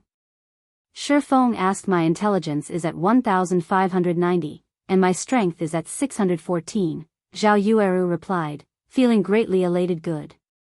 Then temporarily set aside that staff of yours and use this one for the competition, Feng said as he handed Frostflame's Wrath to Zhao Yueru. Chapter 1414, Competition starts. Chapter 1414, Competition starts. This is. As Zhao Yueru gazed at the staff with a red and white glow, its beauty captivated Eros. A fragmented legendary weapon, Frostflame's Wrath radiated an intense powerful the moment it appeared, making ordinary players feel quite uncomfortable. The surrounding mana inadvertently flowed towards Frostflame's wrath, and it instantly became the focal point of the room at this moment. Zhao Yueru wasn't the only one to notice how unique Frostflame's wrath was. Even Gentle Snow and the others had noticed the weapon's extraordinary features. Could that be? Gentle Snow had déjà vu when she saw Frostflame's wrath. A possibility surfaced in her mind, but she quickly shook the thought away, refusing to believe it was feasible. When Zhao Yueru accepted Frostflame's wrath and checked its attribute panel, she was stunned. How is this possible? This is a fragmented legendary weapon? Zhao Yueru couldn't believe her eyes. To obtain a single epic item, a large guild would have to invest countless resources and manpower. At this stage of the game, a first-rate guild would be fortunate to have 7 or 8 epic items. Even the various superpowers had very few epic items. However, even now, no one had heard of any of the superpowers obtaining a fragmented legendary item. First-rate guilds and below could only fantasize of wielding such items, yet Feng had just handed her a fragmented legendary staff. She even began to wonder if Feng had a few hidden backers. You need to keep this staff a secret. You should be aware of the consequences should others discover this matter. Feng whispered a warning. Although he had revealed Frostflame's wrath, not just any player could inspect it. Only the wielder could check its attribute panel. Hence, aside from Zhao Yueru and himself, nobody knew that Frostflame's wrath was a fragmented legendary weapon. However, since Gentle Snow had her own fragmented legendary item, could likely guess the staff's identity. Other players would, at most, assume it was a top-tier epic weapon. After all, fragmented legendary items were truly too rare. Even after 10 years in God's domain, Shadow had never obtained a single fragmented legendary item. Zhao Yueru nodded seriously. She had never expected Feng to let her use such a precious weapon. She wouldn't expose the guild's secrets. Alright, before you enter the competition field, use these all-round devices. How far you go in the competition will depend on you. Feng then took out 10 all-round devices and handed them to Zero Wing's 5 representatives. Each all-round device lasted 4 hours, 1 hour more than the Titan device's duration. 2 all-round devices should be more than enough to last until the end of the ranking competition. Although players weren't allowed to use magic scrolls and items such as berserk potions and frost grenades in the secret pavilion's ranking competitions, they could use anything else. The underground arena's large-scale arena in the Black Dragon Empire could accommodate 100,000 people. Currently, players filled the space. The venue was even livelier than the competitions in the Dark Arena due to the ranking competition's lower restrictions. This time, the secret pavilion had invited all of the local second-rate guilds and above. The local well-known players and adventurer teams had received an invite as well. It wasn't hard to fill the underground arena's largest venue. So many players are participating in the competition this time. I know, right? The last one only included the players from the Black Dragon Empire, but I've heard that quite a few superpowers have sent their newcomers to gain some experience in this competition. In addition, famous experts from the neighboring kingdoms have come to join the fun. The secret pavilion has doubled the number of official slots in the competition. Now, a total of 6,400 people can take part. Many of the top 100 players from the previous competition will likely lose their spots. Ha ha ha. Our 100 Beast Adventurer team's commander and vice commander will definitely rank among the top 200. We'll be able to rank among the top 30 adventurer teams in the Black Dragon Empire. Top 200? Your commander only ranked 40th during the last competition. He'll be lucky to make it into the top 500 this time. I heard that even the FFF adventurer team is only aiming to get 2 people into the top 100. After all, the newcomers from the various superpowers are terrifying. Furthermore, several hundred top and well-known adventurer teams from the neighboring kingdoms have also sent participants. That's right. Don't forget, this competition isn't just a contest between adventurer teams. The Black Dragon Empire's various large guilds are also participating. Those guilds' foundations are far more powerful than adventurer teams. One top-tier expert from a second-rate guild could easily trample an expert from a well-known adventurer team.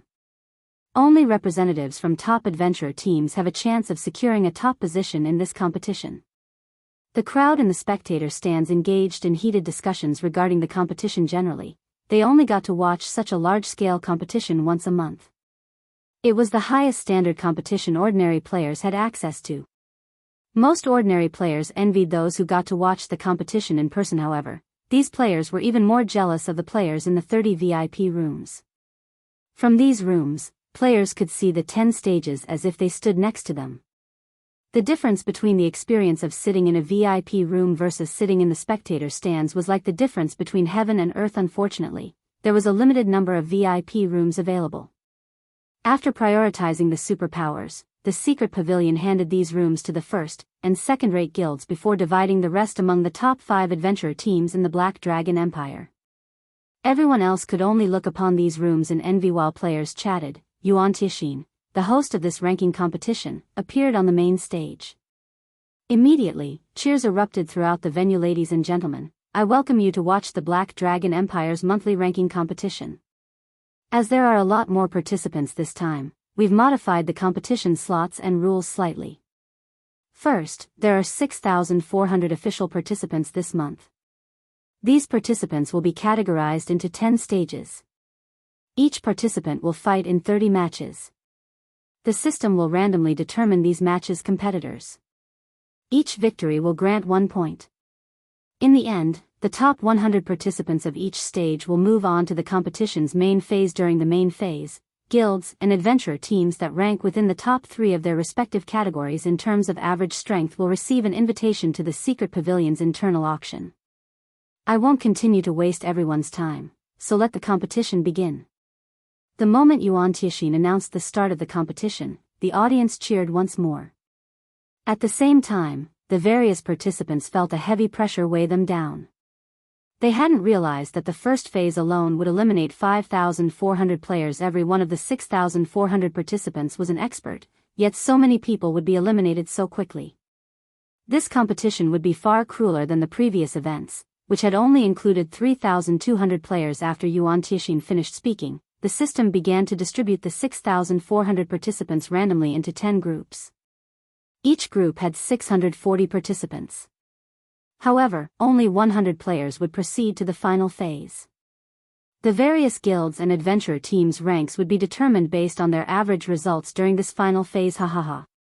Zero Wing is pretty lucky. All 5 of its representatives have been selected for the competition's 2 death groups. Ranking among the top 50 won't be a problem, not to mention ranking among the top 10 guilds in the Black Dragon Empire. Crimson Fox could not help but laugh when he saw the system-generated lists, sneering as he glanced at the VIP rooms above him. Chapter 14:15, Who has bad luck? Chapter 14:15, Who has bad luck? The screens above the 10 stages displayed the participants' numbers in each group. Of course, the various major powers had already investigated the noteworthy participants. The moment the system finished forming each group, they located the noteworthy participant stages. The participants for the 3rd and 5th group are amazing. Isn't number 29 Falling Flowers, the 10th ranked swordsman in the Purple Thorns Empire? Crap. Thorny Language, one of the experts that ranked within the top 100 in the previous competition, is number 1514. The spectators talked among themselves when they saw the name lists on the screens. Group 3 and 5 received the most attention. These 2 groups contained 1/3 of the players who had been predicted to rank among the top 100 this time. The battles in these 2 groups would be very intense. When Gentle Snow saw the lists from her VIP room, her expression darkened. Among Zero Wing's 5 representatives, 2 had been assigned to Group 3, and 3 were in Group 5. It wouldn't have been a problem if these groups had slightly more experts than the others, but that clearly wasn't the case. Among the superpowers newcomers, 13 were in Group 3, and 19 had been assigned Group 5. These 2 groups alone included more than half of the newbies from the various superpowers. In addition, each of these 2 groups had over a dozen representatives from first-rate guilds. They also consisted of many players from the various top adventurer teams. Overall, these people had taken roughly 90 slots among the 2 groups. There were also the various independent experts from the Black Dragon Empire and the neighboring kingdoms.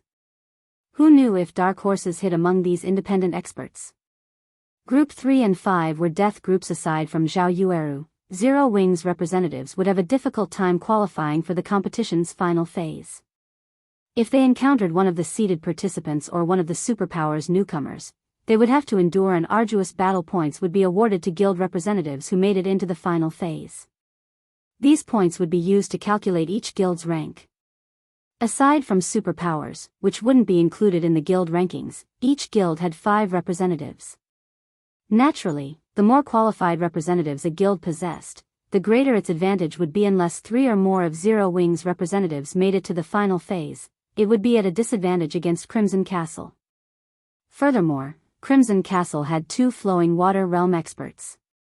Those 2 experts were almost guaranteed to rank quite high during the final phase. Relax. None of them should have any problem qualifying for the next phase, Feng reassured, chuckling when he noticed Gentle Snow's worried look. While there were many experts in Group 3 and 5, Zhao Yueru and the others were no weaklings. Their weapons and equipment ranked among the best in this competition. In addition, they had equipped the all-round device. They had no reason to fear anything less than a refinement realm expert. Feng's confidence rendered Gentle Snow speechless. If this were an ordinary competition, she wouldn't mind losing. In fact, this was a good opportunity for Zhao Yueru and the others to gain combat experience. However, the development of Zero Wings Branch Guild was on the line. If they succeeded, it would further the Branch Guild's progress in the Black Dragon Empire, enabling it to contend with the 5 first-rate guilds in the Empire. If they failed, however, the consequences would force her into an awkward position. After all, she was the Branch Guild's manager. She had no wish to see it fail. As Feng spoke, the competition began. Following which, the system randomly selected participants for the first fight. In the blink of an eye, the list of matchups appeared on the screen above their respective stages. These participants simply needed to enter their respective stages to begin the match. Group 1, number 4187 vs number 712. Group 2, number 1714 vs number 6024. Group 3, number 584 vs number 5513. Matches occurred simultaneously on the 10 stages. While the audience could watch all 10 stages at the same time, the large screens outside the underground arena would only stream the most noteworthy match. That Shield Warrior with the Crimson Shield is so amazing. He actually killed that level 43 Berserker after losing less than 1/10 of his HP. He is pretty powerful. He either blocked or dodged every one of the Berserker's attacks. The Shield Warrior's defense is impeccable. By my guess, he should rank among the top 100 Shield Warriors. The players crowding the open-air bars outside the underground arena heatedly discussed the players as they watched the live-streamed matches. Most of the matches ended quickly. Generally, each match lasted less than 1 minute. Even in a stalemate, the match would end after a certain amount of time, as this was the competition's initial phase. The victors of these matches would be determined by how much remaining HP each participant possessed. As one match after another came to an end, Fierce Snake, who was in Group 3, was called to the stage. His first opponent was a level 45 Guardian Knight. That Berserker, Fierce Snake, really is unlucky. He has to face Flaming Arm, the 37th ranking Guardian Knight in the Empire, in his first match. He can only blame himself for such poor luck. After ranking 37th in the class rankings during the previous competition, Dragon's Abyss, one of the top 5 top adventurer teams in the Empire, recruited Flaming Arm immediately. With the guild's nurturing, Flaming Arm must have improved quite a lot. He shouldn't have any issues ranking among the top 30 in his class rankings.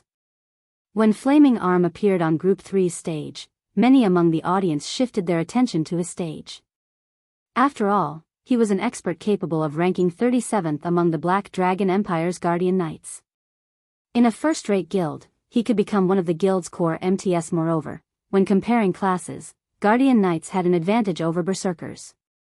The match's outcome was obvious. Zero Wing is actually going to lose its very first match. Crimson Fox laughed as he glanced at Fierce Snake. During the initial phase, each participant had to fight 30 matches. Among the 640 participants in each group, only the top 100 would qualify for the final phase.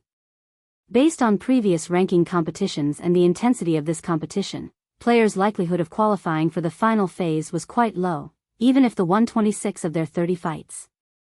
Only those who win 27 matches were guaranteed to qualify. If Fierce Snake lost his very first match, he would have to win 27 of his 29 remaining matches. Such a feat would be ridiculously difficult. Crimson Fox was also quite familiar with Fierce Snake's strength since he was one of the top-tier experts in Zero Wings Branch Guild. Crimson Castle had investigated the Berserker thoroughly. Based on the reports, Fierce Snake would only rank among the top 70 Berserkers in the Empire. Normally, he wouldn't have any trouble qualifying for the final phase. Unfortunately, too many experts were participating in the competition this time. Fierce Snake had also been assigned to one of the two death groups. Now, he had to face Flaming Arm in his very first match. As a result, his chances of qualifying for the final phase had dropped. On Group 3's stage, Fierce Snake and Flaming Arm stared each other down. "You must have crap luck to encounter me in your first match. Well? Are you going to leave the stage willingly? Or do you want me to throw you out?" Flaming Arm snickered at the stern-looking Fierce Snake. Any ordinary expert would normally forfeit a match against him to save their strength for the following matches. If they fought him and revealed their trump cards, only to suffer defeat in the end, they'd pay for it in the following matches. "Our luck hasn't yet been determined," Fierce Snake said, chuckling. "You overestimate yourself." Flaming Arm's gaze sharpened when he heard the bell signal the start of the match. Without hesitation, he activated his Berserk skill, growing significantly larger. Raising his shield, he charged at Fierce Snake. Chapter 14:16, Initial Appearance. Chapter 14:16, Initial Appearance. When Flaming Arm was less than 10 yards away from Fierce Snake, he shouted abruptly. Suddenly, his body released a golden glow. Divine swords began to appear around him, rotating as he moved. Tier 1 skill, Divine Storm. When activated, the skill would deal divine damage to all enemies within an 8-yard radius 3 times. Each attack contained 130% of player's strength and dealt 200% weapon damage. Flaming Arm is merciless. He's using his signature move right off the bat. Signature move? While it looks like he's trying to finish his opponent off with Divine Storm, in reality, he's only using it to trick his opponent into defending themselves or dodging his attack. When his opponent has lost the power to resist, he'll finish them off with Divine Adjudication. Divine Adjudication is an unavoidable skill, and Flaming Arm has relied on it to pass the initial phase during previous competitions. A few participants who were familiar with Flaming Arm could not help but pity Fierce Snake. Although Flaming Arm was a Guardian Knight, he had dumped the majority of his free attribute points into his strength. Moreover, his gemstones were all strength-based. He operated more like a DPS player than an empty. Flaming Arm's strength could even rival top-tier berserkers of the same level. Even his berserk skill was strength-based, increasing his strength by 100%. Not even a top-tier berserker of the same level could compete with Flaming Arm once the Guardian Knight activated his berserk skill. Seeing the enemy Guardian Knight charge towards him fearlessly, Fierce Snake activated Power of Darkness, and faint layers of dark fog swirled around his body. He then rotated as he swung his greatsword horizontally. Whirlwind Slash. Immediately, a black tornado dominated Group 3's stage. "What a fool." Flaming Arm sneered as he put even more power into his charge. When the black tornado and the golden tornado clashed, a powerful shockwave tore through the stage. When the tornadoes scattered, everyone watching was stupefied. Impossible. He blocked Flaming Arm's attack. How high is Fierce Snake's strength? Flaming Arm was a Guardian Knight famed for his strength. Very few players had ever blocked his signature move, but if an opponent could block the first assault and retain their stance, Flaming Arm would lose his opportunity to follow up with Divine Adjudication. Flaming Arm's expression hardened as he glared at his opponent. During the previous collision, Fierce Snake had only been forced to retreat by 1 step. On the other hand, he had taken 3 steps back. He had also lost over 500 HP. The difference between their strengths was obvious. How is his strength so high? Flaming Arm refused to accept this. To help him score well in the competition, his adventurer team had lent him a set of epic bracers, which boosted his strength considerably. With these bracers equipped, he was even confident of securing one of the top 100 positions. Yet he had lost to an unknown berserker's strength. This all-round device the guild leader had me equip is amazing. Fierce Snake couldn't help his shock when he saw his skill completion rate. In truth, his strength attribute was only slightly higher than Flaming Arm's. The main reason behind the outcome of that clash was his whirlwind slash's completion rate. He had achieved a 90% completion rate with his counterattack. This was the first time he had executed whirlwind slash so smoothly. As long as a skill's completion rate rose past 85%, every 1% increase would boost the attack's power. Upon reaching 90%, the skill would undergo a qualitative transformation. It was only natural that Flaming Arm had difficulty blocking his attack. Since I can't overcome his strength, let's see who lasts until the end. Flaming Arm calmed very quickly. Immediately, he activated Protection Blessing. Then, while disregarding his defense, he attacked Fierce Snake ruthlessly, intent on exchanging blow for blow. Protection Blessing halved the damage he received.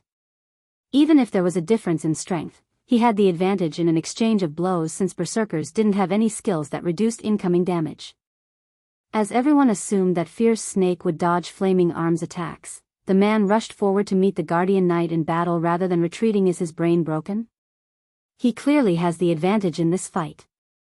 He could easily win if he just waited out Flaming Arm's Protection Blessing, yet he's charging towards his death. Fierce Snake's behavior confused the spectators. Fierce Snake and Flaming Arm engaged in a vicious battle, attacking and defending. However, a Guardian Knight had a much easier time defending against attacks than a berserker. With a slight adjustment of his shield, Flaming Arm could easily guard a large portion of his body. In contrast, Fierce Snake could only protect a limited space. Even with large swings of his greatsword, the difference between their damages was also clear. Even when Fierce Snake's greatsword struck his opponent, his normal attacks only dealt around -3,000 damage.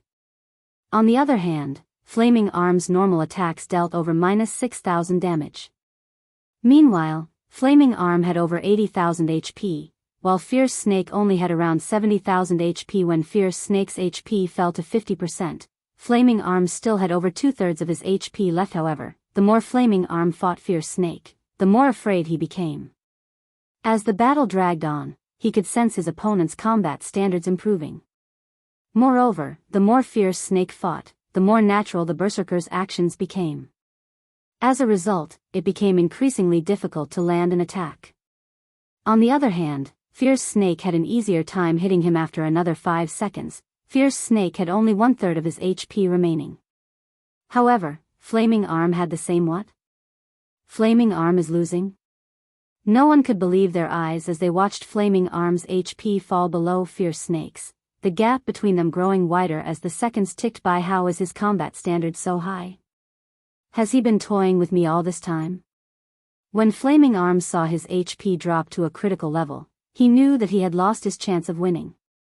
Not only was the difference between their combat standards so great, but his Protection Blessing's duration was running out. What Flaming Arm didn't know was that due to the sudden increase of mana density around Fierce Snake, he couldn't fight at his peak. But as the match progressed, Fierce Snake adapted to the increase brought about by the all-round device. Honestly, Fierce Snake could have ended the battle already. However, fighting a top-tier expert like Flaming Arm was inspiring.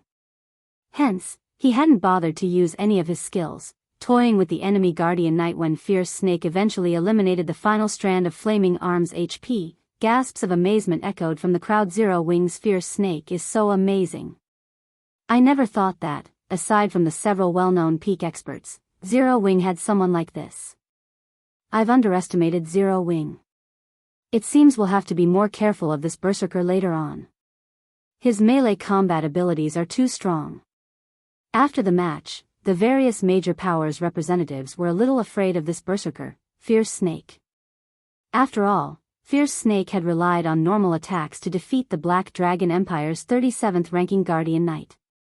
If he had used his skills, he would have wiped the floor with Flaming Arm. After Fierce Snake's match, Windmill, Wild Bone, and Negative Life completed their matches.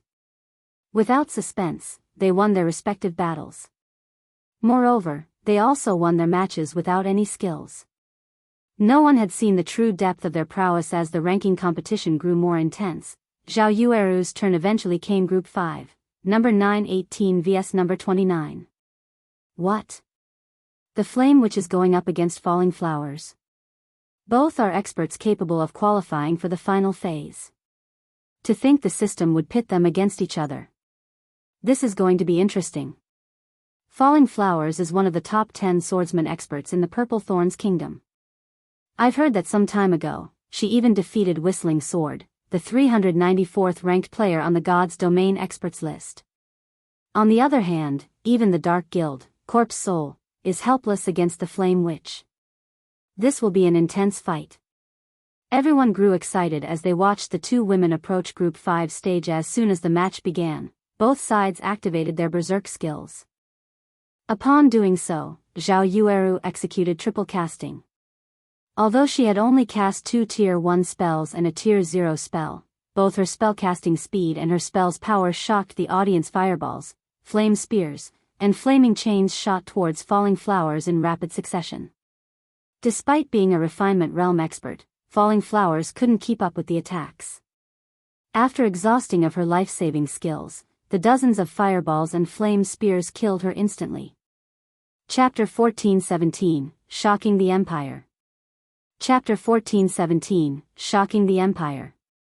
From the moment the bell signaling the start of the match rang until the moment the system displayed its end, less than 5 seconds had passed. The match was so overwhelmingly one-sided that Falling Flowers hadn't even had time to scream before she transformed into particles of light and disappeared from the stage. At this point, Group 5 stage had become a smoldering mess. Huh. Looking at the stage, Zhao Yueru was momentarily dazed. She struggled to believe that it had been her doing what just happened. The audience watching Group 5's battle wore dumbfounded expressions, their minds unable to process the unexpected outcome. Originally, everyone had assumed that the fight was between two players of equal strength. They had never expected this outcome. Triple casting. Just who is she? Blue Phoenix stared at Zhao Yueru in shock. Current peak magical class experts were just barely learning to triple cast, and Zhao Yueru could already triple speed cast. Even Blue Phoenix had yet to grasp that level of the technique. Even after entering the legacy space of Zero Wing's secret spellcasting technique, she had only grasped double speed casting. Moreover, based on the power of Zhao Yueru's spells, it was obvious that her skill completion rates were very high. How many secrets is Zero Wing hiding? Phoenix Rain couldn't help but glance at Zero Wing's room from her seat next to Blue Phoenix. Zero Wing had previously revealed that it had powerful magical class experts such as Violet Cloud, Aqua Rose, and Alluring Summer. Now, the guild had revealed Zhao Yueru. Due to Zhao Yueru's astonishing performance, the audience began to pay more attention to Zero Wing. How strong is Zero Wing? It even has such a powerful elementalist expert. I had thought that Zero Wing's only capable expert was the Sword King, Black Flame. Now, it turns out that the guild has such a magical class expert. After this match, the Black Dragon Empire's players began to look into the guild known as Zero Wing. The moment they did, however, they flabbergasted. They had never thought that Zero Wing would be Star Moon Kingdom's #1 guild. This ranking competition is going to be interesting. So, Zero Wing is pretty strong. We'll likely see a change to the Black Dragon Empire's top 10 guild list.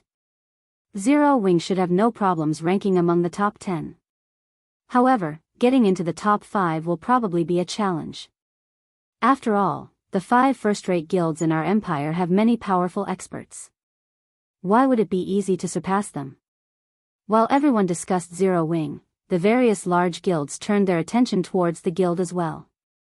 They began to search for a method to deal with Zhao Yueru. Although Zhao Yueru's ability to triple speed cast was powerful, she wasn't undefeatable, following which, the spectators' astonishment grew as they watched one match after another. Zero Wing's 5 representatives improving their battle records: 15 consecutive victories, 20 consecutive victories, 30 consecutive victories. It seemed as if no one could stop Zero Wing's representatives.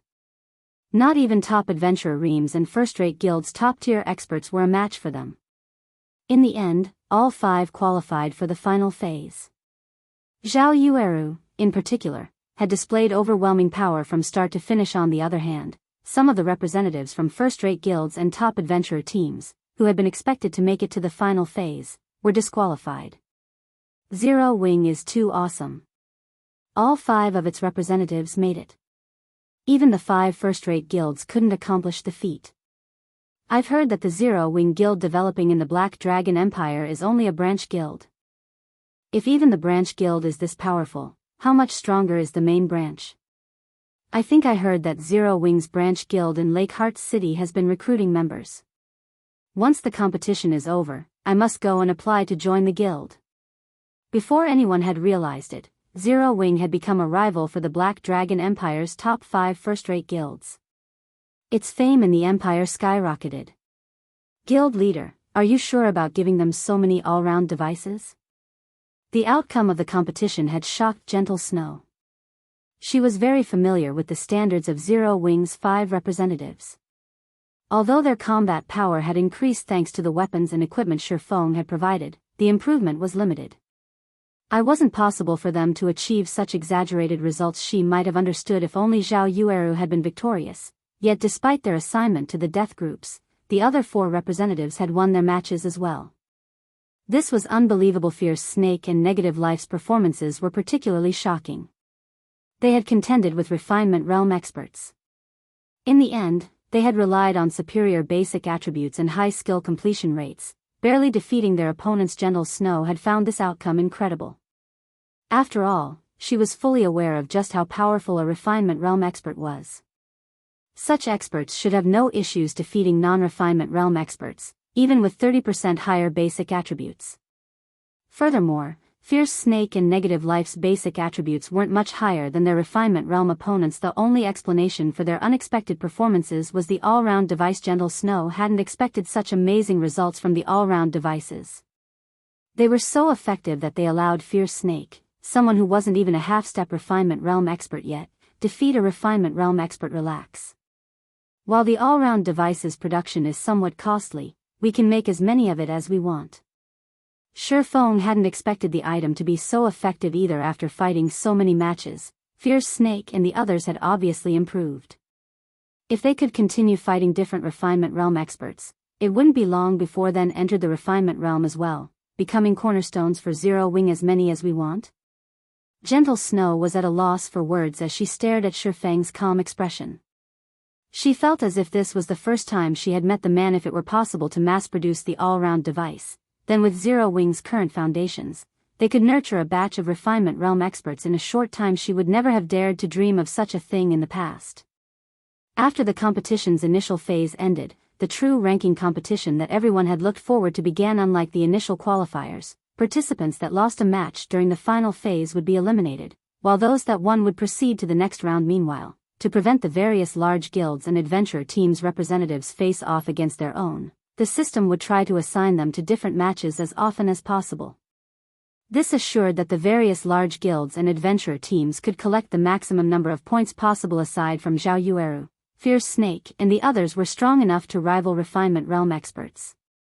In the end, they easily passed the first 3 rounds and ranked among the top 150 in the competition.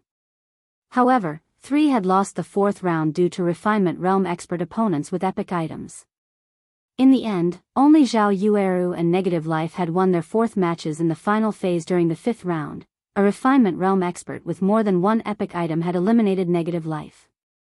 He had lost with little resistance. Guild leader, Zero Wing is far more powerful than we had expected. What should we do now? The shield warrior named Lonely Castle asked Crimson Fox worriedly in Crimson Castle's VIP room. Although the 2 experts 9 Dragons Emperor had sent had made it to the 5th round, the other 3 representatives had been eliminated in the 2nd match. What's there to worry about? Didn't you see Zhao Yueru's next opponent? Crimson Fox asked unhurriedly as he pointed to the virtual screen above the center stage. What? Lonely Castle was stupefied when he saw the names on the screen. He was instantly elated. Zhao Yueru's opponent for the 5th round was Yi Luofei, the FFF Adventure Team's vice commander.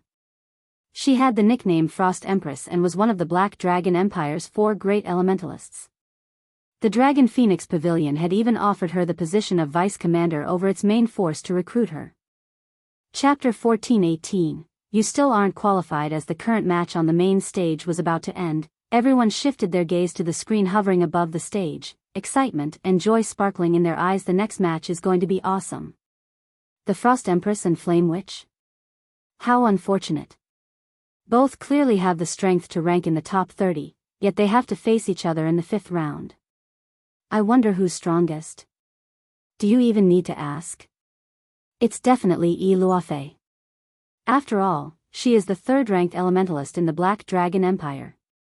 She even ended in the top 20 during the previous competition. In the Black Dragon Empire, practically everybody knew about FFF's Frost Empress. She had soared to fame during the previous ranking competition. Her beautiful face and graceful body had made it into everyone's hearts. Although she hadn't left many battle records in the Black Dragon Empire after the competition, the battle records she had left were terrifying. In one instance, she had annihilated a dark guild by herself. In another instance, she had fought the 5th-ranked player on the Black Dragon Empire's red list, the assassin Hell Prison. To be more specific, Hell Prison had ambushed Luafei. In the end, however, she had defeated the assassin, and he had been forced to retreat. Hell Prison had killed several second-rate guild leaders. Although he had never killed a first-rate guild's leader, he had come very close to succeeding several times. This had earned the various large guilds' hatred. However, they were powerless against the assassin expert, yet after a single failed attempt, Hell Prison had declared that he had given up targeting Luafei. No one knew why he had done so, but the fact that Luafei had forced an assassin like Hell Prison to give up showed how powerful she was. The assassination attempt had been a while ago. Luafei had certainly grown stronger since then. Big Sis reign. It seems that Zero Wing may be in trouble. Luafei is highly talented. The Secret Pavilion has even labeled her as a monster-level genius. Based on the information we currently have, she has grasped at least 2 combat techniques. Moreover, one of them is an advanced combat technique. The Secret Pavilion has tried to recruit her, but she rejected their offer.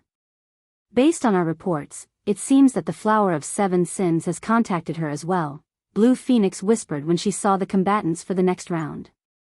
If Zero Wing is defeated here and loses its bet with Crimson Castle, 9 Dragons Emperor will use the opportunity to crush Zero Wing's branch guild.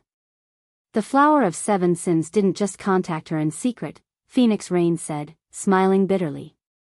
The Great Pavilion Master informed us to give up on recruiting Luafei and to avoid provoking her. She's already become one of the Flower of 7 Sins reserve upper echelons. The Flower of 7 Sins values her. What? She's already a reserve upper echelon? Blue Phoenix was shocked, staring at Luafei below the main stage. Although the Flower of 7 Sins was a mysterious organization, the various superpowers had a certain amount of information on it. Like the Secret Pavilion, it was considered a transcendental power. None of the superpowers would dare underestimate it. The requirements to become one of the Flower of 7 Sins' upper echelons were even stricter than those to become a super guild's upper echelon. As the Flower of 7 Sins was an organization of assassins, strength meant everything. If one wished to become one of the organization's upper echelons, they needed to have the strength to back up the ambition. Every one of the Flower of 7 Sins' upper echelons was an absolute monster. Now that Luafei was a reserve upper echelon, this proved that the Flower of 7 Sins had acknowledged her strength.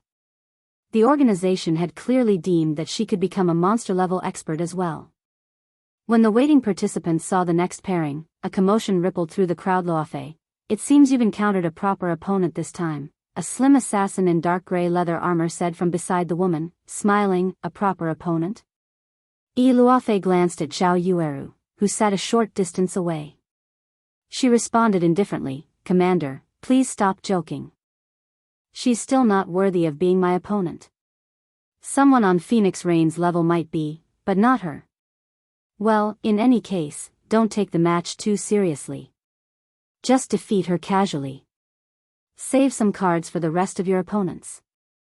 Otherwise, you'll have trouble fulfilling your agreement with the Flower of 7 Sins. Yan Tianxing, the FFF Adventurer Team's commander, said as he glanced at the several cloaked players beside the stage. Commander, rest assured, I'll claim the championship and leave those upper echelons speechless, Luafei confidently declared before walking towards the stage. When the Flower of 7 Sins had tried to recruit her, she had given the organization a condition. She required that they turn FFF into one of the top adventurer teams in God's domain, not just the Black Dragon Empire. However, a large amount of resources would be required to do so. Although the Flower of 7 Sins had agreed to her condition, the organization had offered one of its own. She must secure the championship in this ranking competition. Luafei didn't think too much about the condition. After all, not only had the Flower of 7 Sins given her a top-tier epic staff upon her joining, but it had also sent her into 2 legacy spaces, allowing her to improve tremendously. She had even broken through to the Void Realm, pushing her 5 senses to their very limits. When Luafei and Zhao Yueru stepped onto the stage, cheers erupted throughout the venue. Not only were they gorgeous, but they were also highly venerated experts. I've always heard that Zero Wing is a one-man guild. I never thought that it would have an expert such as you. I had planned to challenge your guild leader during my previous trip to Stone Forest Town, but I never actually met him. After this match, please convey my request to guild leader Black Flame. Tell him that I'd like to challenge him. The time and location are up to him. Iluafe spoke to Zhao Yueru softly. The Flower of Seven Sins had actually given her 2 conditions. If she completed one of them, the organization would agree to her condition, pushing FFF to the heights of God's domain. Obtaining the championship was the first condition. The second was to kill Zero Wing's guild leader, Black Flame. Moreover, the second condition was available long-term. She had watched Black Flame's battle videos. While he was a monster, she was confident of defeating him. The moment Iluafe finished speaking, an uproar shook the arena. What's this? Iluafe just publicly challenged Zero Wing's guild leader? This is interesting. I wonder if Black Flame will accept the challenge? If he does, I have to watch it. As expected of the Frost Empress. She dares to challenge the Sword King. Everyone here was quite familiar with the name Black Flame. After all, he ranked among the top 100 on the God's Domain experts list. The secret pavilion had even given him the nickname Sword King. When he had received it, it had caused quite a stir throughout God's Domain. However, while the crowd cheered over the matter, Zero Wing's members wore ugly expressions. Fierce Snake and the others, who sat below the main stage, were furious. A measly vice-commander of an adventurer team had dared to issue their guild leader a challenge. Zero Wing was Star Moon Kingdom's #1 guild. Luoifei's blatant challenge was no different than spitting on Zero Wing's reputation. She simply wasn't taking Zero Wing seriously in the least. Ha ha ha. Nicely done. As expected of someone the Flower of Seven Sins has acknowledged.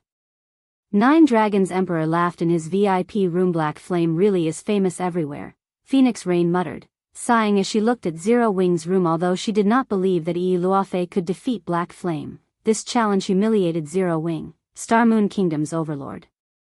If Iluafe defeated Zhao Yueru, the challenge would deal an even greater blow to the guild's reputation. You wish to challenge our guild leader?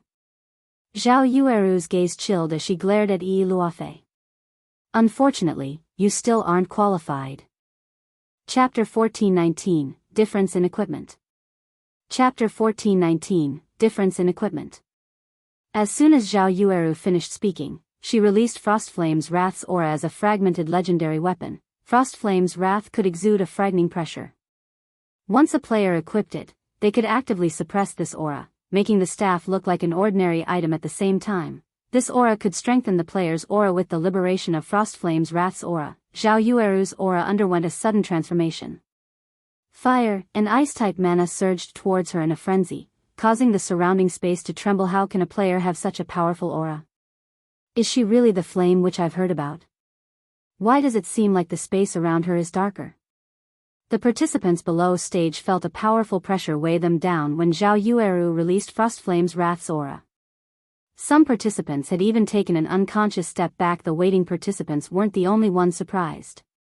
The various large guilds' upper echelons in the VIP rooms were shocked as well.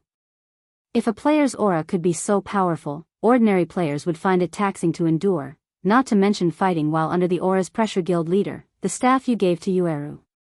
Could it be? Although Gentle Snow suspected that Frostflame's Wrath might be a fragmented legendary weapon, she wasn't certain. After all, fragmented legendary items were simply too rare in God's domain. Even now, no one had heard of any of the superpowers obtaining one. Hence, the likelihood of Feng possessing a second fragmented legendary item should be abysmally low. That's right. It is indeed a fragmented legendary weapon. Moreover, it is a top-tier fragmented legendary staff suitable for elementalists, Feng confirmed. Nodding. Gentle Snow was speechless as she processed Feng's nonchalant explanation. Overwhelmed by shock, very few people likely had a better idea of how powerful a fragmented legendary item was than her. After all, her current armor was fragmented legendary equipment.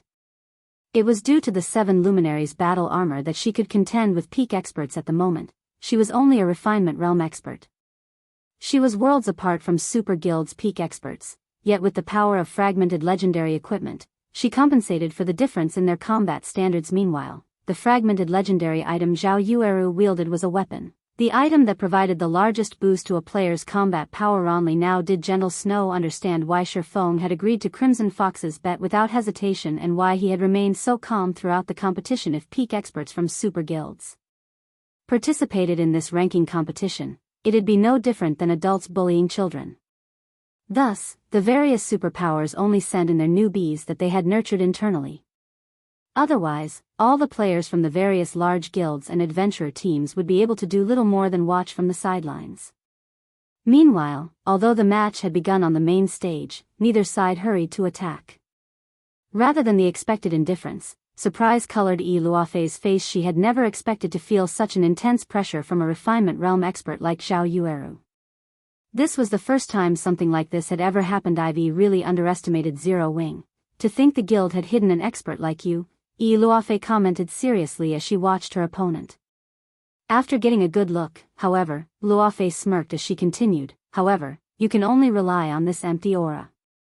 It might be effective against ordinary experts, but it is useless against me. Saying so, Luafei activated her berserk skill. She then began to chant incantations as she wrote runes in the air. Luafei's chanting speed was extremely quick. She wasn't slower than Zhao Yueru in the least. Moreover, compared to Zhao Yueru's chants, Luafei's pronunciation was more accurate. Furthermore, not only did she draw her runes as easily as a graffiti artist, but she also had no inconsistencies. What precise triple speed casting! Blue Phoenix was shocked as she watched the terrifying amount of mana gather around Luafei. Unlike skills, spells had additional variables known as incantations and runes. Meanwhile, due to these two aspects' special characteristics, one could determine the spell's completion rate based on the amount of mana that gathered around the caster even before the spell fully activated. The fact that more mana gathered around Luafei despite both combatants' triple speed casting proved that her skill completion rate was higher. Naturally, her spells would be more powerful. Not one to be outdone, Zhao Yueru had activated Power of Darkness at almost the same time as Luafei activated her Berserk skill, increasing all her basic attributes by 100%. Similarly, Zhao Yueru followed up with triple speed casting a moment later. Both Elementalists completed their spells. Waving their staffs simultaneously, they gestured to their opponents. 3 magic arrays suddenly formed behind both Elementalists. Normally, Zhao Yueru was limited to double speed casting. She could only triple speed cast due to Frostflame's wrath. However, she was limited to the most basic Tier 0 spells for her third cast. This time, she had chosen Flame Barrage. As for her other 2 spells, she went with the Tier 1 Flame Spear and Tier 1 Flame Chains. The former possessed extreme destructive power, while the latter had a certain degree of destructive power while allowing her to restrict her enemy. On the other hand, Luafei, who had relied on her own abilities to triple speed cast, had chosen Tier 1 spells for all 3 casts, Frozen Web, Frost Prison, and Ice Blast. Despite both being elementalists, one woman controlled fire, and the other manipulated ice, creating a dazzling scene on the stage. Although you're very strong, it's a pity that your skill completion rates are too low. Your triple speed casting is a mere facade compared to the real deal. Luafei smiled calmly as she watched Zhao Yueru's flames. She then controlled her ice-type spells to meet Zhao Yueru's spells. Unlike melee players, a clash between magical class players did not rely on one's control of their body. Rather, it relied on one's control over an external object. Many of God's domain spells were ranged. If a magical class player lacked control of their spell, it would be very difficult to hit a moving target. When fire and ice collided, a series of explosions erupted across the stage. Half of the stage transformed into a flaming hell, while the other half had become an icy nightmare. The results were extraordinarily spectacular. However, when their spells clashed, Luafei, who had been confident of her victory, revealed a grim expression. She currently wore 2 pieces of epic equipment, a shirt and a pair of shoes. Her staff was also epic rank, increasing her completion rate with ice-type spells to a certain degree. She could almost achieve an 80% completion rate with all 3 of her spells. No matter how she looked at it, Zhao Yueru's completion rates shouldn't exceed 70%, yet when she pitted her spells against her opponents, her spells were crushed, and Zhao Yueru's spells maintained a significant amount of their power as they continued towards her. This outcome was simply inconceivable. What Yi Luofei didn't know was that Frost Flame's Wrath improved ice and fire-type spells by 1 tier. Although Zhao Yueru had used Tier 1 and Tier 0 spells, they instantly became Tier 2 and Tier 1 spells with Frost Flame's Wrath's buff. Even if her skill completion rates were no more than 70%, Tier 2 spells far surpassed Tier 1 spells with 80% completion rates. Facing the incoming flames, Yi Luofei had no choice but to dodge them with Blink. After all, magical class players weren't like melee players, their attribute point allocation was different. Dodging multiple attacks at once was very difficult for magical class players, following which, Yi Luofei ran around the stage, becoming a more difficult target for her opponent. Unfortunately, this meant that she couldn't triple speed cast. She could only rely on double speed casting. In contrast, Zhao Yueru could stand still and attack Yi Luofei freely. Occasionally, she was forced to dodge an unavoidable spell with Blink, but otherwise, she could easily triple speed cast very quickly. Yi Luofei found herself running on fumes, finding fewer opportunities to retaliate. At the same time, Zhao Yueru shaved away her HP with her spell's residual damage. After 15 seconds, Luofei's HP fell to 50%. On the other hand, Zhao Yueru, who had only occasionally failed to dodge an attack, still had over 90% of her HP. The difference between these fighters was obviously at a glance. I'll admit that your combat standards are higher than mine. Unfortunately, if you can't defeat me despite that advantage, how are you qualified to fight my guild leader? Zhao Yueru quipped as she stopped her attacks suddenly.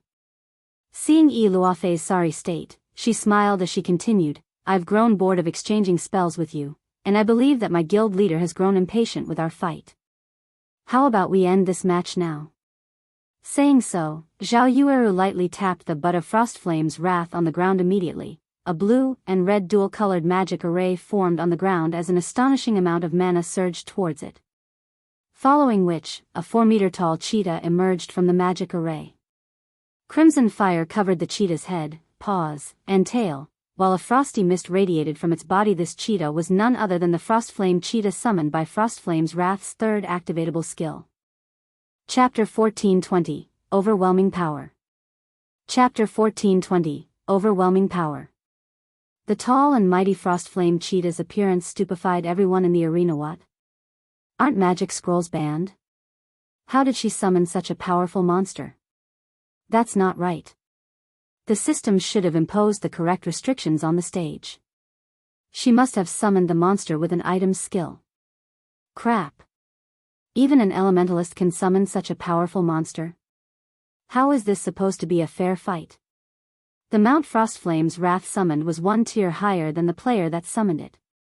Since Zhao Yueru was a Tier 1 player, the Frostflame cheetah she had summoned was a Tier 2 lord. Normally, soloing a lord-ranked monster of the same level wasn't a problem for peak experts like Yi Luofei, but if one summoned a lord-ranked monster during a one-on-one PvP battle, their opponent would be at an overwhelming disadvantage if they couldn't do the same. Furthermore, Zhao Yueru had already proven that she had an advantage over Yi Luofei.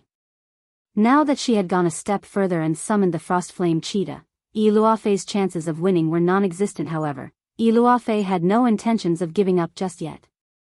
She immediately responded by casting the Tier 1 curse, Extreme Frost Waterfall, and the Tier 1 spell, Frost Barrier. Walls of solid ice began to form around Zhao Yueru, trapping her within. Meanwhile, a massive, blue magic array appeared above her, gusts of cold air blasting down from the array. Zhao Yueru didn't attempt to dodge the incoming cold air. Instead, she waved Frostflame's Wrath and used the Tier 1 spell, Flame Dragon's Dance. Immediately, a crimson magic array formed beneath Zhao Yueru's feet. 2 serpentine dragons of fire then emerged, intertwining as they flew to meet the frost gusts of air. Boom. Boom. Boom. When ice and fire tangled, white mist filled the space above Zhao Yueru. Not only did Flame Dragon's Dance crushed Yi Luofei's Extreme Frost Waterfall, but the high temperature also melted the ice walls trapping Zhao Yueru. In the end, Yi Luofei's spells failed to deal even a single point of damage. Even a Tier 1 curse is useless? Luofei was dazed for a brief moment after watching her Extreme Frost Waterfall fail a Tier 1 curse rival Tier 2 spells. Such a spell could even injure Lord-ranked monsters, yet such a powerful attack had been utterly useless against Zhao Yueru's Tier 1 spell. The various guilds' upper echelons in their VIP rooms were stunned. A Tier 1 spell crushed a Tier 1 curse. Just how wide is the attribute gap between these two? Blue Phoenix stared at Zhao Yueru incredulously. There was only one possible explanation. The gap between the women's attributes was just massive, enough to make up for the difference in tiers. Yet, based on the reports, Luofei should have at least 3 epic items on her. With her high level, the woman's basic attributes should be near the peak of God's domain. Even if some players had higher attributes, there should be a limit to how high those attributes could go. After all, epic items were not cabbages that could be purchased at the local market. Sure enough, weapons provide a higher buff than a piece of equipment. Gentle Snow could not help but sigh as she watched her friend's incredible performance. If it were up to her, she'd have a difficult time defeating Luofei without activating twofold Berserk, yet Zhao Yueru easily triumphed despite having a single Berserk skill. Of course, the fact that both women were Elementalists was part of the reason. When both combatants were of the same class, the difference between their strength depended on the individual's combat standards, attributes, and skills. However, the main reason for such a gap was the massive difference between their equipment quality. Moreover, Zhao Yueru currently had 3 epic items on her. Among the players in this ranking competition, one could count the number who had 3 epic items on one hand. Hence, Luofei's defeat was natural. As everyone recovered from their shock of seeing Zhao Yueru's attack, the Zero-Wing representative commanded her Frostflame Cheetah to pounce on Luofei. Although the Frostflame Cheetah was only a Lord-ranked monster, it still posed a significant threat to Tier 1 experts. This was especially true for magical classes, who were not fond of speed-type monsters. Luofei was forced to turn her spells against the Frostflame Cheetah while keeping an eye on Zhao Yueru's movement. Seeing the cheetah distract Luofei, Zhao Yueru revealed a smile and waved Frostflame's wrath before pointing it to the sky. A large magic array then covered over half of the stage as it manifested above the fighters. The waiting participants gasped. Despite being below the stage and knowing that they were safe from the current battle, the participants felt the threat of death loom over them. Even a fool could tell that Zhao Yueru had cast a large-scale destruction spell. Die. Zhao Yueru abruptly swung down her staff. Immediately, the entire stage trembled as the area's ice and fire-type mana went berserk. This move was none other than Frostflame Hell, one of Frostflame's Wrath's activatable skills.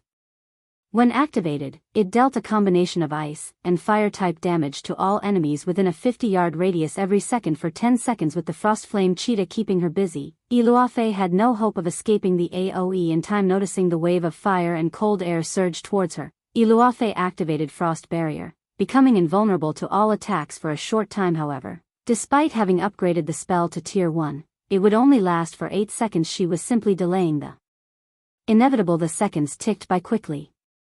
When the 8 seconds were finally up, the frost barrier shattered, and the rampaging ice and fire-type mana killed Luofei instantly. As Frostflame Hell dissipated, the spectators could see how miserable a large portion of the stage looked. Silence filled the waiting area below the stage. Although the system had announced the victor, none of the waiting participants cheered. Watching this match had inspired a deep despair in every one of them. They all thought that Zhao Yueru had simply been too cruel. First, Zhao Yueru had summoned a Tier 2 Lord to distract her opponent. Then she used a large-scale destruction spell to end the match. Even with a skill that provided invulnerability, Zhao Yueru's spell would eliminate any opponent unless their life-saving skill lasted for more than 10 seconds. As for closing in on Zhao Yueru and facing her in close quarters, such a strategy would be suicidal. With the woman's ability to triple speed cast, the closer one was to the spellcaster, the harder spells were to dodge. Players would also have to deal with a Lord-ranked monster harassing them. Who could possibly beat Zhao Yueru in a one-on-one? Her power was overwhelming. To deal with someone like Zhao Yueru, one would need an ally or the ability to summon a powerful monster with their weapons or equipment. Otherwise, the woman was nearly invincible. She lost? Yan Tianqing could not help his bitter smile as he watched Zhao Yueru on the stage. He had never imagined that a monster like Zhao Yueru occupied the Black Dragon Empire. When she got serious, she could even render a peak expert like Luofei utterly powerless. When Luofei resurrected below the stage, her gaze shifted to her previous opponent. Her declaration to challenge Black Flame was nothing more than a joke now. She still found it hard to believe that she had been defeated so easily now. She more or less understood why the Flower of Seven Sin's second condition was long-term. She had assumed that the second condition would be easier to fulfill than the first, but looking at it now, it was obvious that the second condition was, by far, the more challenging in the Flower of Seven Sin's opinion. She wouldn't be capable of defeating Black Flame for some time. Hence, the organization had set this condition. Chapter 1421, Dragon's Graveyard. As Zhao Yueru descended from the stage, the waiting participants instinctively stepped aside, opening a path for her. They had heard that she had killed a dark player twice after some dark guild had provoked her, dealing a heavy blow to the guild. While experts like themselves had assumed that had been a joke, they'd have to rein in their courage to stop trembling if Zhao Yueru even glanced their way. They had to be careful around her. Should they accidentally annoy the woman, they might die the moment they left the city. The Flame Witch is too awesome. She might even secure one of the top 10 spots. Top 10?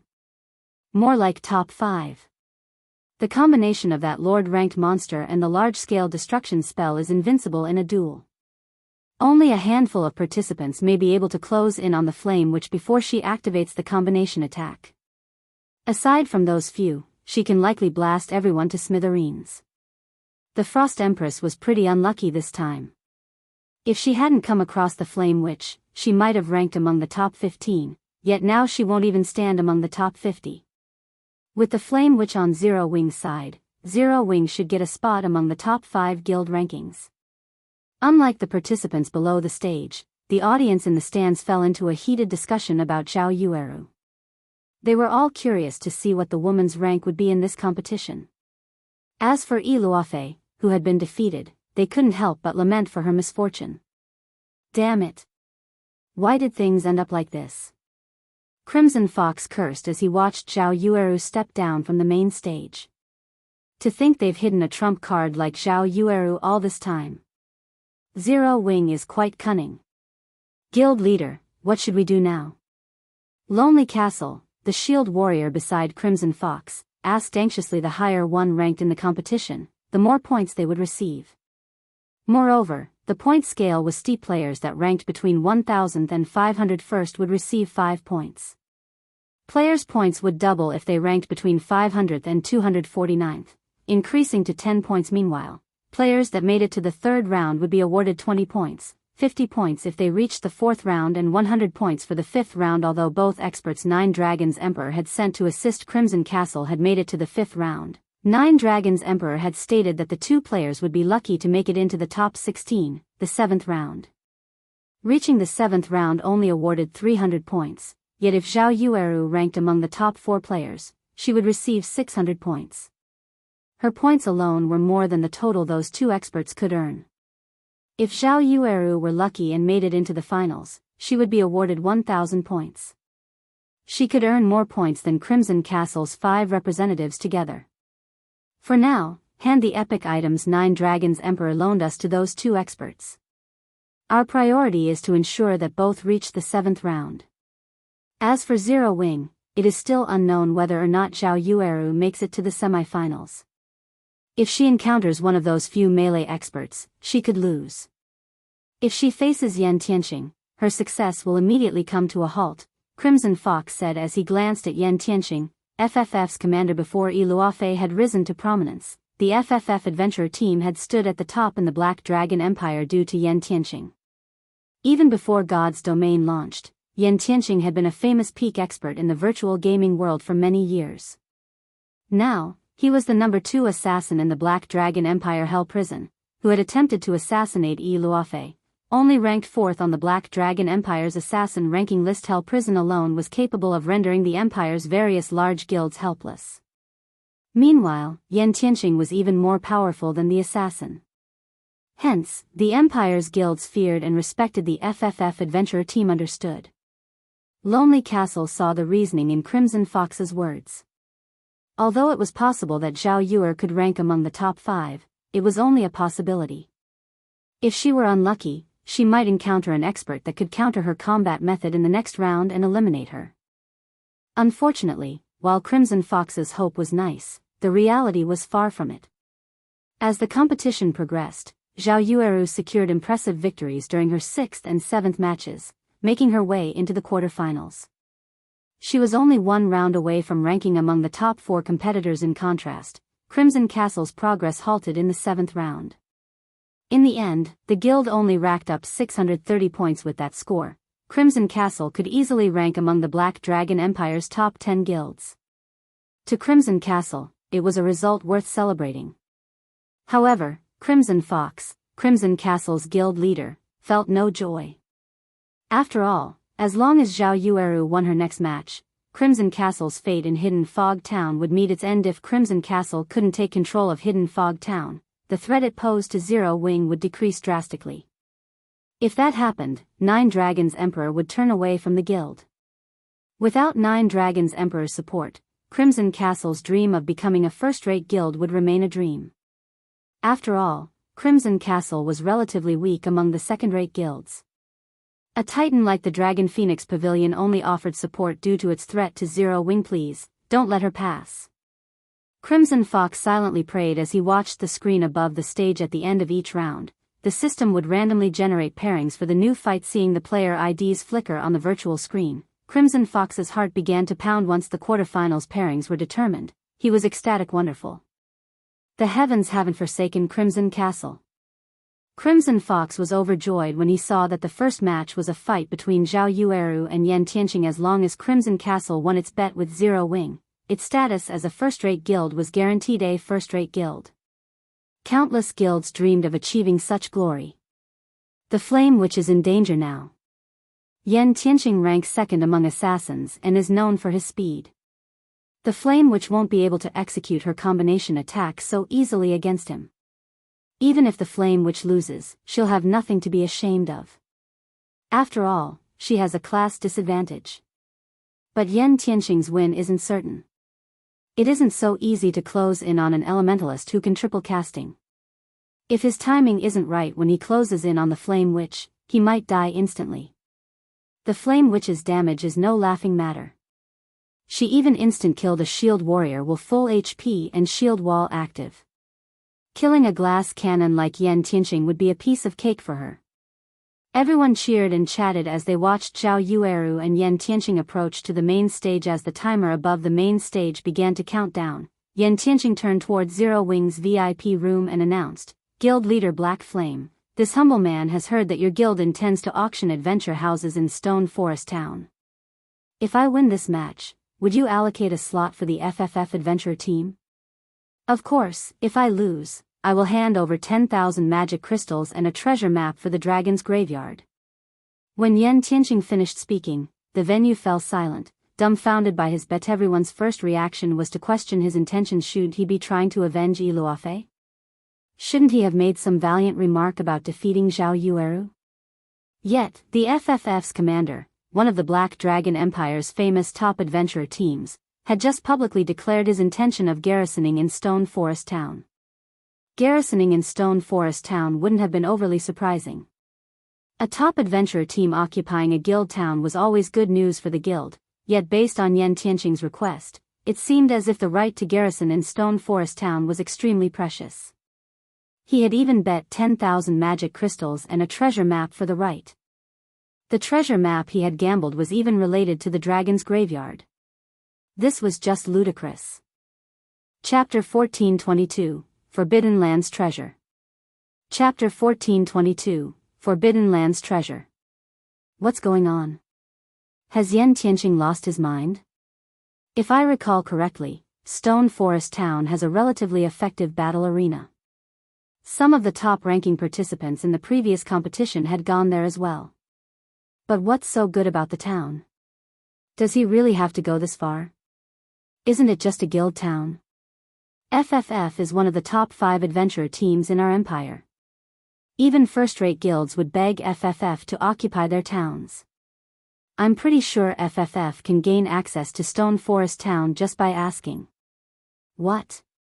Don't you know? Many experts are trying to train in Stone Forest Town's battle arena. I've heard that the advanced combat rooms are super amazing. They can create a perfect replica of the player that enters the room. The replica can even execute all of the player's skills and spells at 100% completion rate. Those rooms are more effective than fighting an expert of the same caliber. That's right. Firecloud Fox's Remnant Cloud and Graceful Moon visited Stone Forest Town's battle arena and used the advanced combat rooms multiple times. Both managed to rank among the top 500 in this competition. Their performance was significantly more impressive than last time. Remnant Cloud's combat power has improved so much that he even beat his old rivals. Stone Forest Town doesn't only have its battle arena. It also has an advanced auction house with a built-in bartering function. Due to the battle arena and the advanced auction house, Stone Forest Town has become Star Moon Kingdom's undisputed #1 guild town. I've heard about that, too. Many top and well-known adventurer teams in Star Moon Kingdom and several neighboring kingdoms are trying to garrison in Stone Forest Town. Unfortunately, Zero Wing only plans to open 5 adventurer houses to the public. The various adventurer teams are frantically collecting funds. When the time comes, the competition for those adventurer houses will be intense. Though, it is surprising that even an adventurer team like FFF is interested in the town. For a time, many people, both in and outside of the arena, discussed Zero Wing's Stone Forest Town. Many of the Empire's players began to gain some understanding of the guild town when the advanced combat rooms, in particular, came up in conversation. Many expert players' eyes shone with excitement. Players were more interested in improving their skill completion rates than fighting experts of the same caliber. Most layers of their standards plateaued around 80% skill completion rates. Only after achieving an 85% skill completion rate could they truly exert 100% of their skill's power and effects. Now that they knew they had an opportunity to improve their skill completion rates, why would they ignore it? While the players in the spectator stands discussed Stone Forest Town, the various guilds' upper echelons in the VIP rooms glared at Yen Tianqing. Has Yen Tianqing lost his mind? He's using the Dragon's Graveyard's treasure map as a wager. Doesn't he know what the Dragon's Graveyard is? When the upper echelons heard the proposed bet, their eyes became bloodshot with anger. While the majority of the Black Dragon Empire's guilds didn't know about the Dragon's Graveyard, first- and second-rate guilds such as theirs had investigated the area. Naturally, they had some understanding of the treasure map. One of the reasons for the Black Dragon Empire's names was the Dragon's Graveyard within its territory. According to legend, the Dragon's Graveyard had been home to the Black Dragon tribe. However, for some unknown reason, that location had become a dragon graveyard. Dragons were known for their love of treasure. Needless to say, dragons' habitats would contain unimaginable treasures. Although the Black Dragon Empire had embarked on several expeditions into the Dragon's Graveyard, the Empire had eventually given up on the map and labeled it a forbidden land due to the severe losses it suffered during such expeditions. If one had a treasure map for the area, they could gain frightening wealth. To solidify this assumption, their guilds had secured an astonishing bounty after exploring the Dragon's Graveyard's outer region. Upon reaching level 50, drop rates from monsters decreased drastically.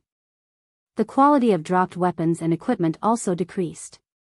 When killing level 50 Great Lords, players generally only obtained a single piece of level 50 mysterious iron equipment. However, it was a different story in the Dragon's Graveyard as its level 50 Great Lords dropped level 50 secret silver equipment. Meanwhile, a treasure map was akin to a treasure chest, but unlike treasure chests, players had to hunt down their prize after obtaining the map. Fortunately, the extra step meant greater rewards. Treasure maps weren't differentiated by rank either. Rather, the value of a treasure map was based on the danger of its location as a forbidden land. The Dragon's Graveyard's treasure map would likely lead to more than one epic item. Why wouldn't they be jealous? The only problem was the graveyard's severe environment. Upon entering the map, players' combat power would fall below 10%. Players would also find it difficult to activate Tier 1 skills and spells. Generally, they were limited to Tier 0 abilities. Players had to pay a hefty price to deal with a level 50 Great Lord. Furthermore, Great Lord-ranked monsters were common in the Dragon's Graveyard. There were also quite a few Grand Lords. Commander Yi Luofei, who watched from below the main stage, stared at Yen Tianqing with confusion. Did you really have to expose that item just for an adventure house? The FFF adventure team had been on many adventures. It had uncovered many opportunities as well. Among the various opportunities, the greatest had been their acquisition of an epic ranked item called the True Orb from an ancient ruin. With this orb, Yan Tianqing even had a high chance of defeating the Black Dragon Empire's #1 assassin. They had obtained the Dragon's Graveyard's treasure map from a dark gold treasure chest in the same ruin. One could just imagine how valuable it was. Yi Luofei couldn't understand Yan Tianqing's decision. Even if their adventurer team wanted to occupy Stone Forest Town, they could compete for the opportunity in the auction. With the FFF adventurer team's financial strength, they were likely to win a slot. This gamble was just unnecessary. Guild Leader, the Dragon's Graveyard is a super large-scale map in the Black Dragon Empire with extremely abundant resources. The treasures in the area are extraordinary. However, due to the harsh environment, most large guilds have struggled to pioneer the map. Gentle Snow explained. Yan Tianqing is quite generous. Feng could not help but laugh. He must know that the competition for the Garrison slots is going to be intense. But by using the treasure map as bait to convince me to agree to the bet, isn't he worried about losing it? Naturally, no one in God's domain understood the Dragon's Graveyard better than him. According to his memories, there were a total of 3 treasure maps for the Dragon's Graveyard, which corresponded to the outer region, the inner region, and the map's core, respectively. Meanwhile, the treasures in each of these areas were better than the last. The wealth one could gain in the outer region was the equivalent of several dark gold treasure chests. It was rumored that the items one could find in the inner region were the equivalent of 2 or 3 epic treasure chests. As for the core, the treasures there were the equivalent of 1 or 2 inferior legendary treasure chests. Although Feng had no idea of which treasure map Yan Tianqing possessed, the items in the outer region were already hard to come by, much less those in the inner and core regions. Since he wants to gamble, I have no reason to reject his offer. Feng then contacted Zhao Yueru and ordered, agree to the bet. Understood. Zhao Yueru nodded. This match is very important. You don't need to hold back, Feng added. Can I really use that move? Zhao Yueru was confused. However, a hint of anticipation flashed in her eyes. Before the competition had begun, Feng had forbidden her from using all of her strength in battle. His reasoning was very simple.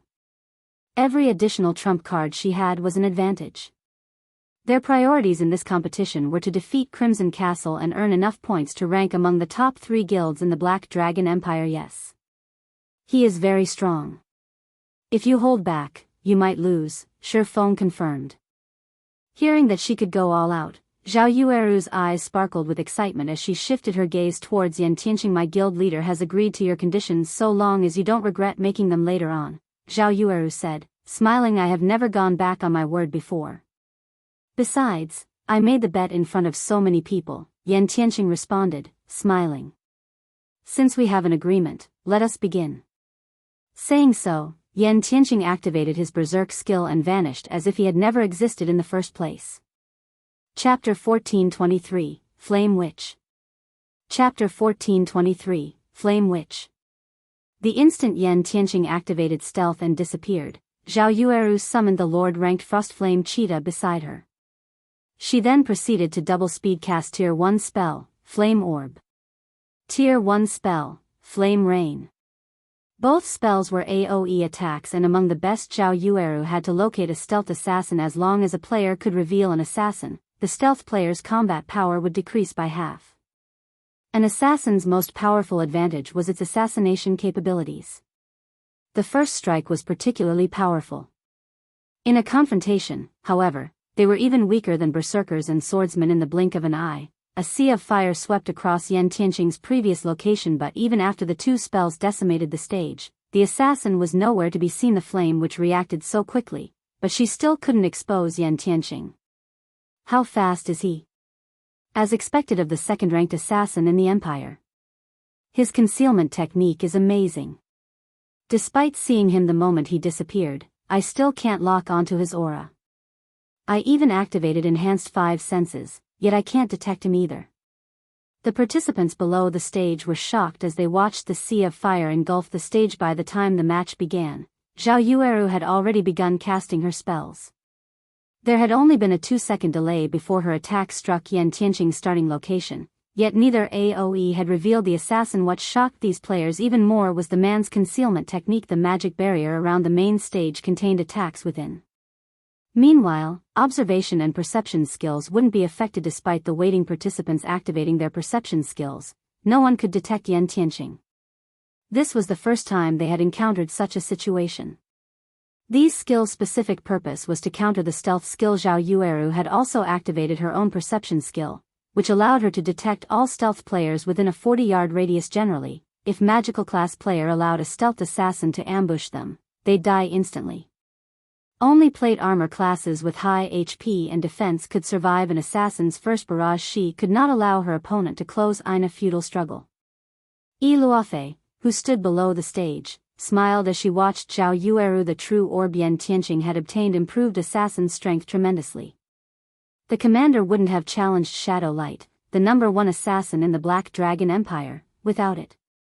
Not even the Dragon Phoenix Pavilion could do anything against that man. Meanwhile, one of the true orb's effects increased stealth-related skills by 100%. This halved the effectiveness of other players' perception-related skills. As a result, perception skills with a 40-yard range would only detect Yan Tianqing when he was within 20 yards. Although the difference was only 20 yards, it could determine whether or not a player died. Within that range, assassins could use shadow steps, appearing directly behind a player. Yan Tianqiang quietly circled to 25 yards behind Zhao Yueru, but he didn't rush in to attack. Although shadow steps allowed him to appear behind Zhao Yueru instantly, Zhao Yueru was an elementalist. If she reacted quickly enough, she could use an invulnerability skill or blink to escape. He needed to find her blind spot, leaving her no opportunity to defend herself. However, Zhao Yueru was no greenhorn. Every player had weak points and blind spots, and it was especially true for their backs. Hence, Zhao Yueru had stationed the Frostflame Cheetah behind her. Not only would this hinder Yan Tianqing's vision and boost her defense, but she could also launch a powerful counterattack on the off chance Yan Tianqing attacked or stunned her for a time. All anyone could see was Zhao Yueru standing in the center of the stage with the Frostflame Cheetah watching her back as she launched one Tier 0 spell after another. Meanwhile, Yan Tianqing continued to circle his opponent, searching for an opportunity to strike. After nearly 3 minutes, Yan Tianqing could not help but admire Zhao Yueru's tenacity. The Elementalist left him no openings. The Frostflame Cheetah, in particular, posed a huge problem. It seems that I'll have to use that move. Yan Tianqing smiled bitterly as he examined Zhao Yueru's impeccable defense. Suddenly, Yan Tianqing split into 2 identical copies with the same attributes. The 2 clones were impossible to differentiate. Both copies remained stealth. This move was one of the true orb's skills, True Phantom. It allowed the user to summon a doppelganger that had 100% of the player's attributes and every skill the user had learned. The skill had a 3-minute duration. If either the doppelganger or the main body survived the duration, the user would as well. When Yan Tianqing had activated True Phantom, Zhao Yueru had ceased her bombardment. Taking a deep breath, she examined her surroundings. Since you don't want to come out, I'll force you to. Zhao Yueru waved Frostflame's Wrath with Zhao Yueru as the center. A translucent barrier ballooned outward. In the blink of an eye, the barrier enveloped a radius of 100 yards, half of the stage. This was Frostflame's Wrath's second active skill, Frostflame Space. When activated, its effects would resemble that of a domain. Yan Tianqing immediately felt his attributes decrease. In the blink of an eye, he only had 70% of his total attributes remaining. In contrast, Zhao Yueru's aura had grown significantly more powerful. What? Yi Luofei stared at his enemy in shock. Suddenly, 2 more Zhao Yuerus appeared on the stage. One of them wore flaming red robes, while the other was clad in icy blue. These 2 doppelgangers possessed 100% of the caster's attributes, and both radiated a terrifying aura of their own dye. Yan Tianqing quickly realized how severe his situation was. If Zhao Yueru and her 2 doppelgangers bombarded the stage randomly, they would find him. Immediately, Yan Tianqing responded with shadow steps, appearing behind Zhao Yueru's real body.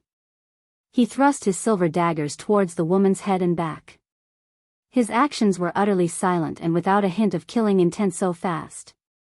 Despite her 5 senses pushed to their limits, the flame which only noticed that she was under attack after the assassin's daggers were moving. However, when Yan Tianqing's daggers were only an inch away from reaching Zhao Yueru, the latter vanished and reappeared 15 yards away. Close 1. Zhao Yueru breathed a sigh of relief as she saw Yan Tianqing, whose figure had finally appeared.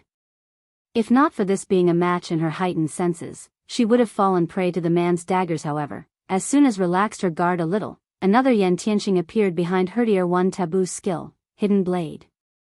The Yen Tianqing vanished again before immediately reappearing before the Elementalist. Before Zhao Yueru could react, 6 black shadows flew towards Zhao Yueru's heart, each attack dealing over -30,000 damage. The woman's HP instantly plummeted to 0. What? Everyone in the arena was dumbfounded when they saw Zhao Yueru hit the ground. Who could possibly avoid such an attack? Despite everyone's belief that the match was over, the bell never signified its end. Unexpectedly, Zhao Yueru's doppelgangers smiled from beside her real body. Both responded by waving their staffs. Chapter 1424, Cataclysmic Spell. Chapter 1424, Cataclysmic Spell. She's not dead? This is a lie, right? Didn't he kill her main body? When the two Zhao Yuerus raised their staffs on the stage, the audience looked as if they had seen a ghost. When they saw the clone's smiles, chills crawled down their backs, and they couldn't help the thought that she really was a witch. God's domain had many doppelganger skills to offer, but they had never heard of one that allowed the doppelgangers to continue moving after the main body had died. Impossible. Could she also? Iluafei stared at the Elementalist clones in red and blue in shock. The situation had also caught Yen Tianqing off guard. 2 magic arrays appeared behind each of the 2 Zhao Yuerus, and immediately, the ice and fire-type mana on the stage went berserk as it formed a tornado of frost and flame. Like a whale inhaling water, the 4 magic arrays devoured the mana. 4 walls of ice trapped the assassin clone that had killed Zhao Yueru's original body. At the same time, flames emerged from the ground and swept down from the sky, completing Yen Tianqing's confinement without warning. The frost flame cheetah pounced on the other Yen Tianqing. Since the man had already left stealth, his combat power had decreased by half. Although the frost flame cheetah couldn't kill Yen Tianqing, it was more than enough to distract him for a moment. Realizing the danger he was in, Yen Tianqing hurriedly controlled his copy within the walls of ice and used wind steps, taking advantage of the brief invulnerability effect the skill provided to block Zhao Yueru's fire spell. He then used Shadow Assault on an ice wall in an attempt to break free from the frost barrier. Yet, before his 2 daggers could reach the frost barrier, an ice wall appeared and blocked his weapon's advance. When his daggers struck on the ice wall, they merely cracked it. They did not shatter the barrier.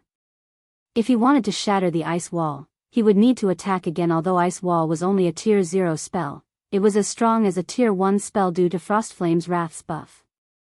Ordinary players couldn't even shatter a Tier 0 ice wall easily, much less a Tier 1 ice wall. Although Yen Tianqing was a peak expert, at the end of the day, the assassin class didn't specialize in strength. If he were a peak berserker expert, however, he might have a chance of shattering a Tier 1 ice wall with a single attack. After Wind Step's brief invulnerability ended, Yen Tianqing reluctantly activated Vanish before shattering the ice wall before him. But Zhao Yueru had no intention of letting the man escape. Without chance or runes, she cast another ice wall to block Yen Tianqing's path. Vanish only provided 1 second of invulnerability.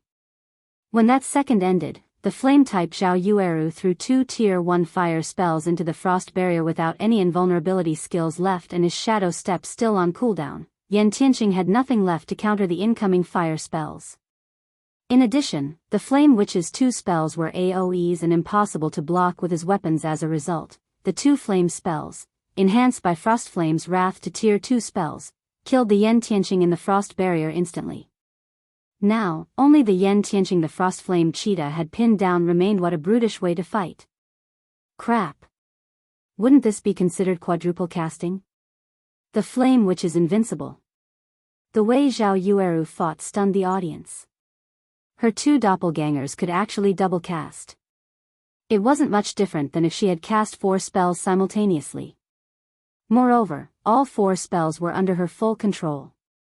To make matters worse, all 4 spells were overwhelmingly powerful. A doppelganger? Zhao Yueru muttered as she watched the Yen Tianqing in the frost barrier disappear before turning to the assassin retreating from her. Revealing a smile, she muttered, "Do you think you're safe just because you put some distance between us?" Immediately, Zhao Yueru's ice and fire-type doppelgangers began to double cast again with Yuan Tianqing's speed. He'd be difficult to trap with frost barrier again. Hence, Zhao Yueru didn't use the same approach. Instead, she switched to Tier 1 spells that focused on crowds. In the next moment, over 70 fire arrows, fireballs, ice spears, and ice arrows formed behind the doppelgangers. These spells then flew towards their target. Everyone fell silent as they watched the ice and fire-type spells fill the sky. Moreover, Zhao Yueru's control over these spells was exceptionally precise. Despite Yan Tianqing moving so quickly that he left behind afterimages, most of the Elementalist spells struck the assassin. As a result, Yan Tianqing was forced to block the incoming attacks with his weapons and had no choice but to use wind steps to defend himself. However, while Yan Tianqing's speed was astonishing to ordinary players, to Zhao Yueru, whose physique had improved by 50% thanks to Frostflame Space, Yan Tianqing wasn't particularly fast. At best, he was only as fast as an ordinary expert. She had no issues landing her attacks. Meanwhile, the agility-specialized assassins couldn't easily block spells with Tier 2 power. Yan Tianqing's HP fell with each hit he took. It was only a matter of time before his opponent carved it all away. As they watched, the participants below the stage felt goosebumps cover their skin. How was this a one-on-one fight? It wasn't any different than facing a 20-man magical team's bombardment. Who could survive such ruthless attacks? In the past, these players had assumed that the assassin class countered magical classes, but Zhao Yueru had destroyed that idea. She had actually hidden her strength during our fight? Frustration and rage burned in Yi Luofei's gaze as she glared at Zhao Yueru. She wasn't particularly frustrated about her defeat. After all, she had suffered countless losses before becoming famous, but this was the first time she had met someone who could best her while hiding so much of their prowess.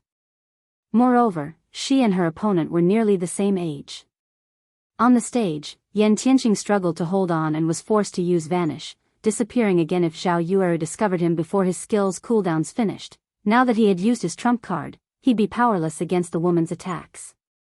However, if he could stay hidden until his skills were available again, he could turn the battle around. I've been waiting for you to use this move. Despite her opponent vanishing, Zhao Yueru didn't panic. She licked her lips playfully as she said, "Let's put an end to this match." If the main body died after she used Frostflame Space, she wouldn't be able to use any of her weapon or equipment skills. She could only use the skills and spells she had learned. However, the ice and fire-type doppelgangers didn't have that restriction.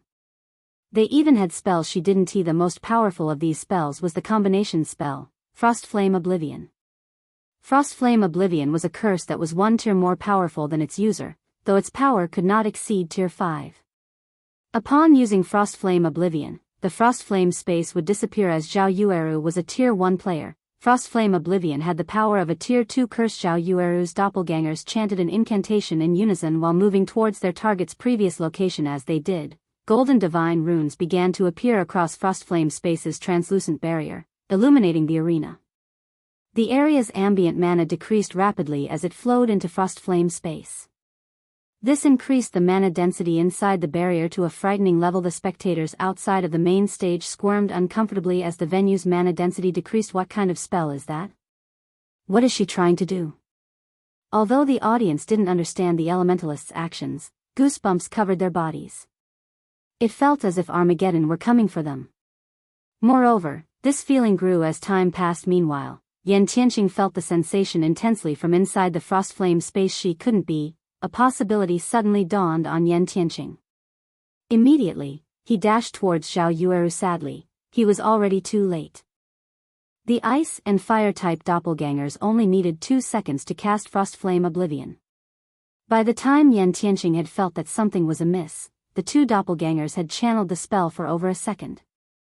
The assassin could never cross 50 yards and launch an attack in that time. Let's end this. Both doppelgangers pointed their Frostflame's wraths towards the sky as a pillar of fire and a pillar of cold air shot upward, striking the magic barrier. Suddenly, the Frostflame Space cracked as the horrific power of ice and fire annihilated everything within the space. Yan Tianqing was obliterated. Cracks continued to spread across the barrier. The area within Frostflame Space only calmed after 5 seconds. Nothing was left. Yan Tianqing, the Frostflame Cheetah, and Zhao Yueru's doppelgangers. They all disappeared. However, after the Frostflame Space faded, Zhao Yueru's main body reformed on the stage at the same time. the bell signifying the end of the match rang, while the large screen above the stage displayed the victor Zhao Yueru. Chapter 1425, Number 1 Elementalist. Chapter 1425, Number 1 Elementalist. When Zhao Yueru's name appeared on the screen above the main stage, the venue fell silent as everyone turned to the Elementalist incredulously. They wouldn't have been so shocked if Zhao Yueru had simply defeated Yan Tianqing, but the woman had displayed overwhelmingly destructive power. If she were capable of disintegrating everything within a 100-yard radius of herself, who could ever challenge her in a one-on-one PvP match? With that terrifying spell, who could possibly stand up against the Flame Witch? Crap. She beat the second-ranked assassin just like that? Is she an NPC? With such frightening strength and spells, the Flame Witch won't have any issues winning the championship. That's right. Even if she doesn't win, she should rank first on the Empire's Elementalist ranking list. I never thought that Zero Wing had an expert like this. No wonder Zero Wing had become Star Moon Kingdom's overlord. I'm sure it won't be long before Zero Wing joins the ranks of first-rate guilds in the Black Dragon Empire. Zhao Yueru had inspired shock and awe in the crowd. With such an AoE powerhouse, other guilds would have to think twice before starting a war with Zero Wing in the field. Zhao Yueru's firepower alone could likely rival that of a 100-man expert team. We lost? Crimson Fox stared at Zhao Yueru in a daze. At this point, he truly regretted challenging Feng to a bet. He hadn't imagined that Zero Wing had hidden a trump card like Zhao Yueru. Now, Crimson Castle had lost all hope of obtaining Hidden Fog Town. Meanwhile, Zero Wing would become Lakeheart City's undisputed overlord once it secured the town. Even with 9 Dragons Emperor support, Crimson Castle could never compete with Zero Wing guild leader. Are we really going to give up on Hidden Fog Town? Lonely Castle asked, reluctance coloring his face. Give up? Crimson Fox shook his head as he suddenly thought of an idea. Sneering, he said, while it is true that Crimson Castle has to give up on capturing Hidden Fog Town, that doesn't mean that other guilds cannot try. Notify the other guilds immediately and tell them to prepare the necessary manpower. Although we cannot offer any of our forces, we can supply information, weapons, equipment, and siege tools. Understood. Lonely Castle smiled as he listened to Crimson Fox's plan. Hidden Fog Town wouldn't be easy to raid. Even if Crimson Castle couldn't act, they could keep the town out of Zero Wing's hands if several third-rate guilds worked together with the support of Crimson Castle's items and information. If they succeeded, 9 Dragons Empire wouldn't forsake their guild as long as they retained the man's support. Crimson Castle could develop into a first-rate guild eventually. After resurrecting below the stage, Yan Tianqing glanced at Zero Wing's VIP room commander. Luofei was at a loss for words as she looked at Yan Tianqing, who wore a bitter smile. It was obvious that he had valued Stone Forest Town's garrison rights. Unfortunately, not only had he failed to obtain that right, but he had also lost 10,000 magic crystals and the dragon's graveyard's treasure map. He had thought that this was an opportunity, but Zero Wing really is as unfathomable as the rumors say, Yan Tianqing said as he shook his head dejectedly. He then smiled as he continued, it seems that we'll have to see to some more preparations. Commander, why is Zero Wing's Stone Forest Town so important to you? It is just a town in a small kingdom. How could it possibly be any better than Super Guild's towns? With our team's strength, we shouldn't have any problems occupying one of their towns. Why should we bother with Stone Forest Town's 5 garrison slots? Luofei was astonished. She had been flabbergasted when he had sent her to compete for a private house in Stone Forest Town. Now, Yan Tianqing was adamant of obtaining Stone Forest Town's adventurer houses. It is only natural that you don't have a great opinion of Stone Forest Town. I only found out the truth from a friend. When the time comes, adventure teams like ours won't be the only ones competing for those slots. Some superpowers are preparing for the auction as well, Yan Tianqing quietly explained. He had fought in the virtual gaming world for many years now, so he had many expert acquaintances. Among them, a few were upper echelons in certain superpowers. Their information networks far surpassed any first-rate guilds. How is that possible? Isn't it just a kingdom's town? How could it even tempt superpowers? Luofei exclaimed. Stone Forest Town might not have attracted their attention in the past, but times have changed. Zero Wing now has the Advanced Auction House and the Advanced Combat Rooms. The Auction House offers items that are usually very difficult to find on the market, while the Combat Rooms can even help peak experts grow stronger. Why wouldn't these benefits tempt superpowers? Yan Tianqing explained. If not for Stone Forest Town's 9 impenetrable defenses and the support from the Dragon Phoenix Pavilion, the various superpowers would have likely sent their forces to capture it. Now that Zero Wing intends to auction off 5 adventurer houses, these various superpowers cannot miss the opportunity. Furthermore, the adventurer teams that set up in Stone Forest Town will be required to sign a contract with Zero Wing. There is no doubt that the contracted adventurer teams will receive exclusive benefits if these superpowers join the competition. The auction will be unimaginably intense. So, we'll have to begin preparing right away. Realization dawned on Yi Luofei as she listened to her commander's explanation. She was stunned. She hadn't expected a recently established guild to be capable of nurturing a town that could elicit the various superpowers' desire. Although it was hard to believe, she trusted her commander fully. After all, Yan Tianqing was the one who had introduced her to the Flower of Seven Sins. The fact that Yan Tianqing knew upper echelons of a transcendental power like the Flower of Seven Sins proved how amazing the man was. Meanwhile, in one of the VIP rooms on the second floor, Nine Dragons Emperor wore an exceedingly ugly expression. In contrast, Phoenix Rain's group celebrated Big Sis Rain. Zero Wing is so full of surprises. With an expert elementalist like Xiao Yueru, we'll have a much greater advantage in the contest for Thunder Island. Having her defend a tower will be far more effective than sending 3 to 5 peak experts, Blue Phoenix said. No wonder Yi Feng was so confident. Zero Wing had this trump card hidden. Xiao Yueru's power surprised Phoenix Rain as well. Due to the limited number of slots for Thunder Island's contest, it was very important that they brought experts who were strong individually. This was especially true for strategic experts like Xiao Yueru. A powerhouse like her would be much more effective than 10 top-tier experts. While the various large guilds recovered from their shock of watching Xiao Yueru fight, Feng received 10,000 magic crystals in Zero Wing's VIP room and the Dragon's Graveyard's treasure map from Yan Tianqing. Upon receiving his winnings, Feng opened the treasure map. He was very eager to learn which area Yan Tianqing's treasure map covered. He had never heard of the FFF adventurer team obtaining treasure from the Dragon's Graveyard in the past. Rather, the first-rate guild, Fantasy Shrine, and the super first-rate Dragon Phoenix Pavilion had secured the map's treasures. Hence, Feng was surprised to hear that the FFF adventurer team had obtained a treasure map for the area so soon. Treasure maps in God's domain were generally unique items. Each hidden treasure would only have a single corresponding treasure map. Without the corresponding treasure map, no one would find the hidden goods. These treasures were hidden in special spaces, and the map was the key to accessing them. Chapter 1426, Instant Fame.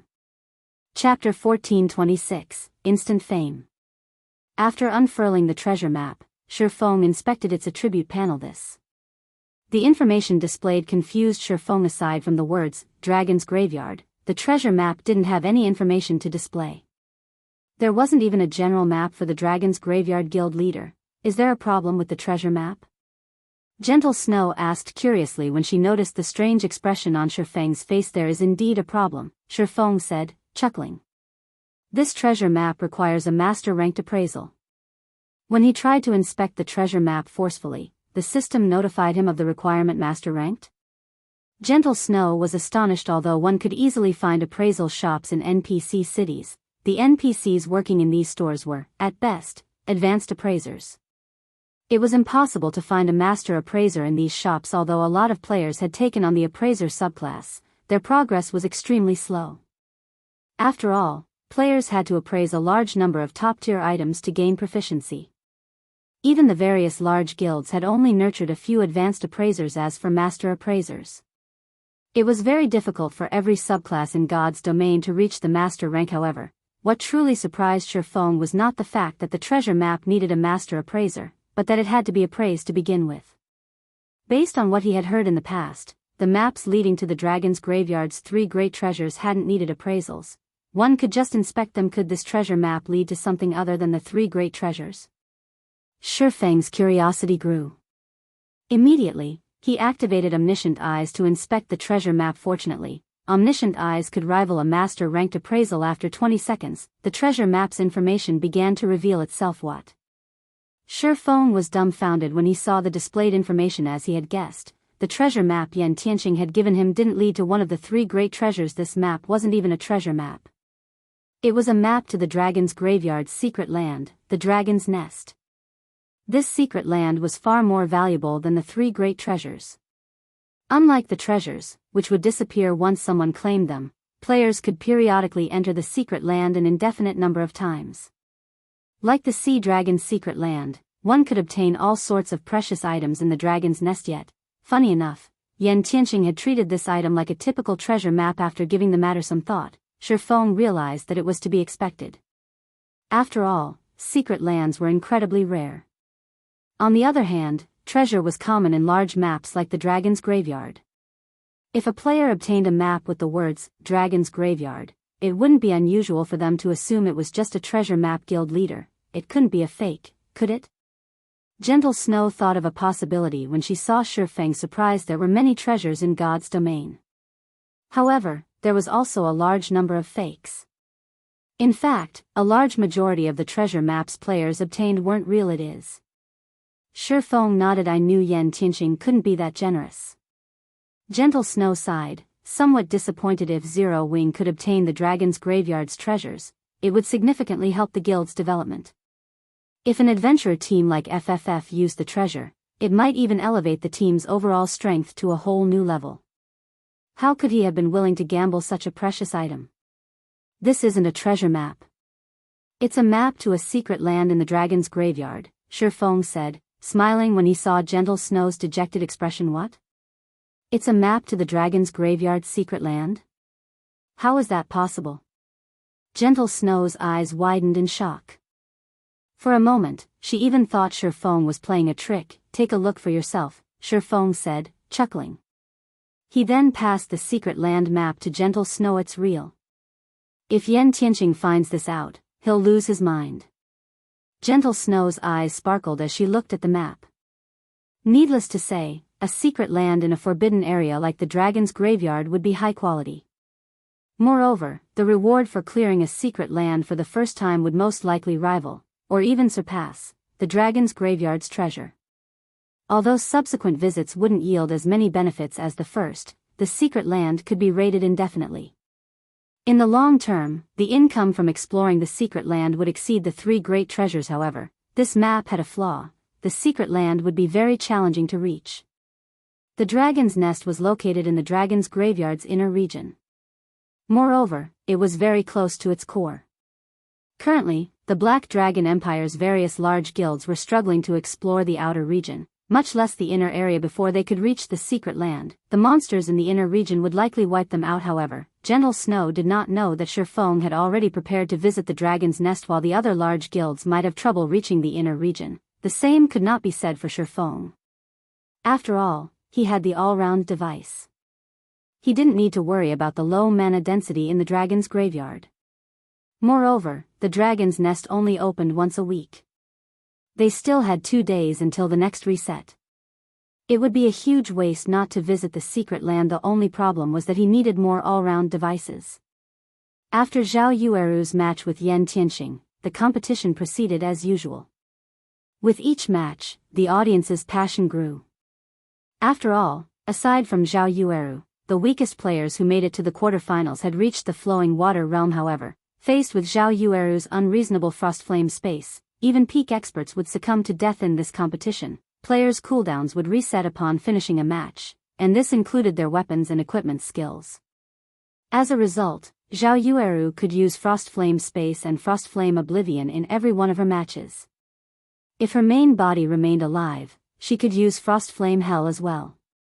With the stage's limited amount of space to move around, her opponents had no hope of dodging both of her large-scale destruction spells. In the end, Zhao Yueru had won the championship, becoming the greatest dark horse in the competition this time around. At the same time, the Flame Witch's name resounded throughout the Black Dragon Empire as Zhao Yueru became the Empire's #1 Elementalist. As for this uproar's main perpetrator, Zhao Yueru found this situation somewhat unbelievable. If this had been a competition of combat standards, she wouldn't have made it into the top 30, yet she had won the competition with the help of the Frost Flame's wrath. The strength of a fragmented legendary weapon had her mesmerized unsurprisingly. Zero Wing had become the #1 guild in this ranking competition and obtained the invitation to participate in the Secret Pavilion's upcoming internal auction. The Black Dragon Empire's official forums were ablaze with activity. Nobody could have imagined that a previously unknown guild would rise to become the competition's top guild. Zhao Yueru's astonishing prowess fascinated the Empire's players. She was the perfect combination of beauty and violence. Zero Wing will definitely rise in the Black Dragon Empire now. I heard that Zero Wing has been recruiting members in Lakeheart City. I'm going to apply when I have time. For a time, players swarmed Zero Wing's residence in Lakeheart City. Far more players wanted to join the guild than Gentle Snow had anticipated. To accommodate more members in the branch guild, she began her preparations to capture Hidden Fog Town, using this opportunity to develop her corner of Zero Wing. Big Sis Snow, over 10,000 third-rate guild members, who are allied with Crimson Castle, have secretly gathered at the guild's residence in Lakeheart City. Moreover, this number is rapidly climbing. By the looks of it, it seems as if they intend to rush towards Hidden Fog Town. Unknown players have also ambushed many of our members grinding near the town. I suspect that this is Crimson Castle's doing. Crimson Fox is quite persistent. Since he can't take action openly, he's moving against us in secret. Gentle Snow frowned as she listened to her subordinate's report. Clearly, their previous agreement with Crimson Castle had been a farce. They're moving in secret? Revealing a faint smile, Feng reasoned, it seems that if we don't teach these guilds a proper lesson, they'll assume that Zero Wing is easy to bully. Since Crimson Fox has gone back on his word, he can't blame me for refusing to show mercy. Chapter 1427, Causing a Storm with One Sentence. Chapter 1427, Causing a Storm with One Sentence. Snow, have someone compile a report on Crimson Castle for me. To be precise, I want information on the towns the guild controls. The more detail, the better. Feng ordered detailed information on Crimson Castle's guild towns. Gentle Snow couldn't help her growing confusion. Very quickly, however, she thought of a possibility.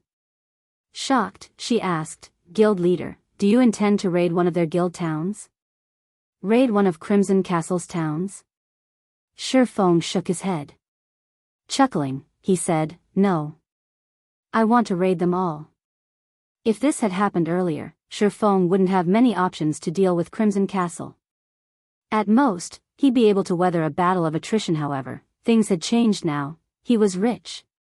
Not only had he made a killing from the Zero Wing auction, but he had also obtained a frightening profit from Stone Forest Town's battle arena and auction house. Right now, players were almost always signing up to join the battle arena and auction house, including the 10,000 magic crystals he had won from Yen Tianqing. He had over 190,000 on hand during the war with Heaven's Burial and the Monster Army. He only had around 50,000 magic crystals prepared. It had been impossible to maximize his war weapon's power. If he had had enough magic crystals during those battles, he would have easily won the war. Now that he had over 190,000 magic crystals, Crimson Castle was simply trying to get itself killed by daring to provoke him. He was even confident of capturing a first-rate guild's town with the resources he had available, let alone a second-rate guild like Crimson Castle. Raid all of Crimson Castle's towns? Feng's declaration shocked everyone in the VIP room. A guild town was vital to a guild's development. Hence, guild towns were generally heavily fortified with static defenses and many players, making them very difficult to capture. One would need to prepare quite a bit to capture a guild town, yet Feng had decided to take all of the towns under Crimson Castle's control. This was insane. Snow, get the branch guild's main force members ready. And spread the news. I want every guild in the Black Dragon Empire to know. We'll take action as soon as you've gathered the information I requested. Feng instructed, weary not hiding our intentions. Gentle Snow was dazed for a long moment after listening to Feng's command. When raiding an enemy guild town, one generally kept their operations a secret. It would give a force the greatest chance of success, yet Feng wanted to declare his intentions publicly. It was no different than saying, I'm going to raid you, so you best get ready. However, since her guild leader had given her the order, she had no choice but to follow through. Although 9 Dragons Emperor quietly backed Crimson Castle, taking over the guild's towns would be a piece of cake if Zero Wing got serious and mobilized all of its elite and expert players. After all, Zero Wing had an overwhelming advantage over Crimson Castle in terms of both quality and quantity. Only, doing so would strain Zero Wing's funds. Meanwhile, before the players in the arena left the venue, Gentle Snow had tasked her subordinates to make the announcement, stating Zero Wing's plans to raid Crimson Castle's guild towns in the Lakeheart City region. The news caused an uproar throughout the Black Dragon Empire. What's going on? Zero Wing plans to attack Crimson Castle? Didn't Crimson Castle lose its bet to Zero Wing? Does the guild have to be so ruthless?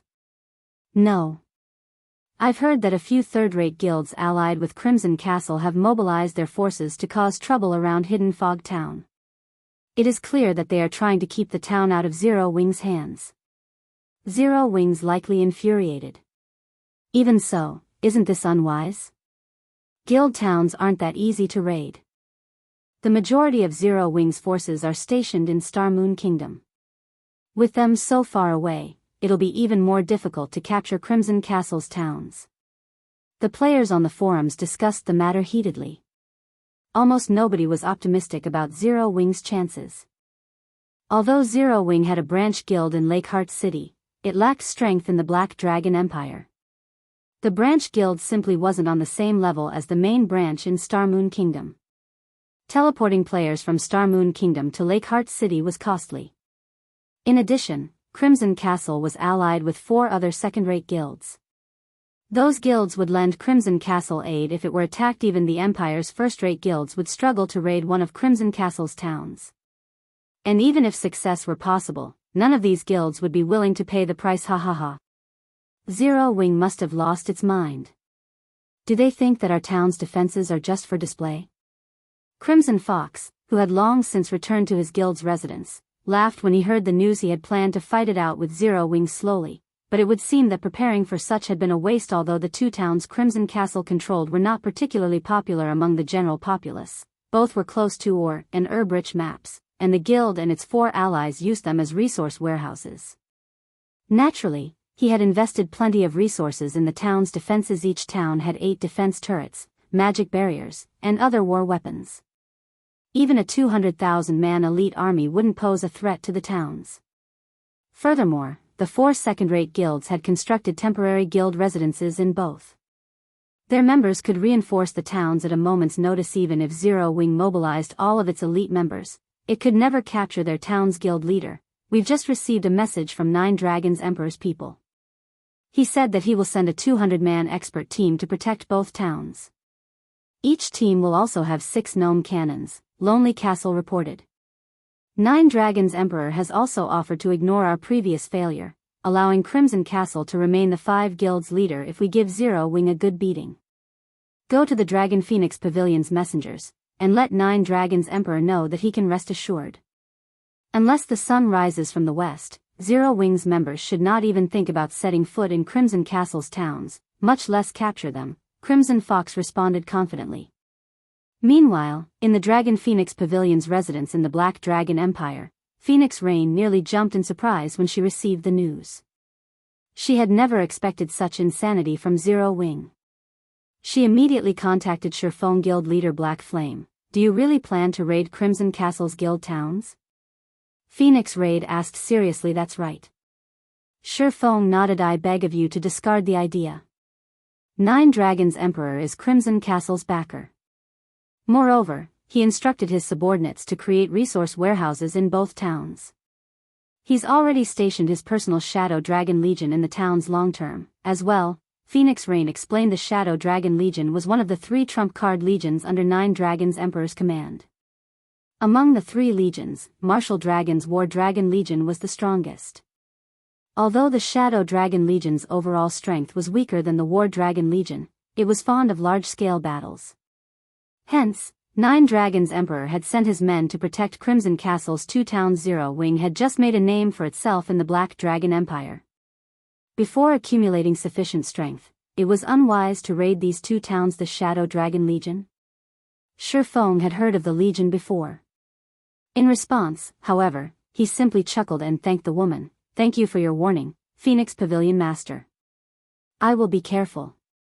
I still have much to tend to, so if there's nothing else, I'll be disconnecting the call now. Saying so, Feng ended their conversation. What is this man thinking? When Phoenix Rain had seen Feng's calm expression, she wondered if Feng actually understood how powerful the Dragon Phoenix Pavilion's trump card legions were. Any superpowers trump card legions could annihilate an elite army of tens of thousands. Furthermore, the Shadow Dragon Legion specialized in large-scale combat. Meanwhile, Gentle Snow finished gathering information on Crimson Castle's guild towns and handed the report to her guild leader. Chapter 1428, Aqua Rose's Class Change. Chapter 1428, Aqua Rose's Class Change. Guild Leader, both towns have been heavily fortified. Each town has 8 defense turrets. Normally, each town also has over 15,000 players. Including the other 4 second-rate guilds members, there should be over 20,000 players residing in the towns. Crimson Castle has also employed high-quality NPC guards. Of the 1,000 NPCs in each town, over 60 are Tier 2. Capturing these towns won't be easy. Moreover, as soon as we attack, the other guilds will send reinforcements. Based on our estimates, each town should have over 100,000 players. We'll likely have to use everything Zero Wing has to capture them. Gentle Snow briefly explained the situation in the towns. She had been shocked to learn about their defenses. First-rate guilds towns usually only had half a dozen or so defense turrets. After all, these defensive structures were expensive to build. Hiring high-tiered NPC guards wasn't cheap either. Generally, a town had a mix of Tier 1 and Tier 0 NPCs. Guilds only hired stronger guards if the town were particularly important. Yet, both of Crimson Castle's towns had impressive defenses. Zero Wing couldn't even strike the weaker town first, using its success to damage Crimson Castle's morale. Good. Instruct both the main force and the Dark God's Legion to set out. Since it's closer to Lakeheart City, we'll target Green Rain Town first, Feng said and nodded after glancing through the information. We're only mobilizing our main force and the Dark God's Legion? Gentle Snow was stunned. Was this a joke? Together, Zero Wing's main force and the Dark God's Legion only had over 1,000 members. Even if they were experts, sending 1,000+ players to raid a guild town was reaching for the impossible. Of course. Why would we need so many people just to raid a town? Feng asked Gentle Snow curiously. The woman was speechless. They were going to raid a town protected by tens of thousands of players, yet in Feng's eyes, they were just heading out to exterminate a bunch of common monsters. However, once Feng had given the order, Gentle Snow had no choice but to dispatch the 2 forces. As Feng prepared to lead his army to Green Rain Town, he received a communication request from Aqua Rose. Why are you out so soon? Feng asked. It had only been a few days since Aqua Rose and the others had begun to challenge the Sea God's legacy. None of them should have returned this soon. I'm not fast. Time in the legacy space is different from God's domain. For days inside is the equivalent of 1 in God's domain, Aqua Rose explained after entering the legacy space. The time flow difference had shocked her. If not for the lack of EXP from the monsters inside, she would have leveled up a few times. Instead, she was still level 50. Well, how did it go? Feng asked. The Sea God's legacy contained 10 individual legacies. Any one of them could improve a player's strength tremendously. Hee. Take a look at this. Aqua Rose said as she waved an icy blue crystalline staff. Streams of water rotated around it, and the staff itself radiated a faint trace of divine might. Could you have? Feng could not help his shock as he stared at the staff. That's right. I've obtained the Sea God's legacy and have officially become a Tier 2 player, Aqua Rose announced in delight. She had gone through a lot of trouble to obtain the Sea God's legacy. Fortunately, she had consumed the moonlight fruits before entering the legacy space, slightly increasing her physique. With refinement realm combat standards, she was able to clear the legacy trial. Not only had she obtained the Sea God's legacy, but she had also acquired the Sea Dragon Staff, a growth-type weapon specifically made to amplify the Sea God's legacy's strengths. Unlike ordinary growth-type weapons, the Sea Dragon Staff could reach fragmented legendary rank. It would help Aqua Rose display the full potential of the Sea God's legacy. Feng was dazed for a moment. The Sea God's legacy. He had only hoped that Aqua Rose or one of the others would obtain the Sea God's guard legacy.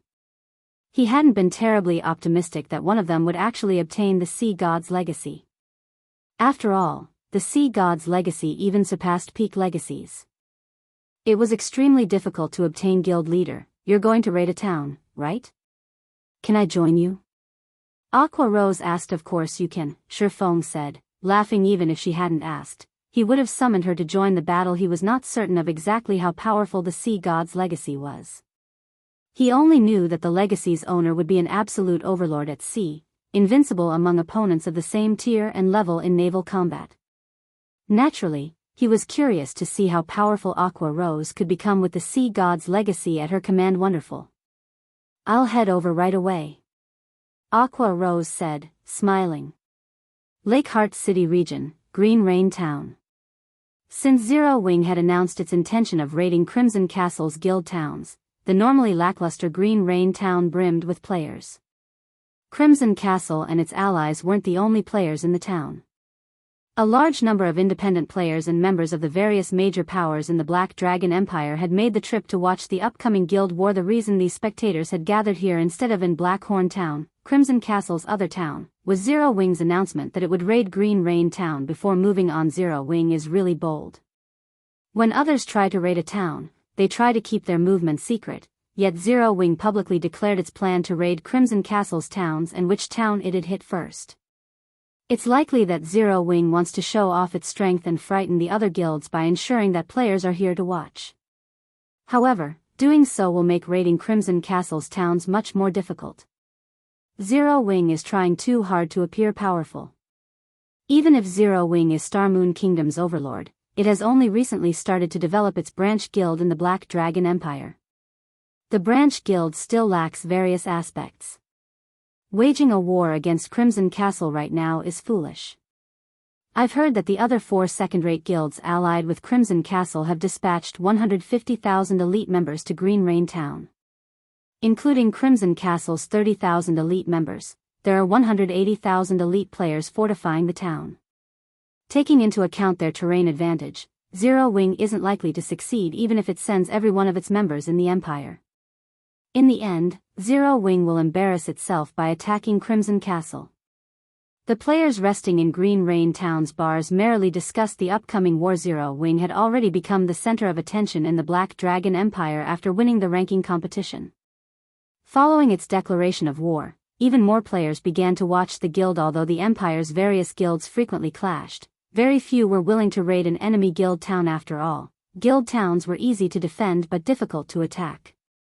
Without an absolute advantage, no guild would be foolish enough to raid an enemy's town.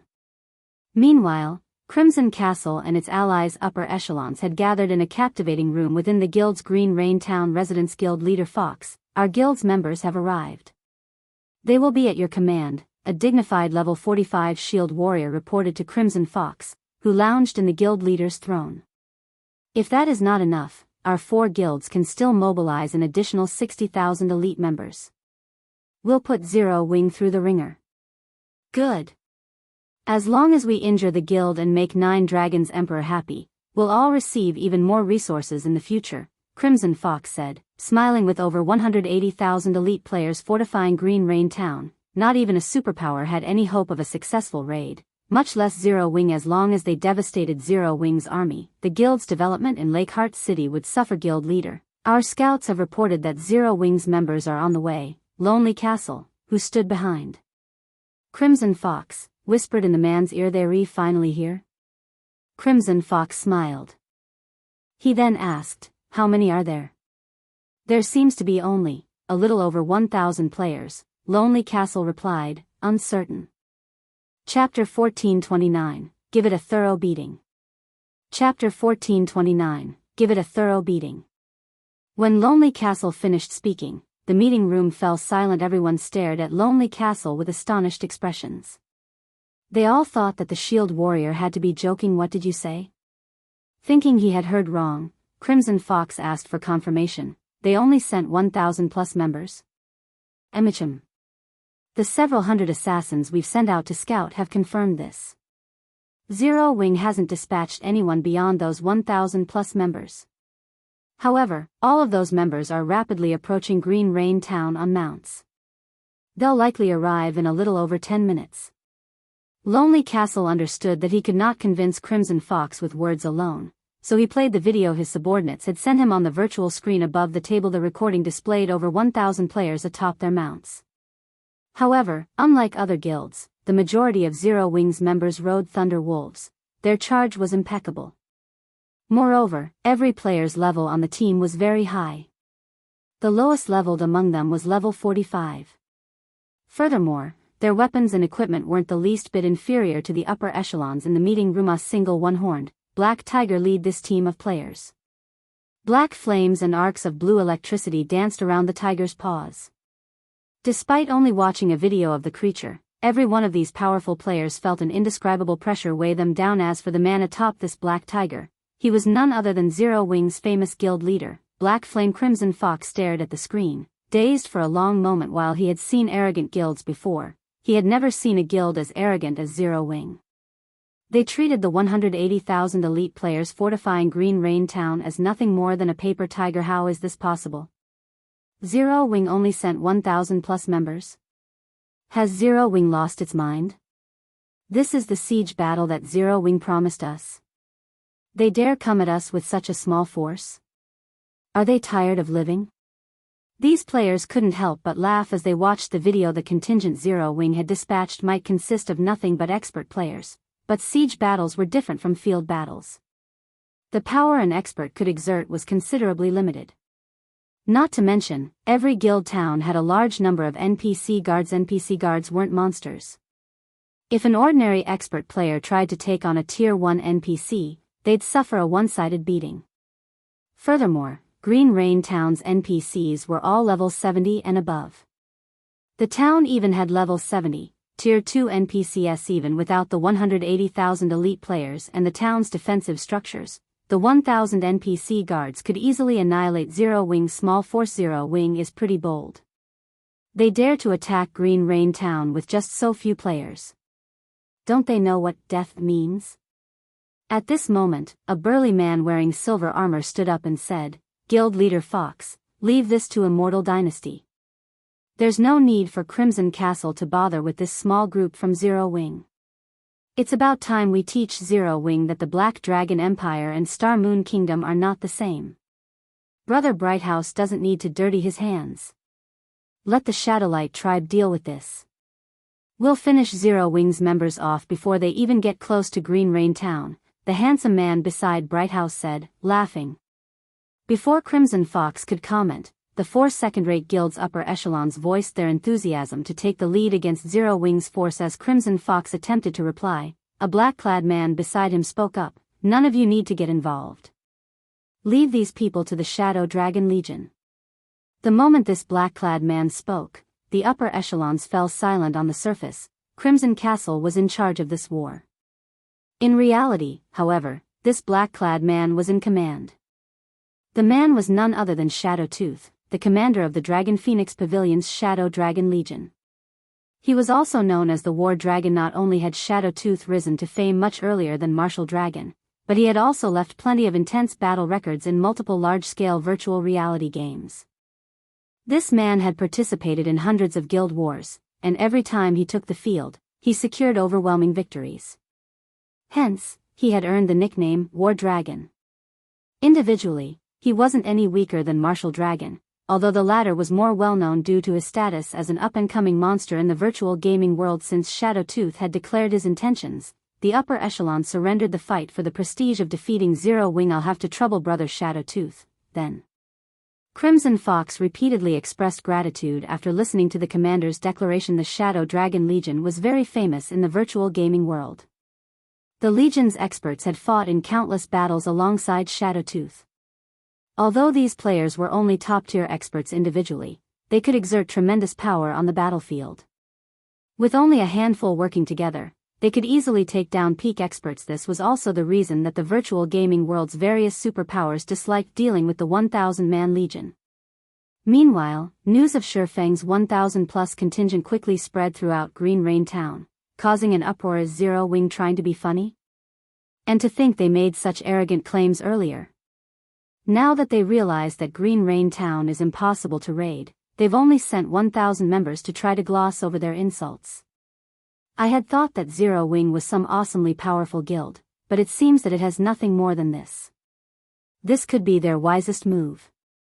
If Zero Wing truly tried to raid Green Rain Town, it'd suffer heavy losses. How boring. I'm heading back to level up. The spectating players in the town were disappointed. They had hoped to watch an interesting battle, but this was just a farce. At the same time, Zero Wing lost the prestige it had earned in the Black Dragon Empire. As players prepared to leave Green Rain Town, Feng's group reached a hilltop 15,000 yards away. Snow, have the main force members guard the mountain pass below us. Everyone else, secure this area. Do not let anybody reach this position.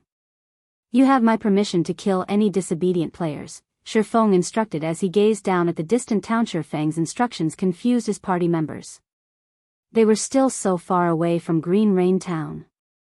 What was the point in securing such a distant location? Once Zero Wing's members spread out and surrounded the hill, Feng took 2 intermediate mana pulse cannons and a movement-type defensive magic array from his bag and began to set them up. Guild leader, you're not thinking of decimating Green Rain Town?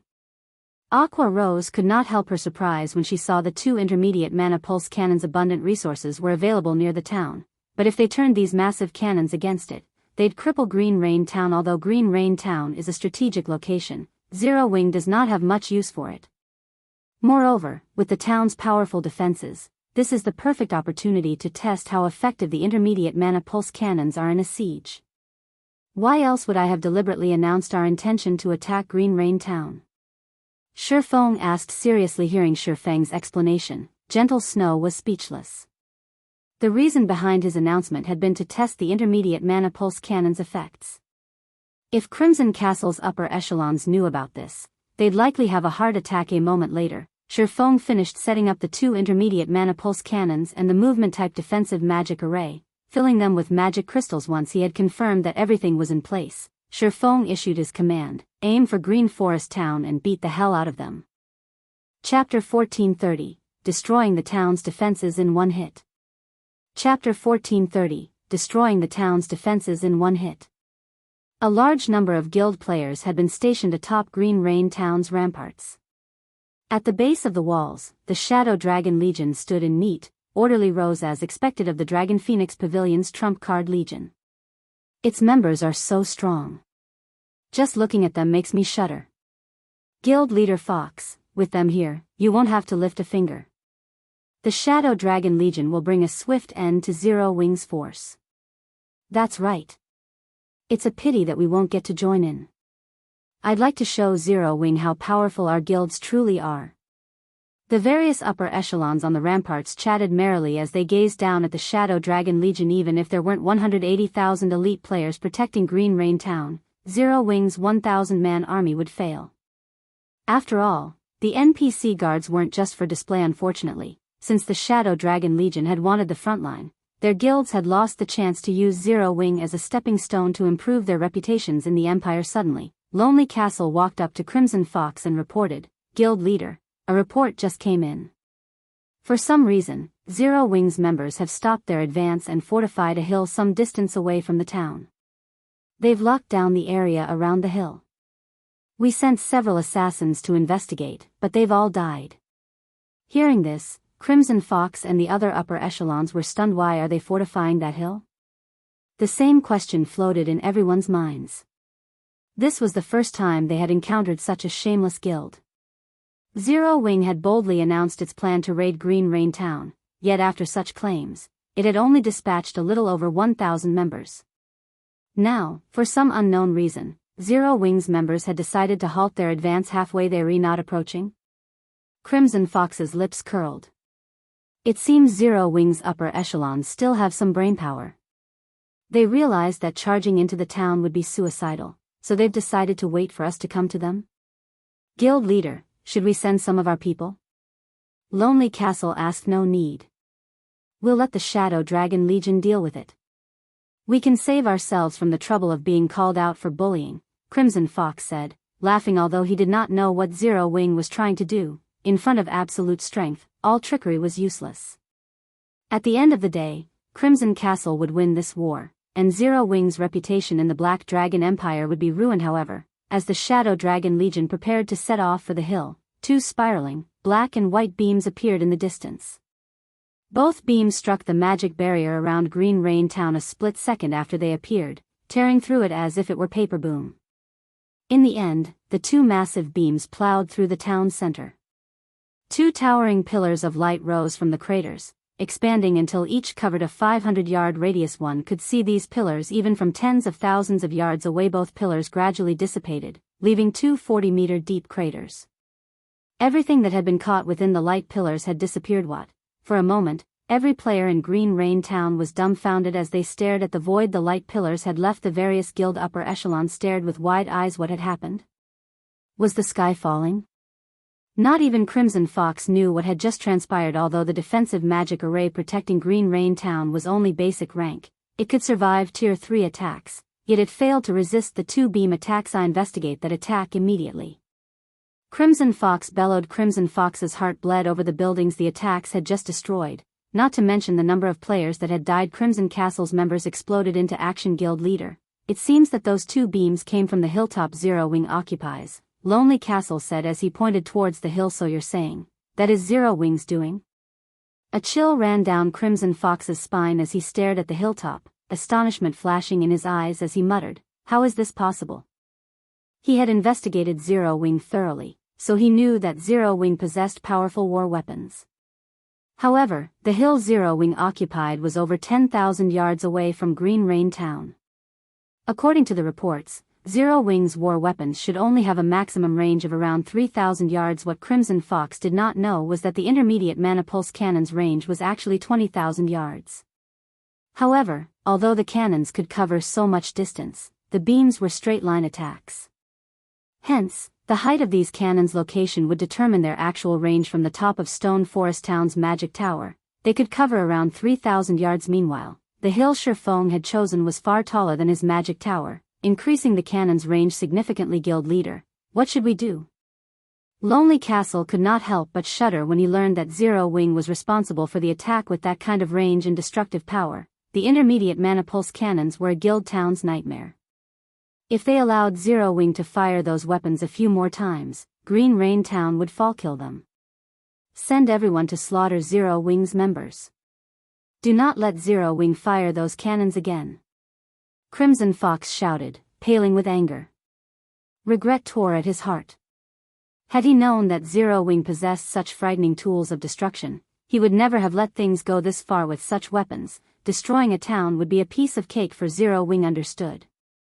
Lonely Castle immediately organized Crimson Castle's forces to set out towards Zero Wing's position. When the other upper echelons saw the two craters that defiled Green Rain Town and thought about Zero Wing directing those weapons towards their own towns, they shuddered with fear. This Guild leader Fox, something urgent has come up in our guild that requires our immediate attention. I'm afraid we must go. Guild leader Fox, our guild leader has found a rare boss and is in need of manpower. Since you have things under control here, we'll be taking our leave. Immediately, the four second-rate guild's upper echelons took out return scrolls and fled. A moment later, all of the allied guild's members vanished from Green Rain Town, leaving only Crimson Castle's members and a bunch of confused independent players. Crimson Fox nearly had a stroke as he watched the crowd disappear. Hadn't they declared that he wouldn't have to take action himself? Chapter 1431, Aqua Rose takes action. Chapter 1431, Aqua Rose takes action. When the intermediate mana pulse cannons had struck Green Rain Town, the resulting devastation hadn't only shocked the various second-rate guilds members. The spectating players retrieved their own return scrolls to flee the town as well. Everyone was afraid that the intermediate mana pulse cannons would strike again. They might not be so lucky in the next assault. None of them were willing to throw their lives away just to watch a battle act of the guild war order. Seal off that hill. I don't want to see any of Zero Wing's members leave this place alive. Crimson Fox lost his composure as he glared at the distant hilltop. In the next moment, Crimson Castle locked down Green Rain Town's map. Return scrolls were rendered ineffective, and players were forced to rely on other means to escape. Once Crimson Fox had issued his orders, he led an army of 10,000 players in a charge towards their enemy. This was his only option left. If he continued to do nothing, he would be slaughtered. With the intermediate mana pulse cannon's power, Green Rain Town would only last a few more hits, yet the town's defense turrets couldn't reach Zero Wing. He had no choice but to lead his own forces to stop Zero Wing. However, the Shadow Dragon Legion had reacted long before Crimson Fox. Shortly after the intermediate mana pulse cannons had attacked, Shadowtooth had led the Shadow Dragon Legion in its own charge. Guild Leader, a team of 1,000 players are approaching. They're less than 1,000 yards away. They are very well equipped, and although they aren't wearing a guild emblem, they don't look like independent players. A ranger, Negative Life, reported as he used eagle eyes to scout a strong 1,000-man team without a guild emblem. Could it be the Shadow Dragon Legion? Feng suddenly recalled Phoenix Rain's warning the Shadow Dragon Legion might not be as strong as 9 Dragons Emperor's War Dragon Legion, but it was far more famous. The Dragon Phoenix Pavilion had once dispatched the Shadow Dragon Legion to capture an intermediate city under a top-tier, first-rate guild's control. Naturally, said guild had the support of powerful corporations and plenty of powerful experts. Although it hadn't been a super first-rate guild, it had been beyond ordinary first-rate guilds' reach yet. The Shadow Dragon Legion had single-handedly captured the intermediate town. Cities and towns were different. Both basic and advanced towns lacked defenses, but as soon as they became cities, their defenses would undergo a qualitative transformation. With a core magic array, not only could guilds suppress their enemies, but they could also enhance their own forces. The core magic array's buff was even more powerful than the magic towers. Moreover, the various large guilds generally put everything into their city's development. The defensive structures one could build in an intermediate city were far beyond that of a town. A guild could construct hundreds of defense turrets in its city, as well as all sorts of advanced defensive structures. Furthermore, well-funded, first-rate guilds generally protected their intermediate cities with powerful magic arrays. It would take several shots from an advanced mana pulse cannon to break such a barrier. If the magic array had adequate energy, it might even be beyond an advanced mana pulse cannon's power. Yet, the Shadow Dragon Legion had captured the intermediate city. News of the successful siege had shocked the various large guilds. During that time, only a few of God's Domain's first-rate guilds had intermediate cities, while most guild cities were basic rank. As a result, the various first-rate guilds had been terrified of the Shadow Dragon Legion. The Shadow Dragon Legion? Isn't that one of the Dragon Phoenix Pavilion's trump-card legions? Gentle Snow asked curiously when she heard Feng's comment. 9 Dragons Emperor has been secretly using Green Rain Town as a resource warehouse, so he has probably stationed the force there to protect the town, Feng explained. Guild Leader, I don't think it'll be easy to take on the Shadow Dragon Legion and Crimson Castle's forces at the same time. Shadowtooth, the Shadow Dragon Legion's commander, is the Dragon Phoenix Pavilion's #1 assassin. Based on our information on him, he has a top-tier epic short sword called Magic Breaker. It can cut through magic barriers like a hot knife through butter. Our magic array isn't likely to hold the Legion back, Gentle Snow said worriedly. They had considered the possibility of Crimson Castle's forces charging to meet them, but as long as they had enough magic crystals, their movement-type defensive magic array shouldn't have any issues holding back Tier 4 attacks. Unfortunately, it was a different story if Shadowtooth's Magic Breaker got involved. Without the defensive magic array's protection, they wouldn't survive an army of tens of thousands of elite players. Guild Leader, leave Shadowtooth to me, Aqua Rose suddenly suggested. As long as I take him down, we can proceed with activating the defensive magic array. But, although Gentle Snow tried to argue, Feng beat her to it, saying, all right. I'll leave him to you. Send everyone else to stop the Shadow Dragon Legion's advance. Don't let anyone near the cannons. The intermediate mana pulse cannons might be powerful, but they had obvious weaknesses. First, they could be moved freely. Second, like all war weapons, their defense was paper-thin. Even a Tier 0 player could easily destroy them. Hence, the various large guilds usually avoided using war weapons offensively. Guild Leader, this Feng's decision astonished Gentle Snow. Shadowtooth was an old monster with many years of fame. Even 9 Dragons Emperor treated the man with respect. His title as the Dragon Phoenix Pavilion's #1 assassin wasn't just for show, either. Even a peak expert like Yen Tianqing would struggle to survive a handful of moves against Shadowtooth. Yet, Feng had just sent Aqua Rose to deal with the assassin alone. She'd be lucky to survive, much less kill the man. They'd only have a small possibility of defeating Shadowtooth if she, Aqua Rose, and Zhao Yueru work together. Relax. If Shadowtooth reveals himself, leave him to Aqua. You all should focus on the Shadow Dragon Legion's other experts. At the end of the day, that is still one of the Dragon Phoenix Pavilion's trump card legions. The Force has plenty of refinement realm experts. Even with our berserk skills, we don't have much of an advantage, Feng said, chuckling. Not only was Aqua Rose a tier 2 player now, but she also had the Sea God's legacy. Since she had offered to take on Shadowtooth, she was confident in defeating him. If her victory weren't possible, it wouldn't be too late to send Gentle Snow and Zhao Yueru as reinforcements. Suddenly, Negative Life announced, Guild Leader, Crimson Castle has sent an army of over 10,000 players. The Shadow Dragon Legion's members are also spreading out. By the looks of it, they plan to split into 4 groups. They sure reacted quickly. Alright, let's fire a round at Crimson Castle's members first, Feng ordered when he noticed the intermediate mana pulse cannon's cooldown coming to an end. Aqua, Snow, Yueru, Negative, lead teams of 200 players and intercept the Shadow Dragon Legion. It's about time we teach this legion that Zero Wings shouldn't be provoked. Understood. Zero Wings members couldn't help their growing excitement. Fighting a trump card legion from a super first-rate guild would be far more fun than fighting a bunch of elite players. The Shadow Dragon Legion soon reached the foot of the hill after splitting into 4 groups. In the next moment, a black-clad man dashed ahead of the groups towards the magic barrier protecting the hill. Upon reaching his target, the man swung the dull gray short sword at the barrier. Pang. Instantly, he shattered the movement-type defensive magic array, the stored energy within dissipating. In addition, the magic array was forced into a 5-minute cooldown. The commander's magic breaker really is impressive.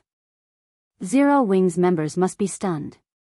Not only will they die here, but will also claim their 2 war weapons. As the Shadow Dragon Legion members discussed the vanishing barrier, a mesmerizing beauty appeared on the opposite side. This woman stood alone on the path leading up the hill. She wielded a dark blue crystal staff and radiated an incredible aura. This woman was none other than Aqua Rose. Chapter 1432, Aqua Rose vs Shadowtooth. Chapter 1432, Aqua Rose vs Shadowtooth. Is she from Zero Wing? She dares to come alone? She must be tired of living in this world. The Shadow Dragon Legion members revealed wicked smiles when they saw Aqua Rose on the hillside path. There were over 200 players in their group, and any one of these players would be the strongest expert in a normal, large guild. Yet, Aqua Rose thought she could hold them off on her own. In their opinion, such an action was foolish and suicidal. We don't have time to waste. A few of you go and finish her off. Everyone else, get to the hilltop. We must get our hands on those war weapons. Shadowtooth shouted as he stared at Aqua Rose. Although she radiated an intense aura, a party from the Shadow Dragon Legion would be more than enough to deal with her. Understood. As soon as Shadowtooth issued his command, a 6-man party split away from the group and dashed towards Aqua Rose. This party consisted of an MT, 1 healer, and 4 DPS. The level 45 shield warrior leading the party used charge at Aqua Rose. A moment after the shield warrior activated his skill, the berserker used charge as well. At the same time, the cleric cast a truth shield and minor recovery on the shield warrior, while 2 magical class experts and 1 ranger attacked Aqua Rose from a distance, aiming to cut off her path of retreat in seconds. 3 different attack methods closed in on Aqua Rose. The 6 Shadow Dragon Legion members' coordination and timing were even beyond most expert parties. However, Aqua Rose showed no intentions of fleeing. Instead, she lightly tapped the butt of her staff on the ground. Immediately, a wall of water rose up before her. The water wall continued to grow taller, and soon, an 8-meter-tall wave protected Aqua Rose. This tidal wave then surged to meet the approaching shield warrior and berserker. The tidal wave had enough range that it blocked the incoming ranged attacks from the enemy rear. It was the perfect combination of offense and defense. Meanwhile, the shield warrior and berserker were too close to the tidal wave's origin to dodge in time, and the massive wave devoured them both. After the tidal wave passed, the berserker, who had close to 40,000 HP, transformed into particles of white light and disappeared from the battlefield, a piece of equipment taking his place. As for the shield warrior, due to his quick reactions and activating shield wall in time, he survived Aqua Rose's attack. However, less than 1/3 of his HP remained. Moreover, this was after Truth's shield had absorbed part of the attack's damage. Just how high is her magic damage?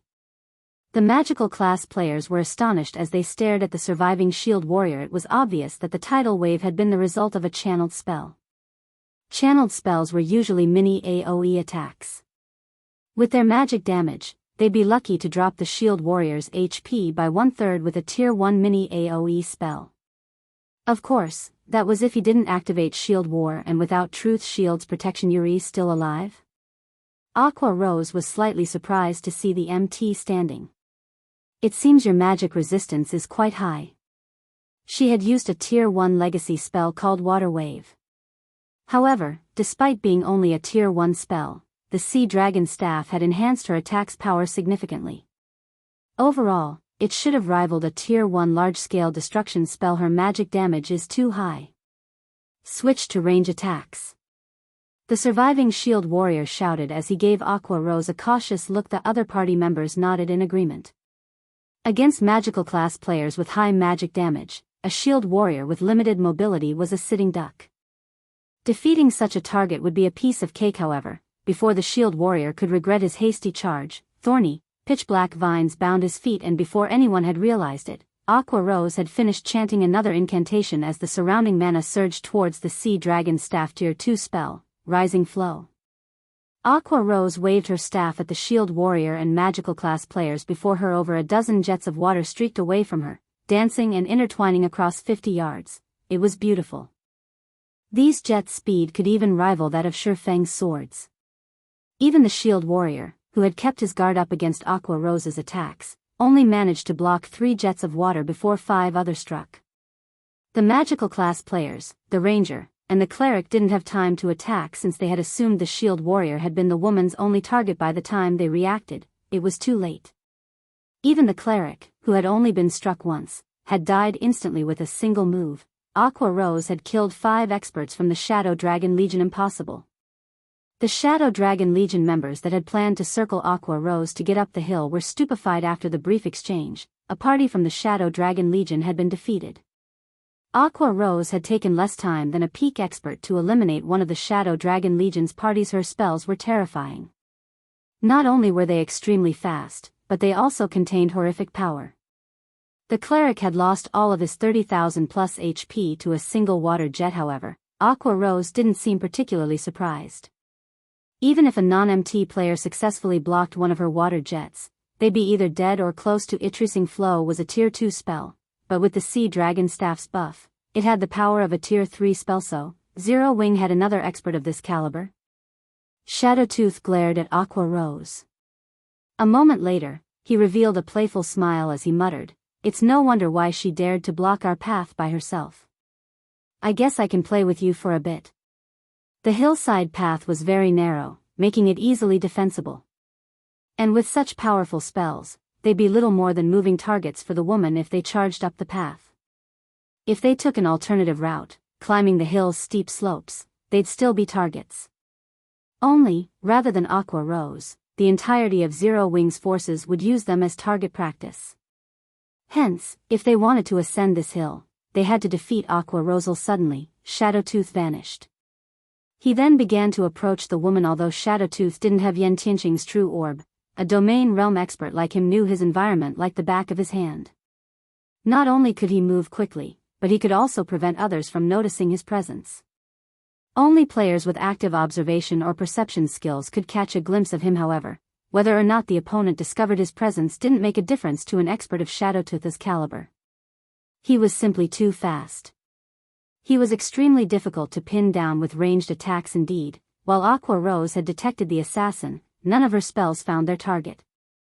It was as if Shadowtooth had grasped her spell's trajectory long before she had launched them, always moving out of their paths. Sure enough, the Dragon Phoenix Pavilion's #1 assassin is truly powerful. Although Aqua Rose was double-speed casting, she couldn't hinder Shadowtooth's approach. Despite predicting the assassin's movements thanks to her enhanced physique, Shadowtooth predicted hers as well. As a result, she could only watch as the enemy assassin closed in on her. Aqua Rose hadn't expected to encounter such a situation so soon after obtaining the Sea God's legacy.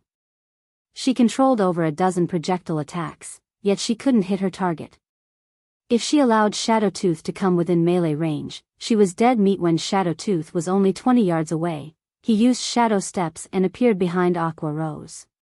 His magic breaker left an arc of gray light as it descended on the cursemonster. Suddenly, Aqua Rose shouted, "Bloom!" Aqua Precinct. Chapter 1433, Overwhelming Power. Chapter 1433, Overwhelming Power.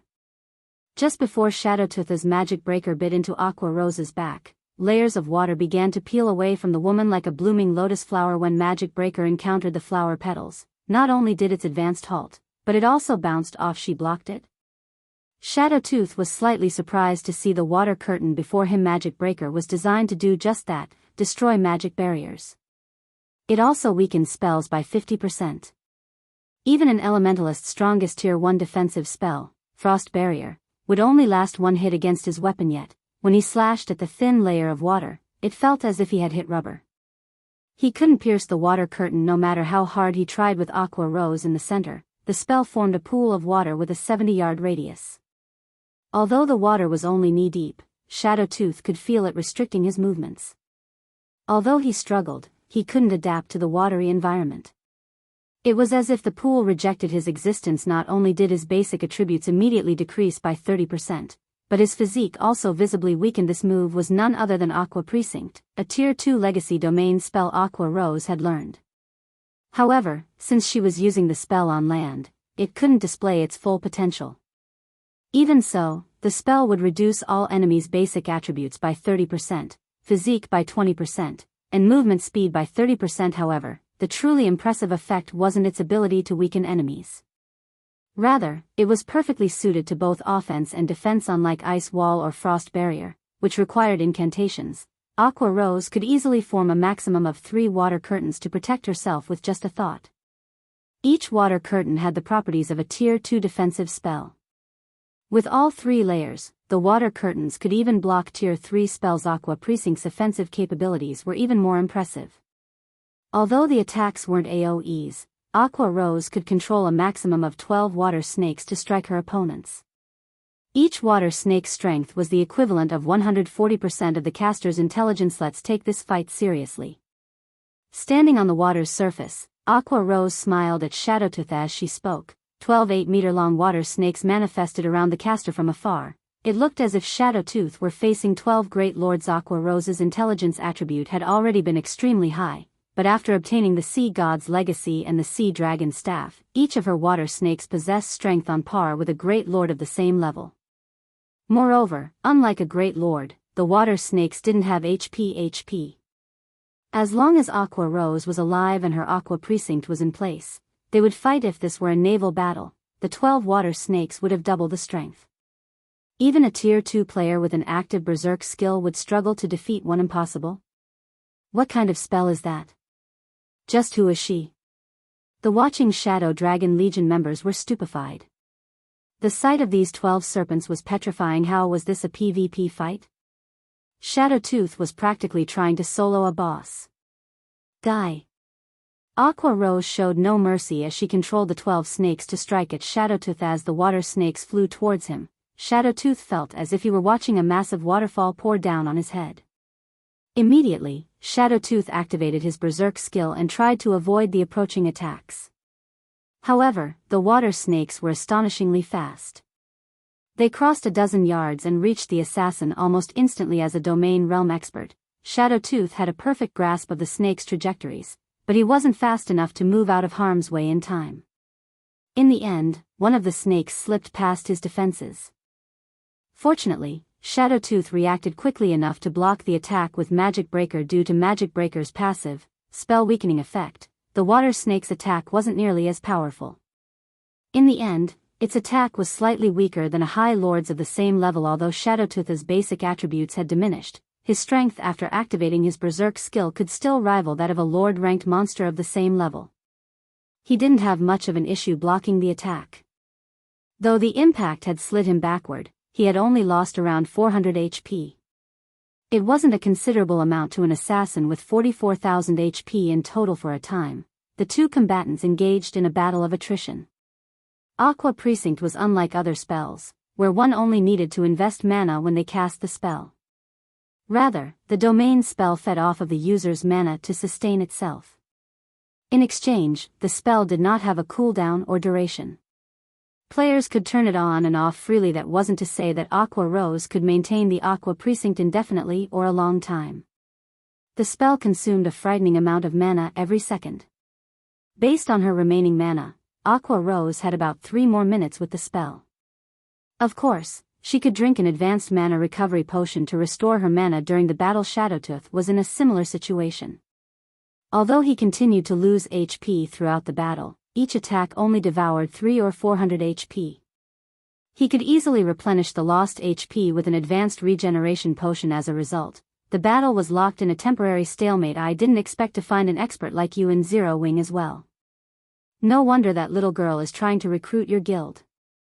Shadowtooth constantly tried to close in on his opponent. While the battle raged between Aqua Rose and Shadowtooth, the fight stunned Zero Wing's members atop the hill. In their eyes, both players were absolute monsters. If any one of them had to face Aqua Rose or Shadowtooth, they'd likely die in an instant. Sure enough, a domain realm expert isn't easy to deal with. Shadowtooth's prowess even surprised Feng. Aqua Rose was a Tier 2 player and wielded the Sea God's legacy, yet the assassin bridged the gap between their levels, tiers, and classes with his techniques. Aqua Rose only had a minor advantage. However, Aqua should have exhausted a lot of mana by now. It's about time she took things seriously. Unfortunately for Shadowtooth, while techniques could supplement for one's flaws, there was a limit to how much they could help. Not even domain realm experts were an exception. Take things seriously. The Vice Guild leader isn't fighting with everything she's got. Fierce Snake was confused when he overheard Feng's muttering. He had only ever witnessed a fight of this level when Zhao Yueru had faced Yan Tianqing. In fact, Shadowtooth was much stronger than Yan Tianqing.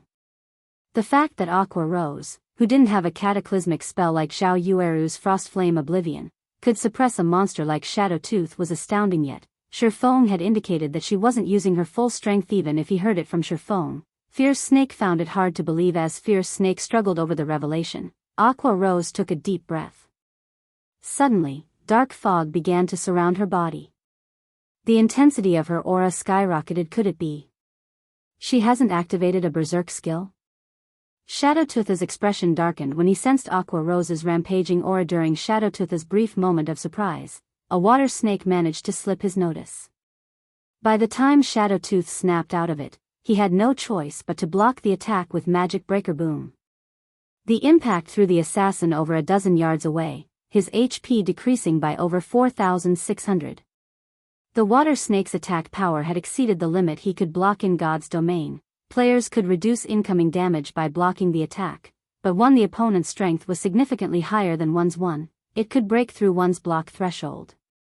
If that happened, players would receive a considerable amount of damage despite their defense.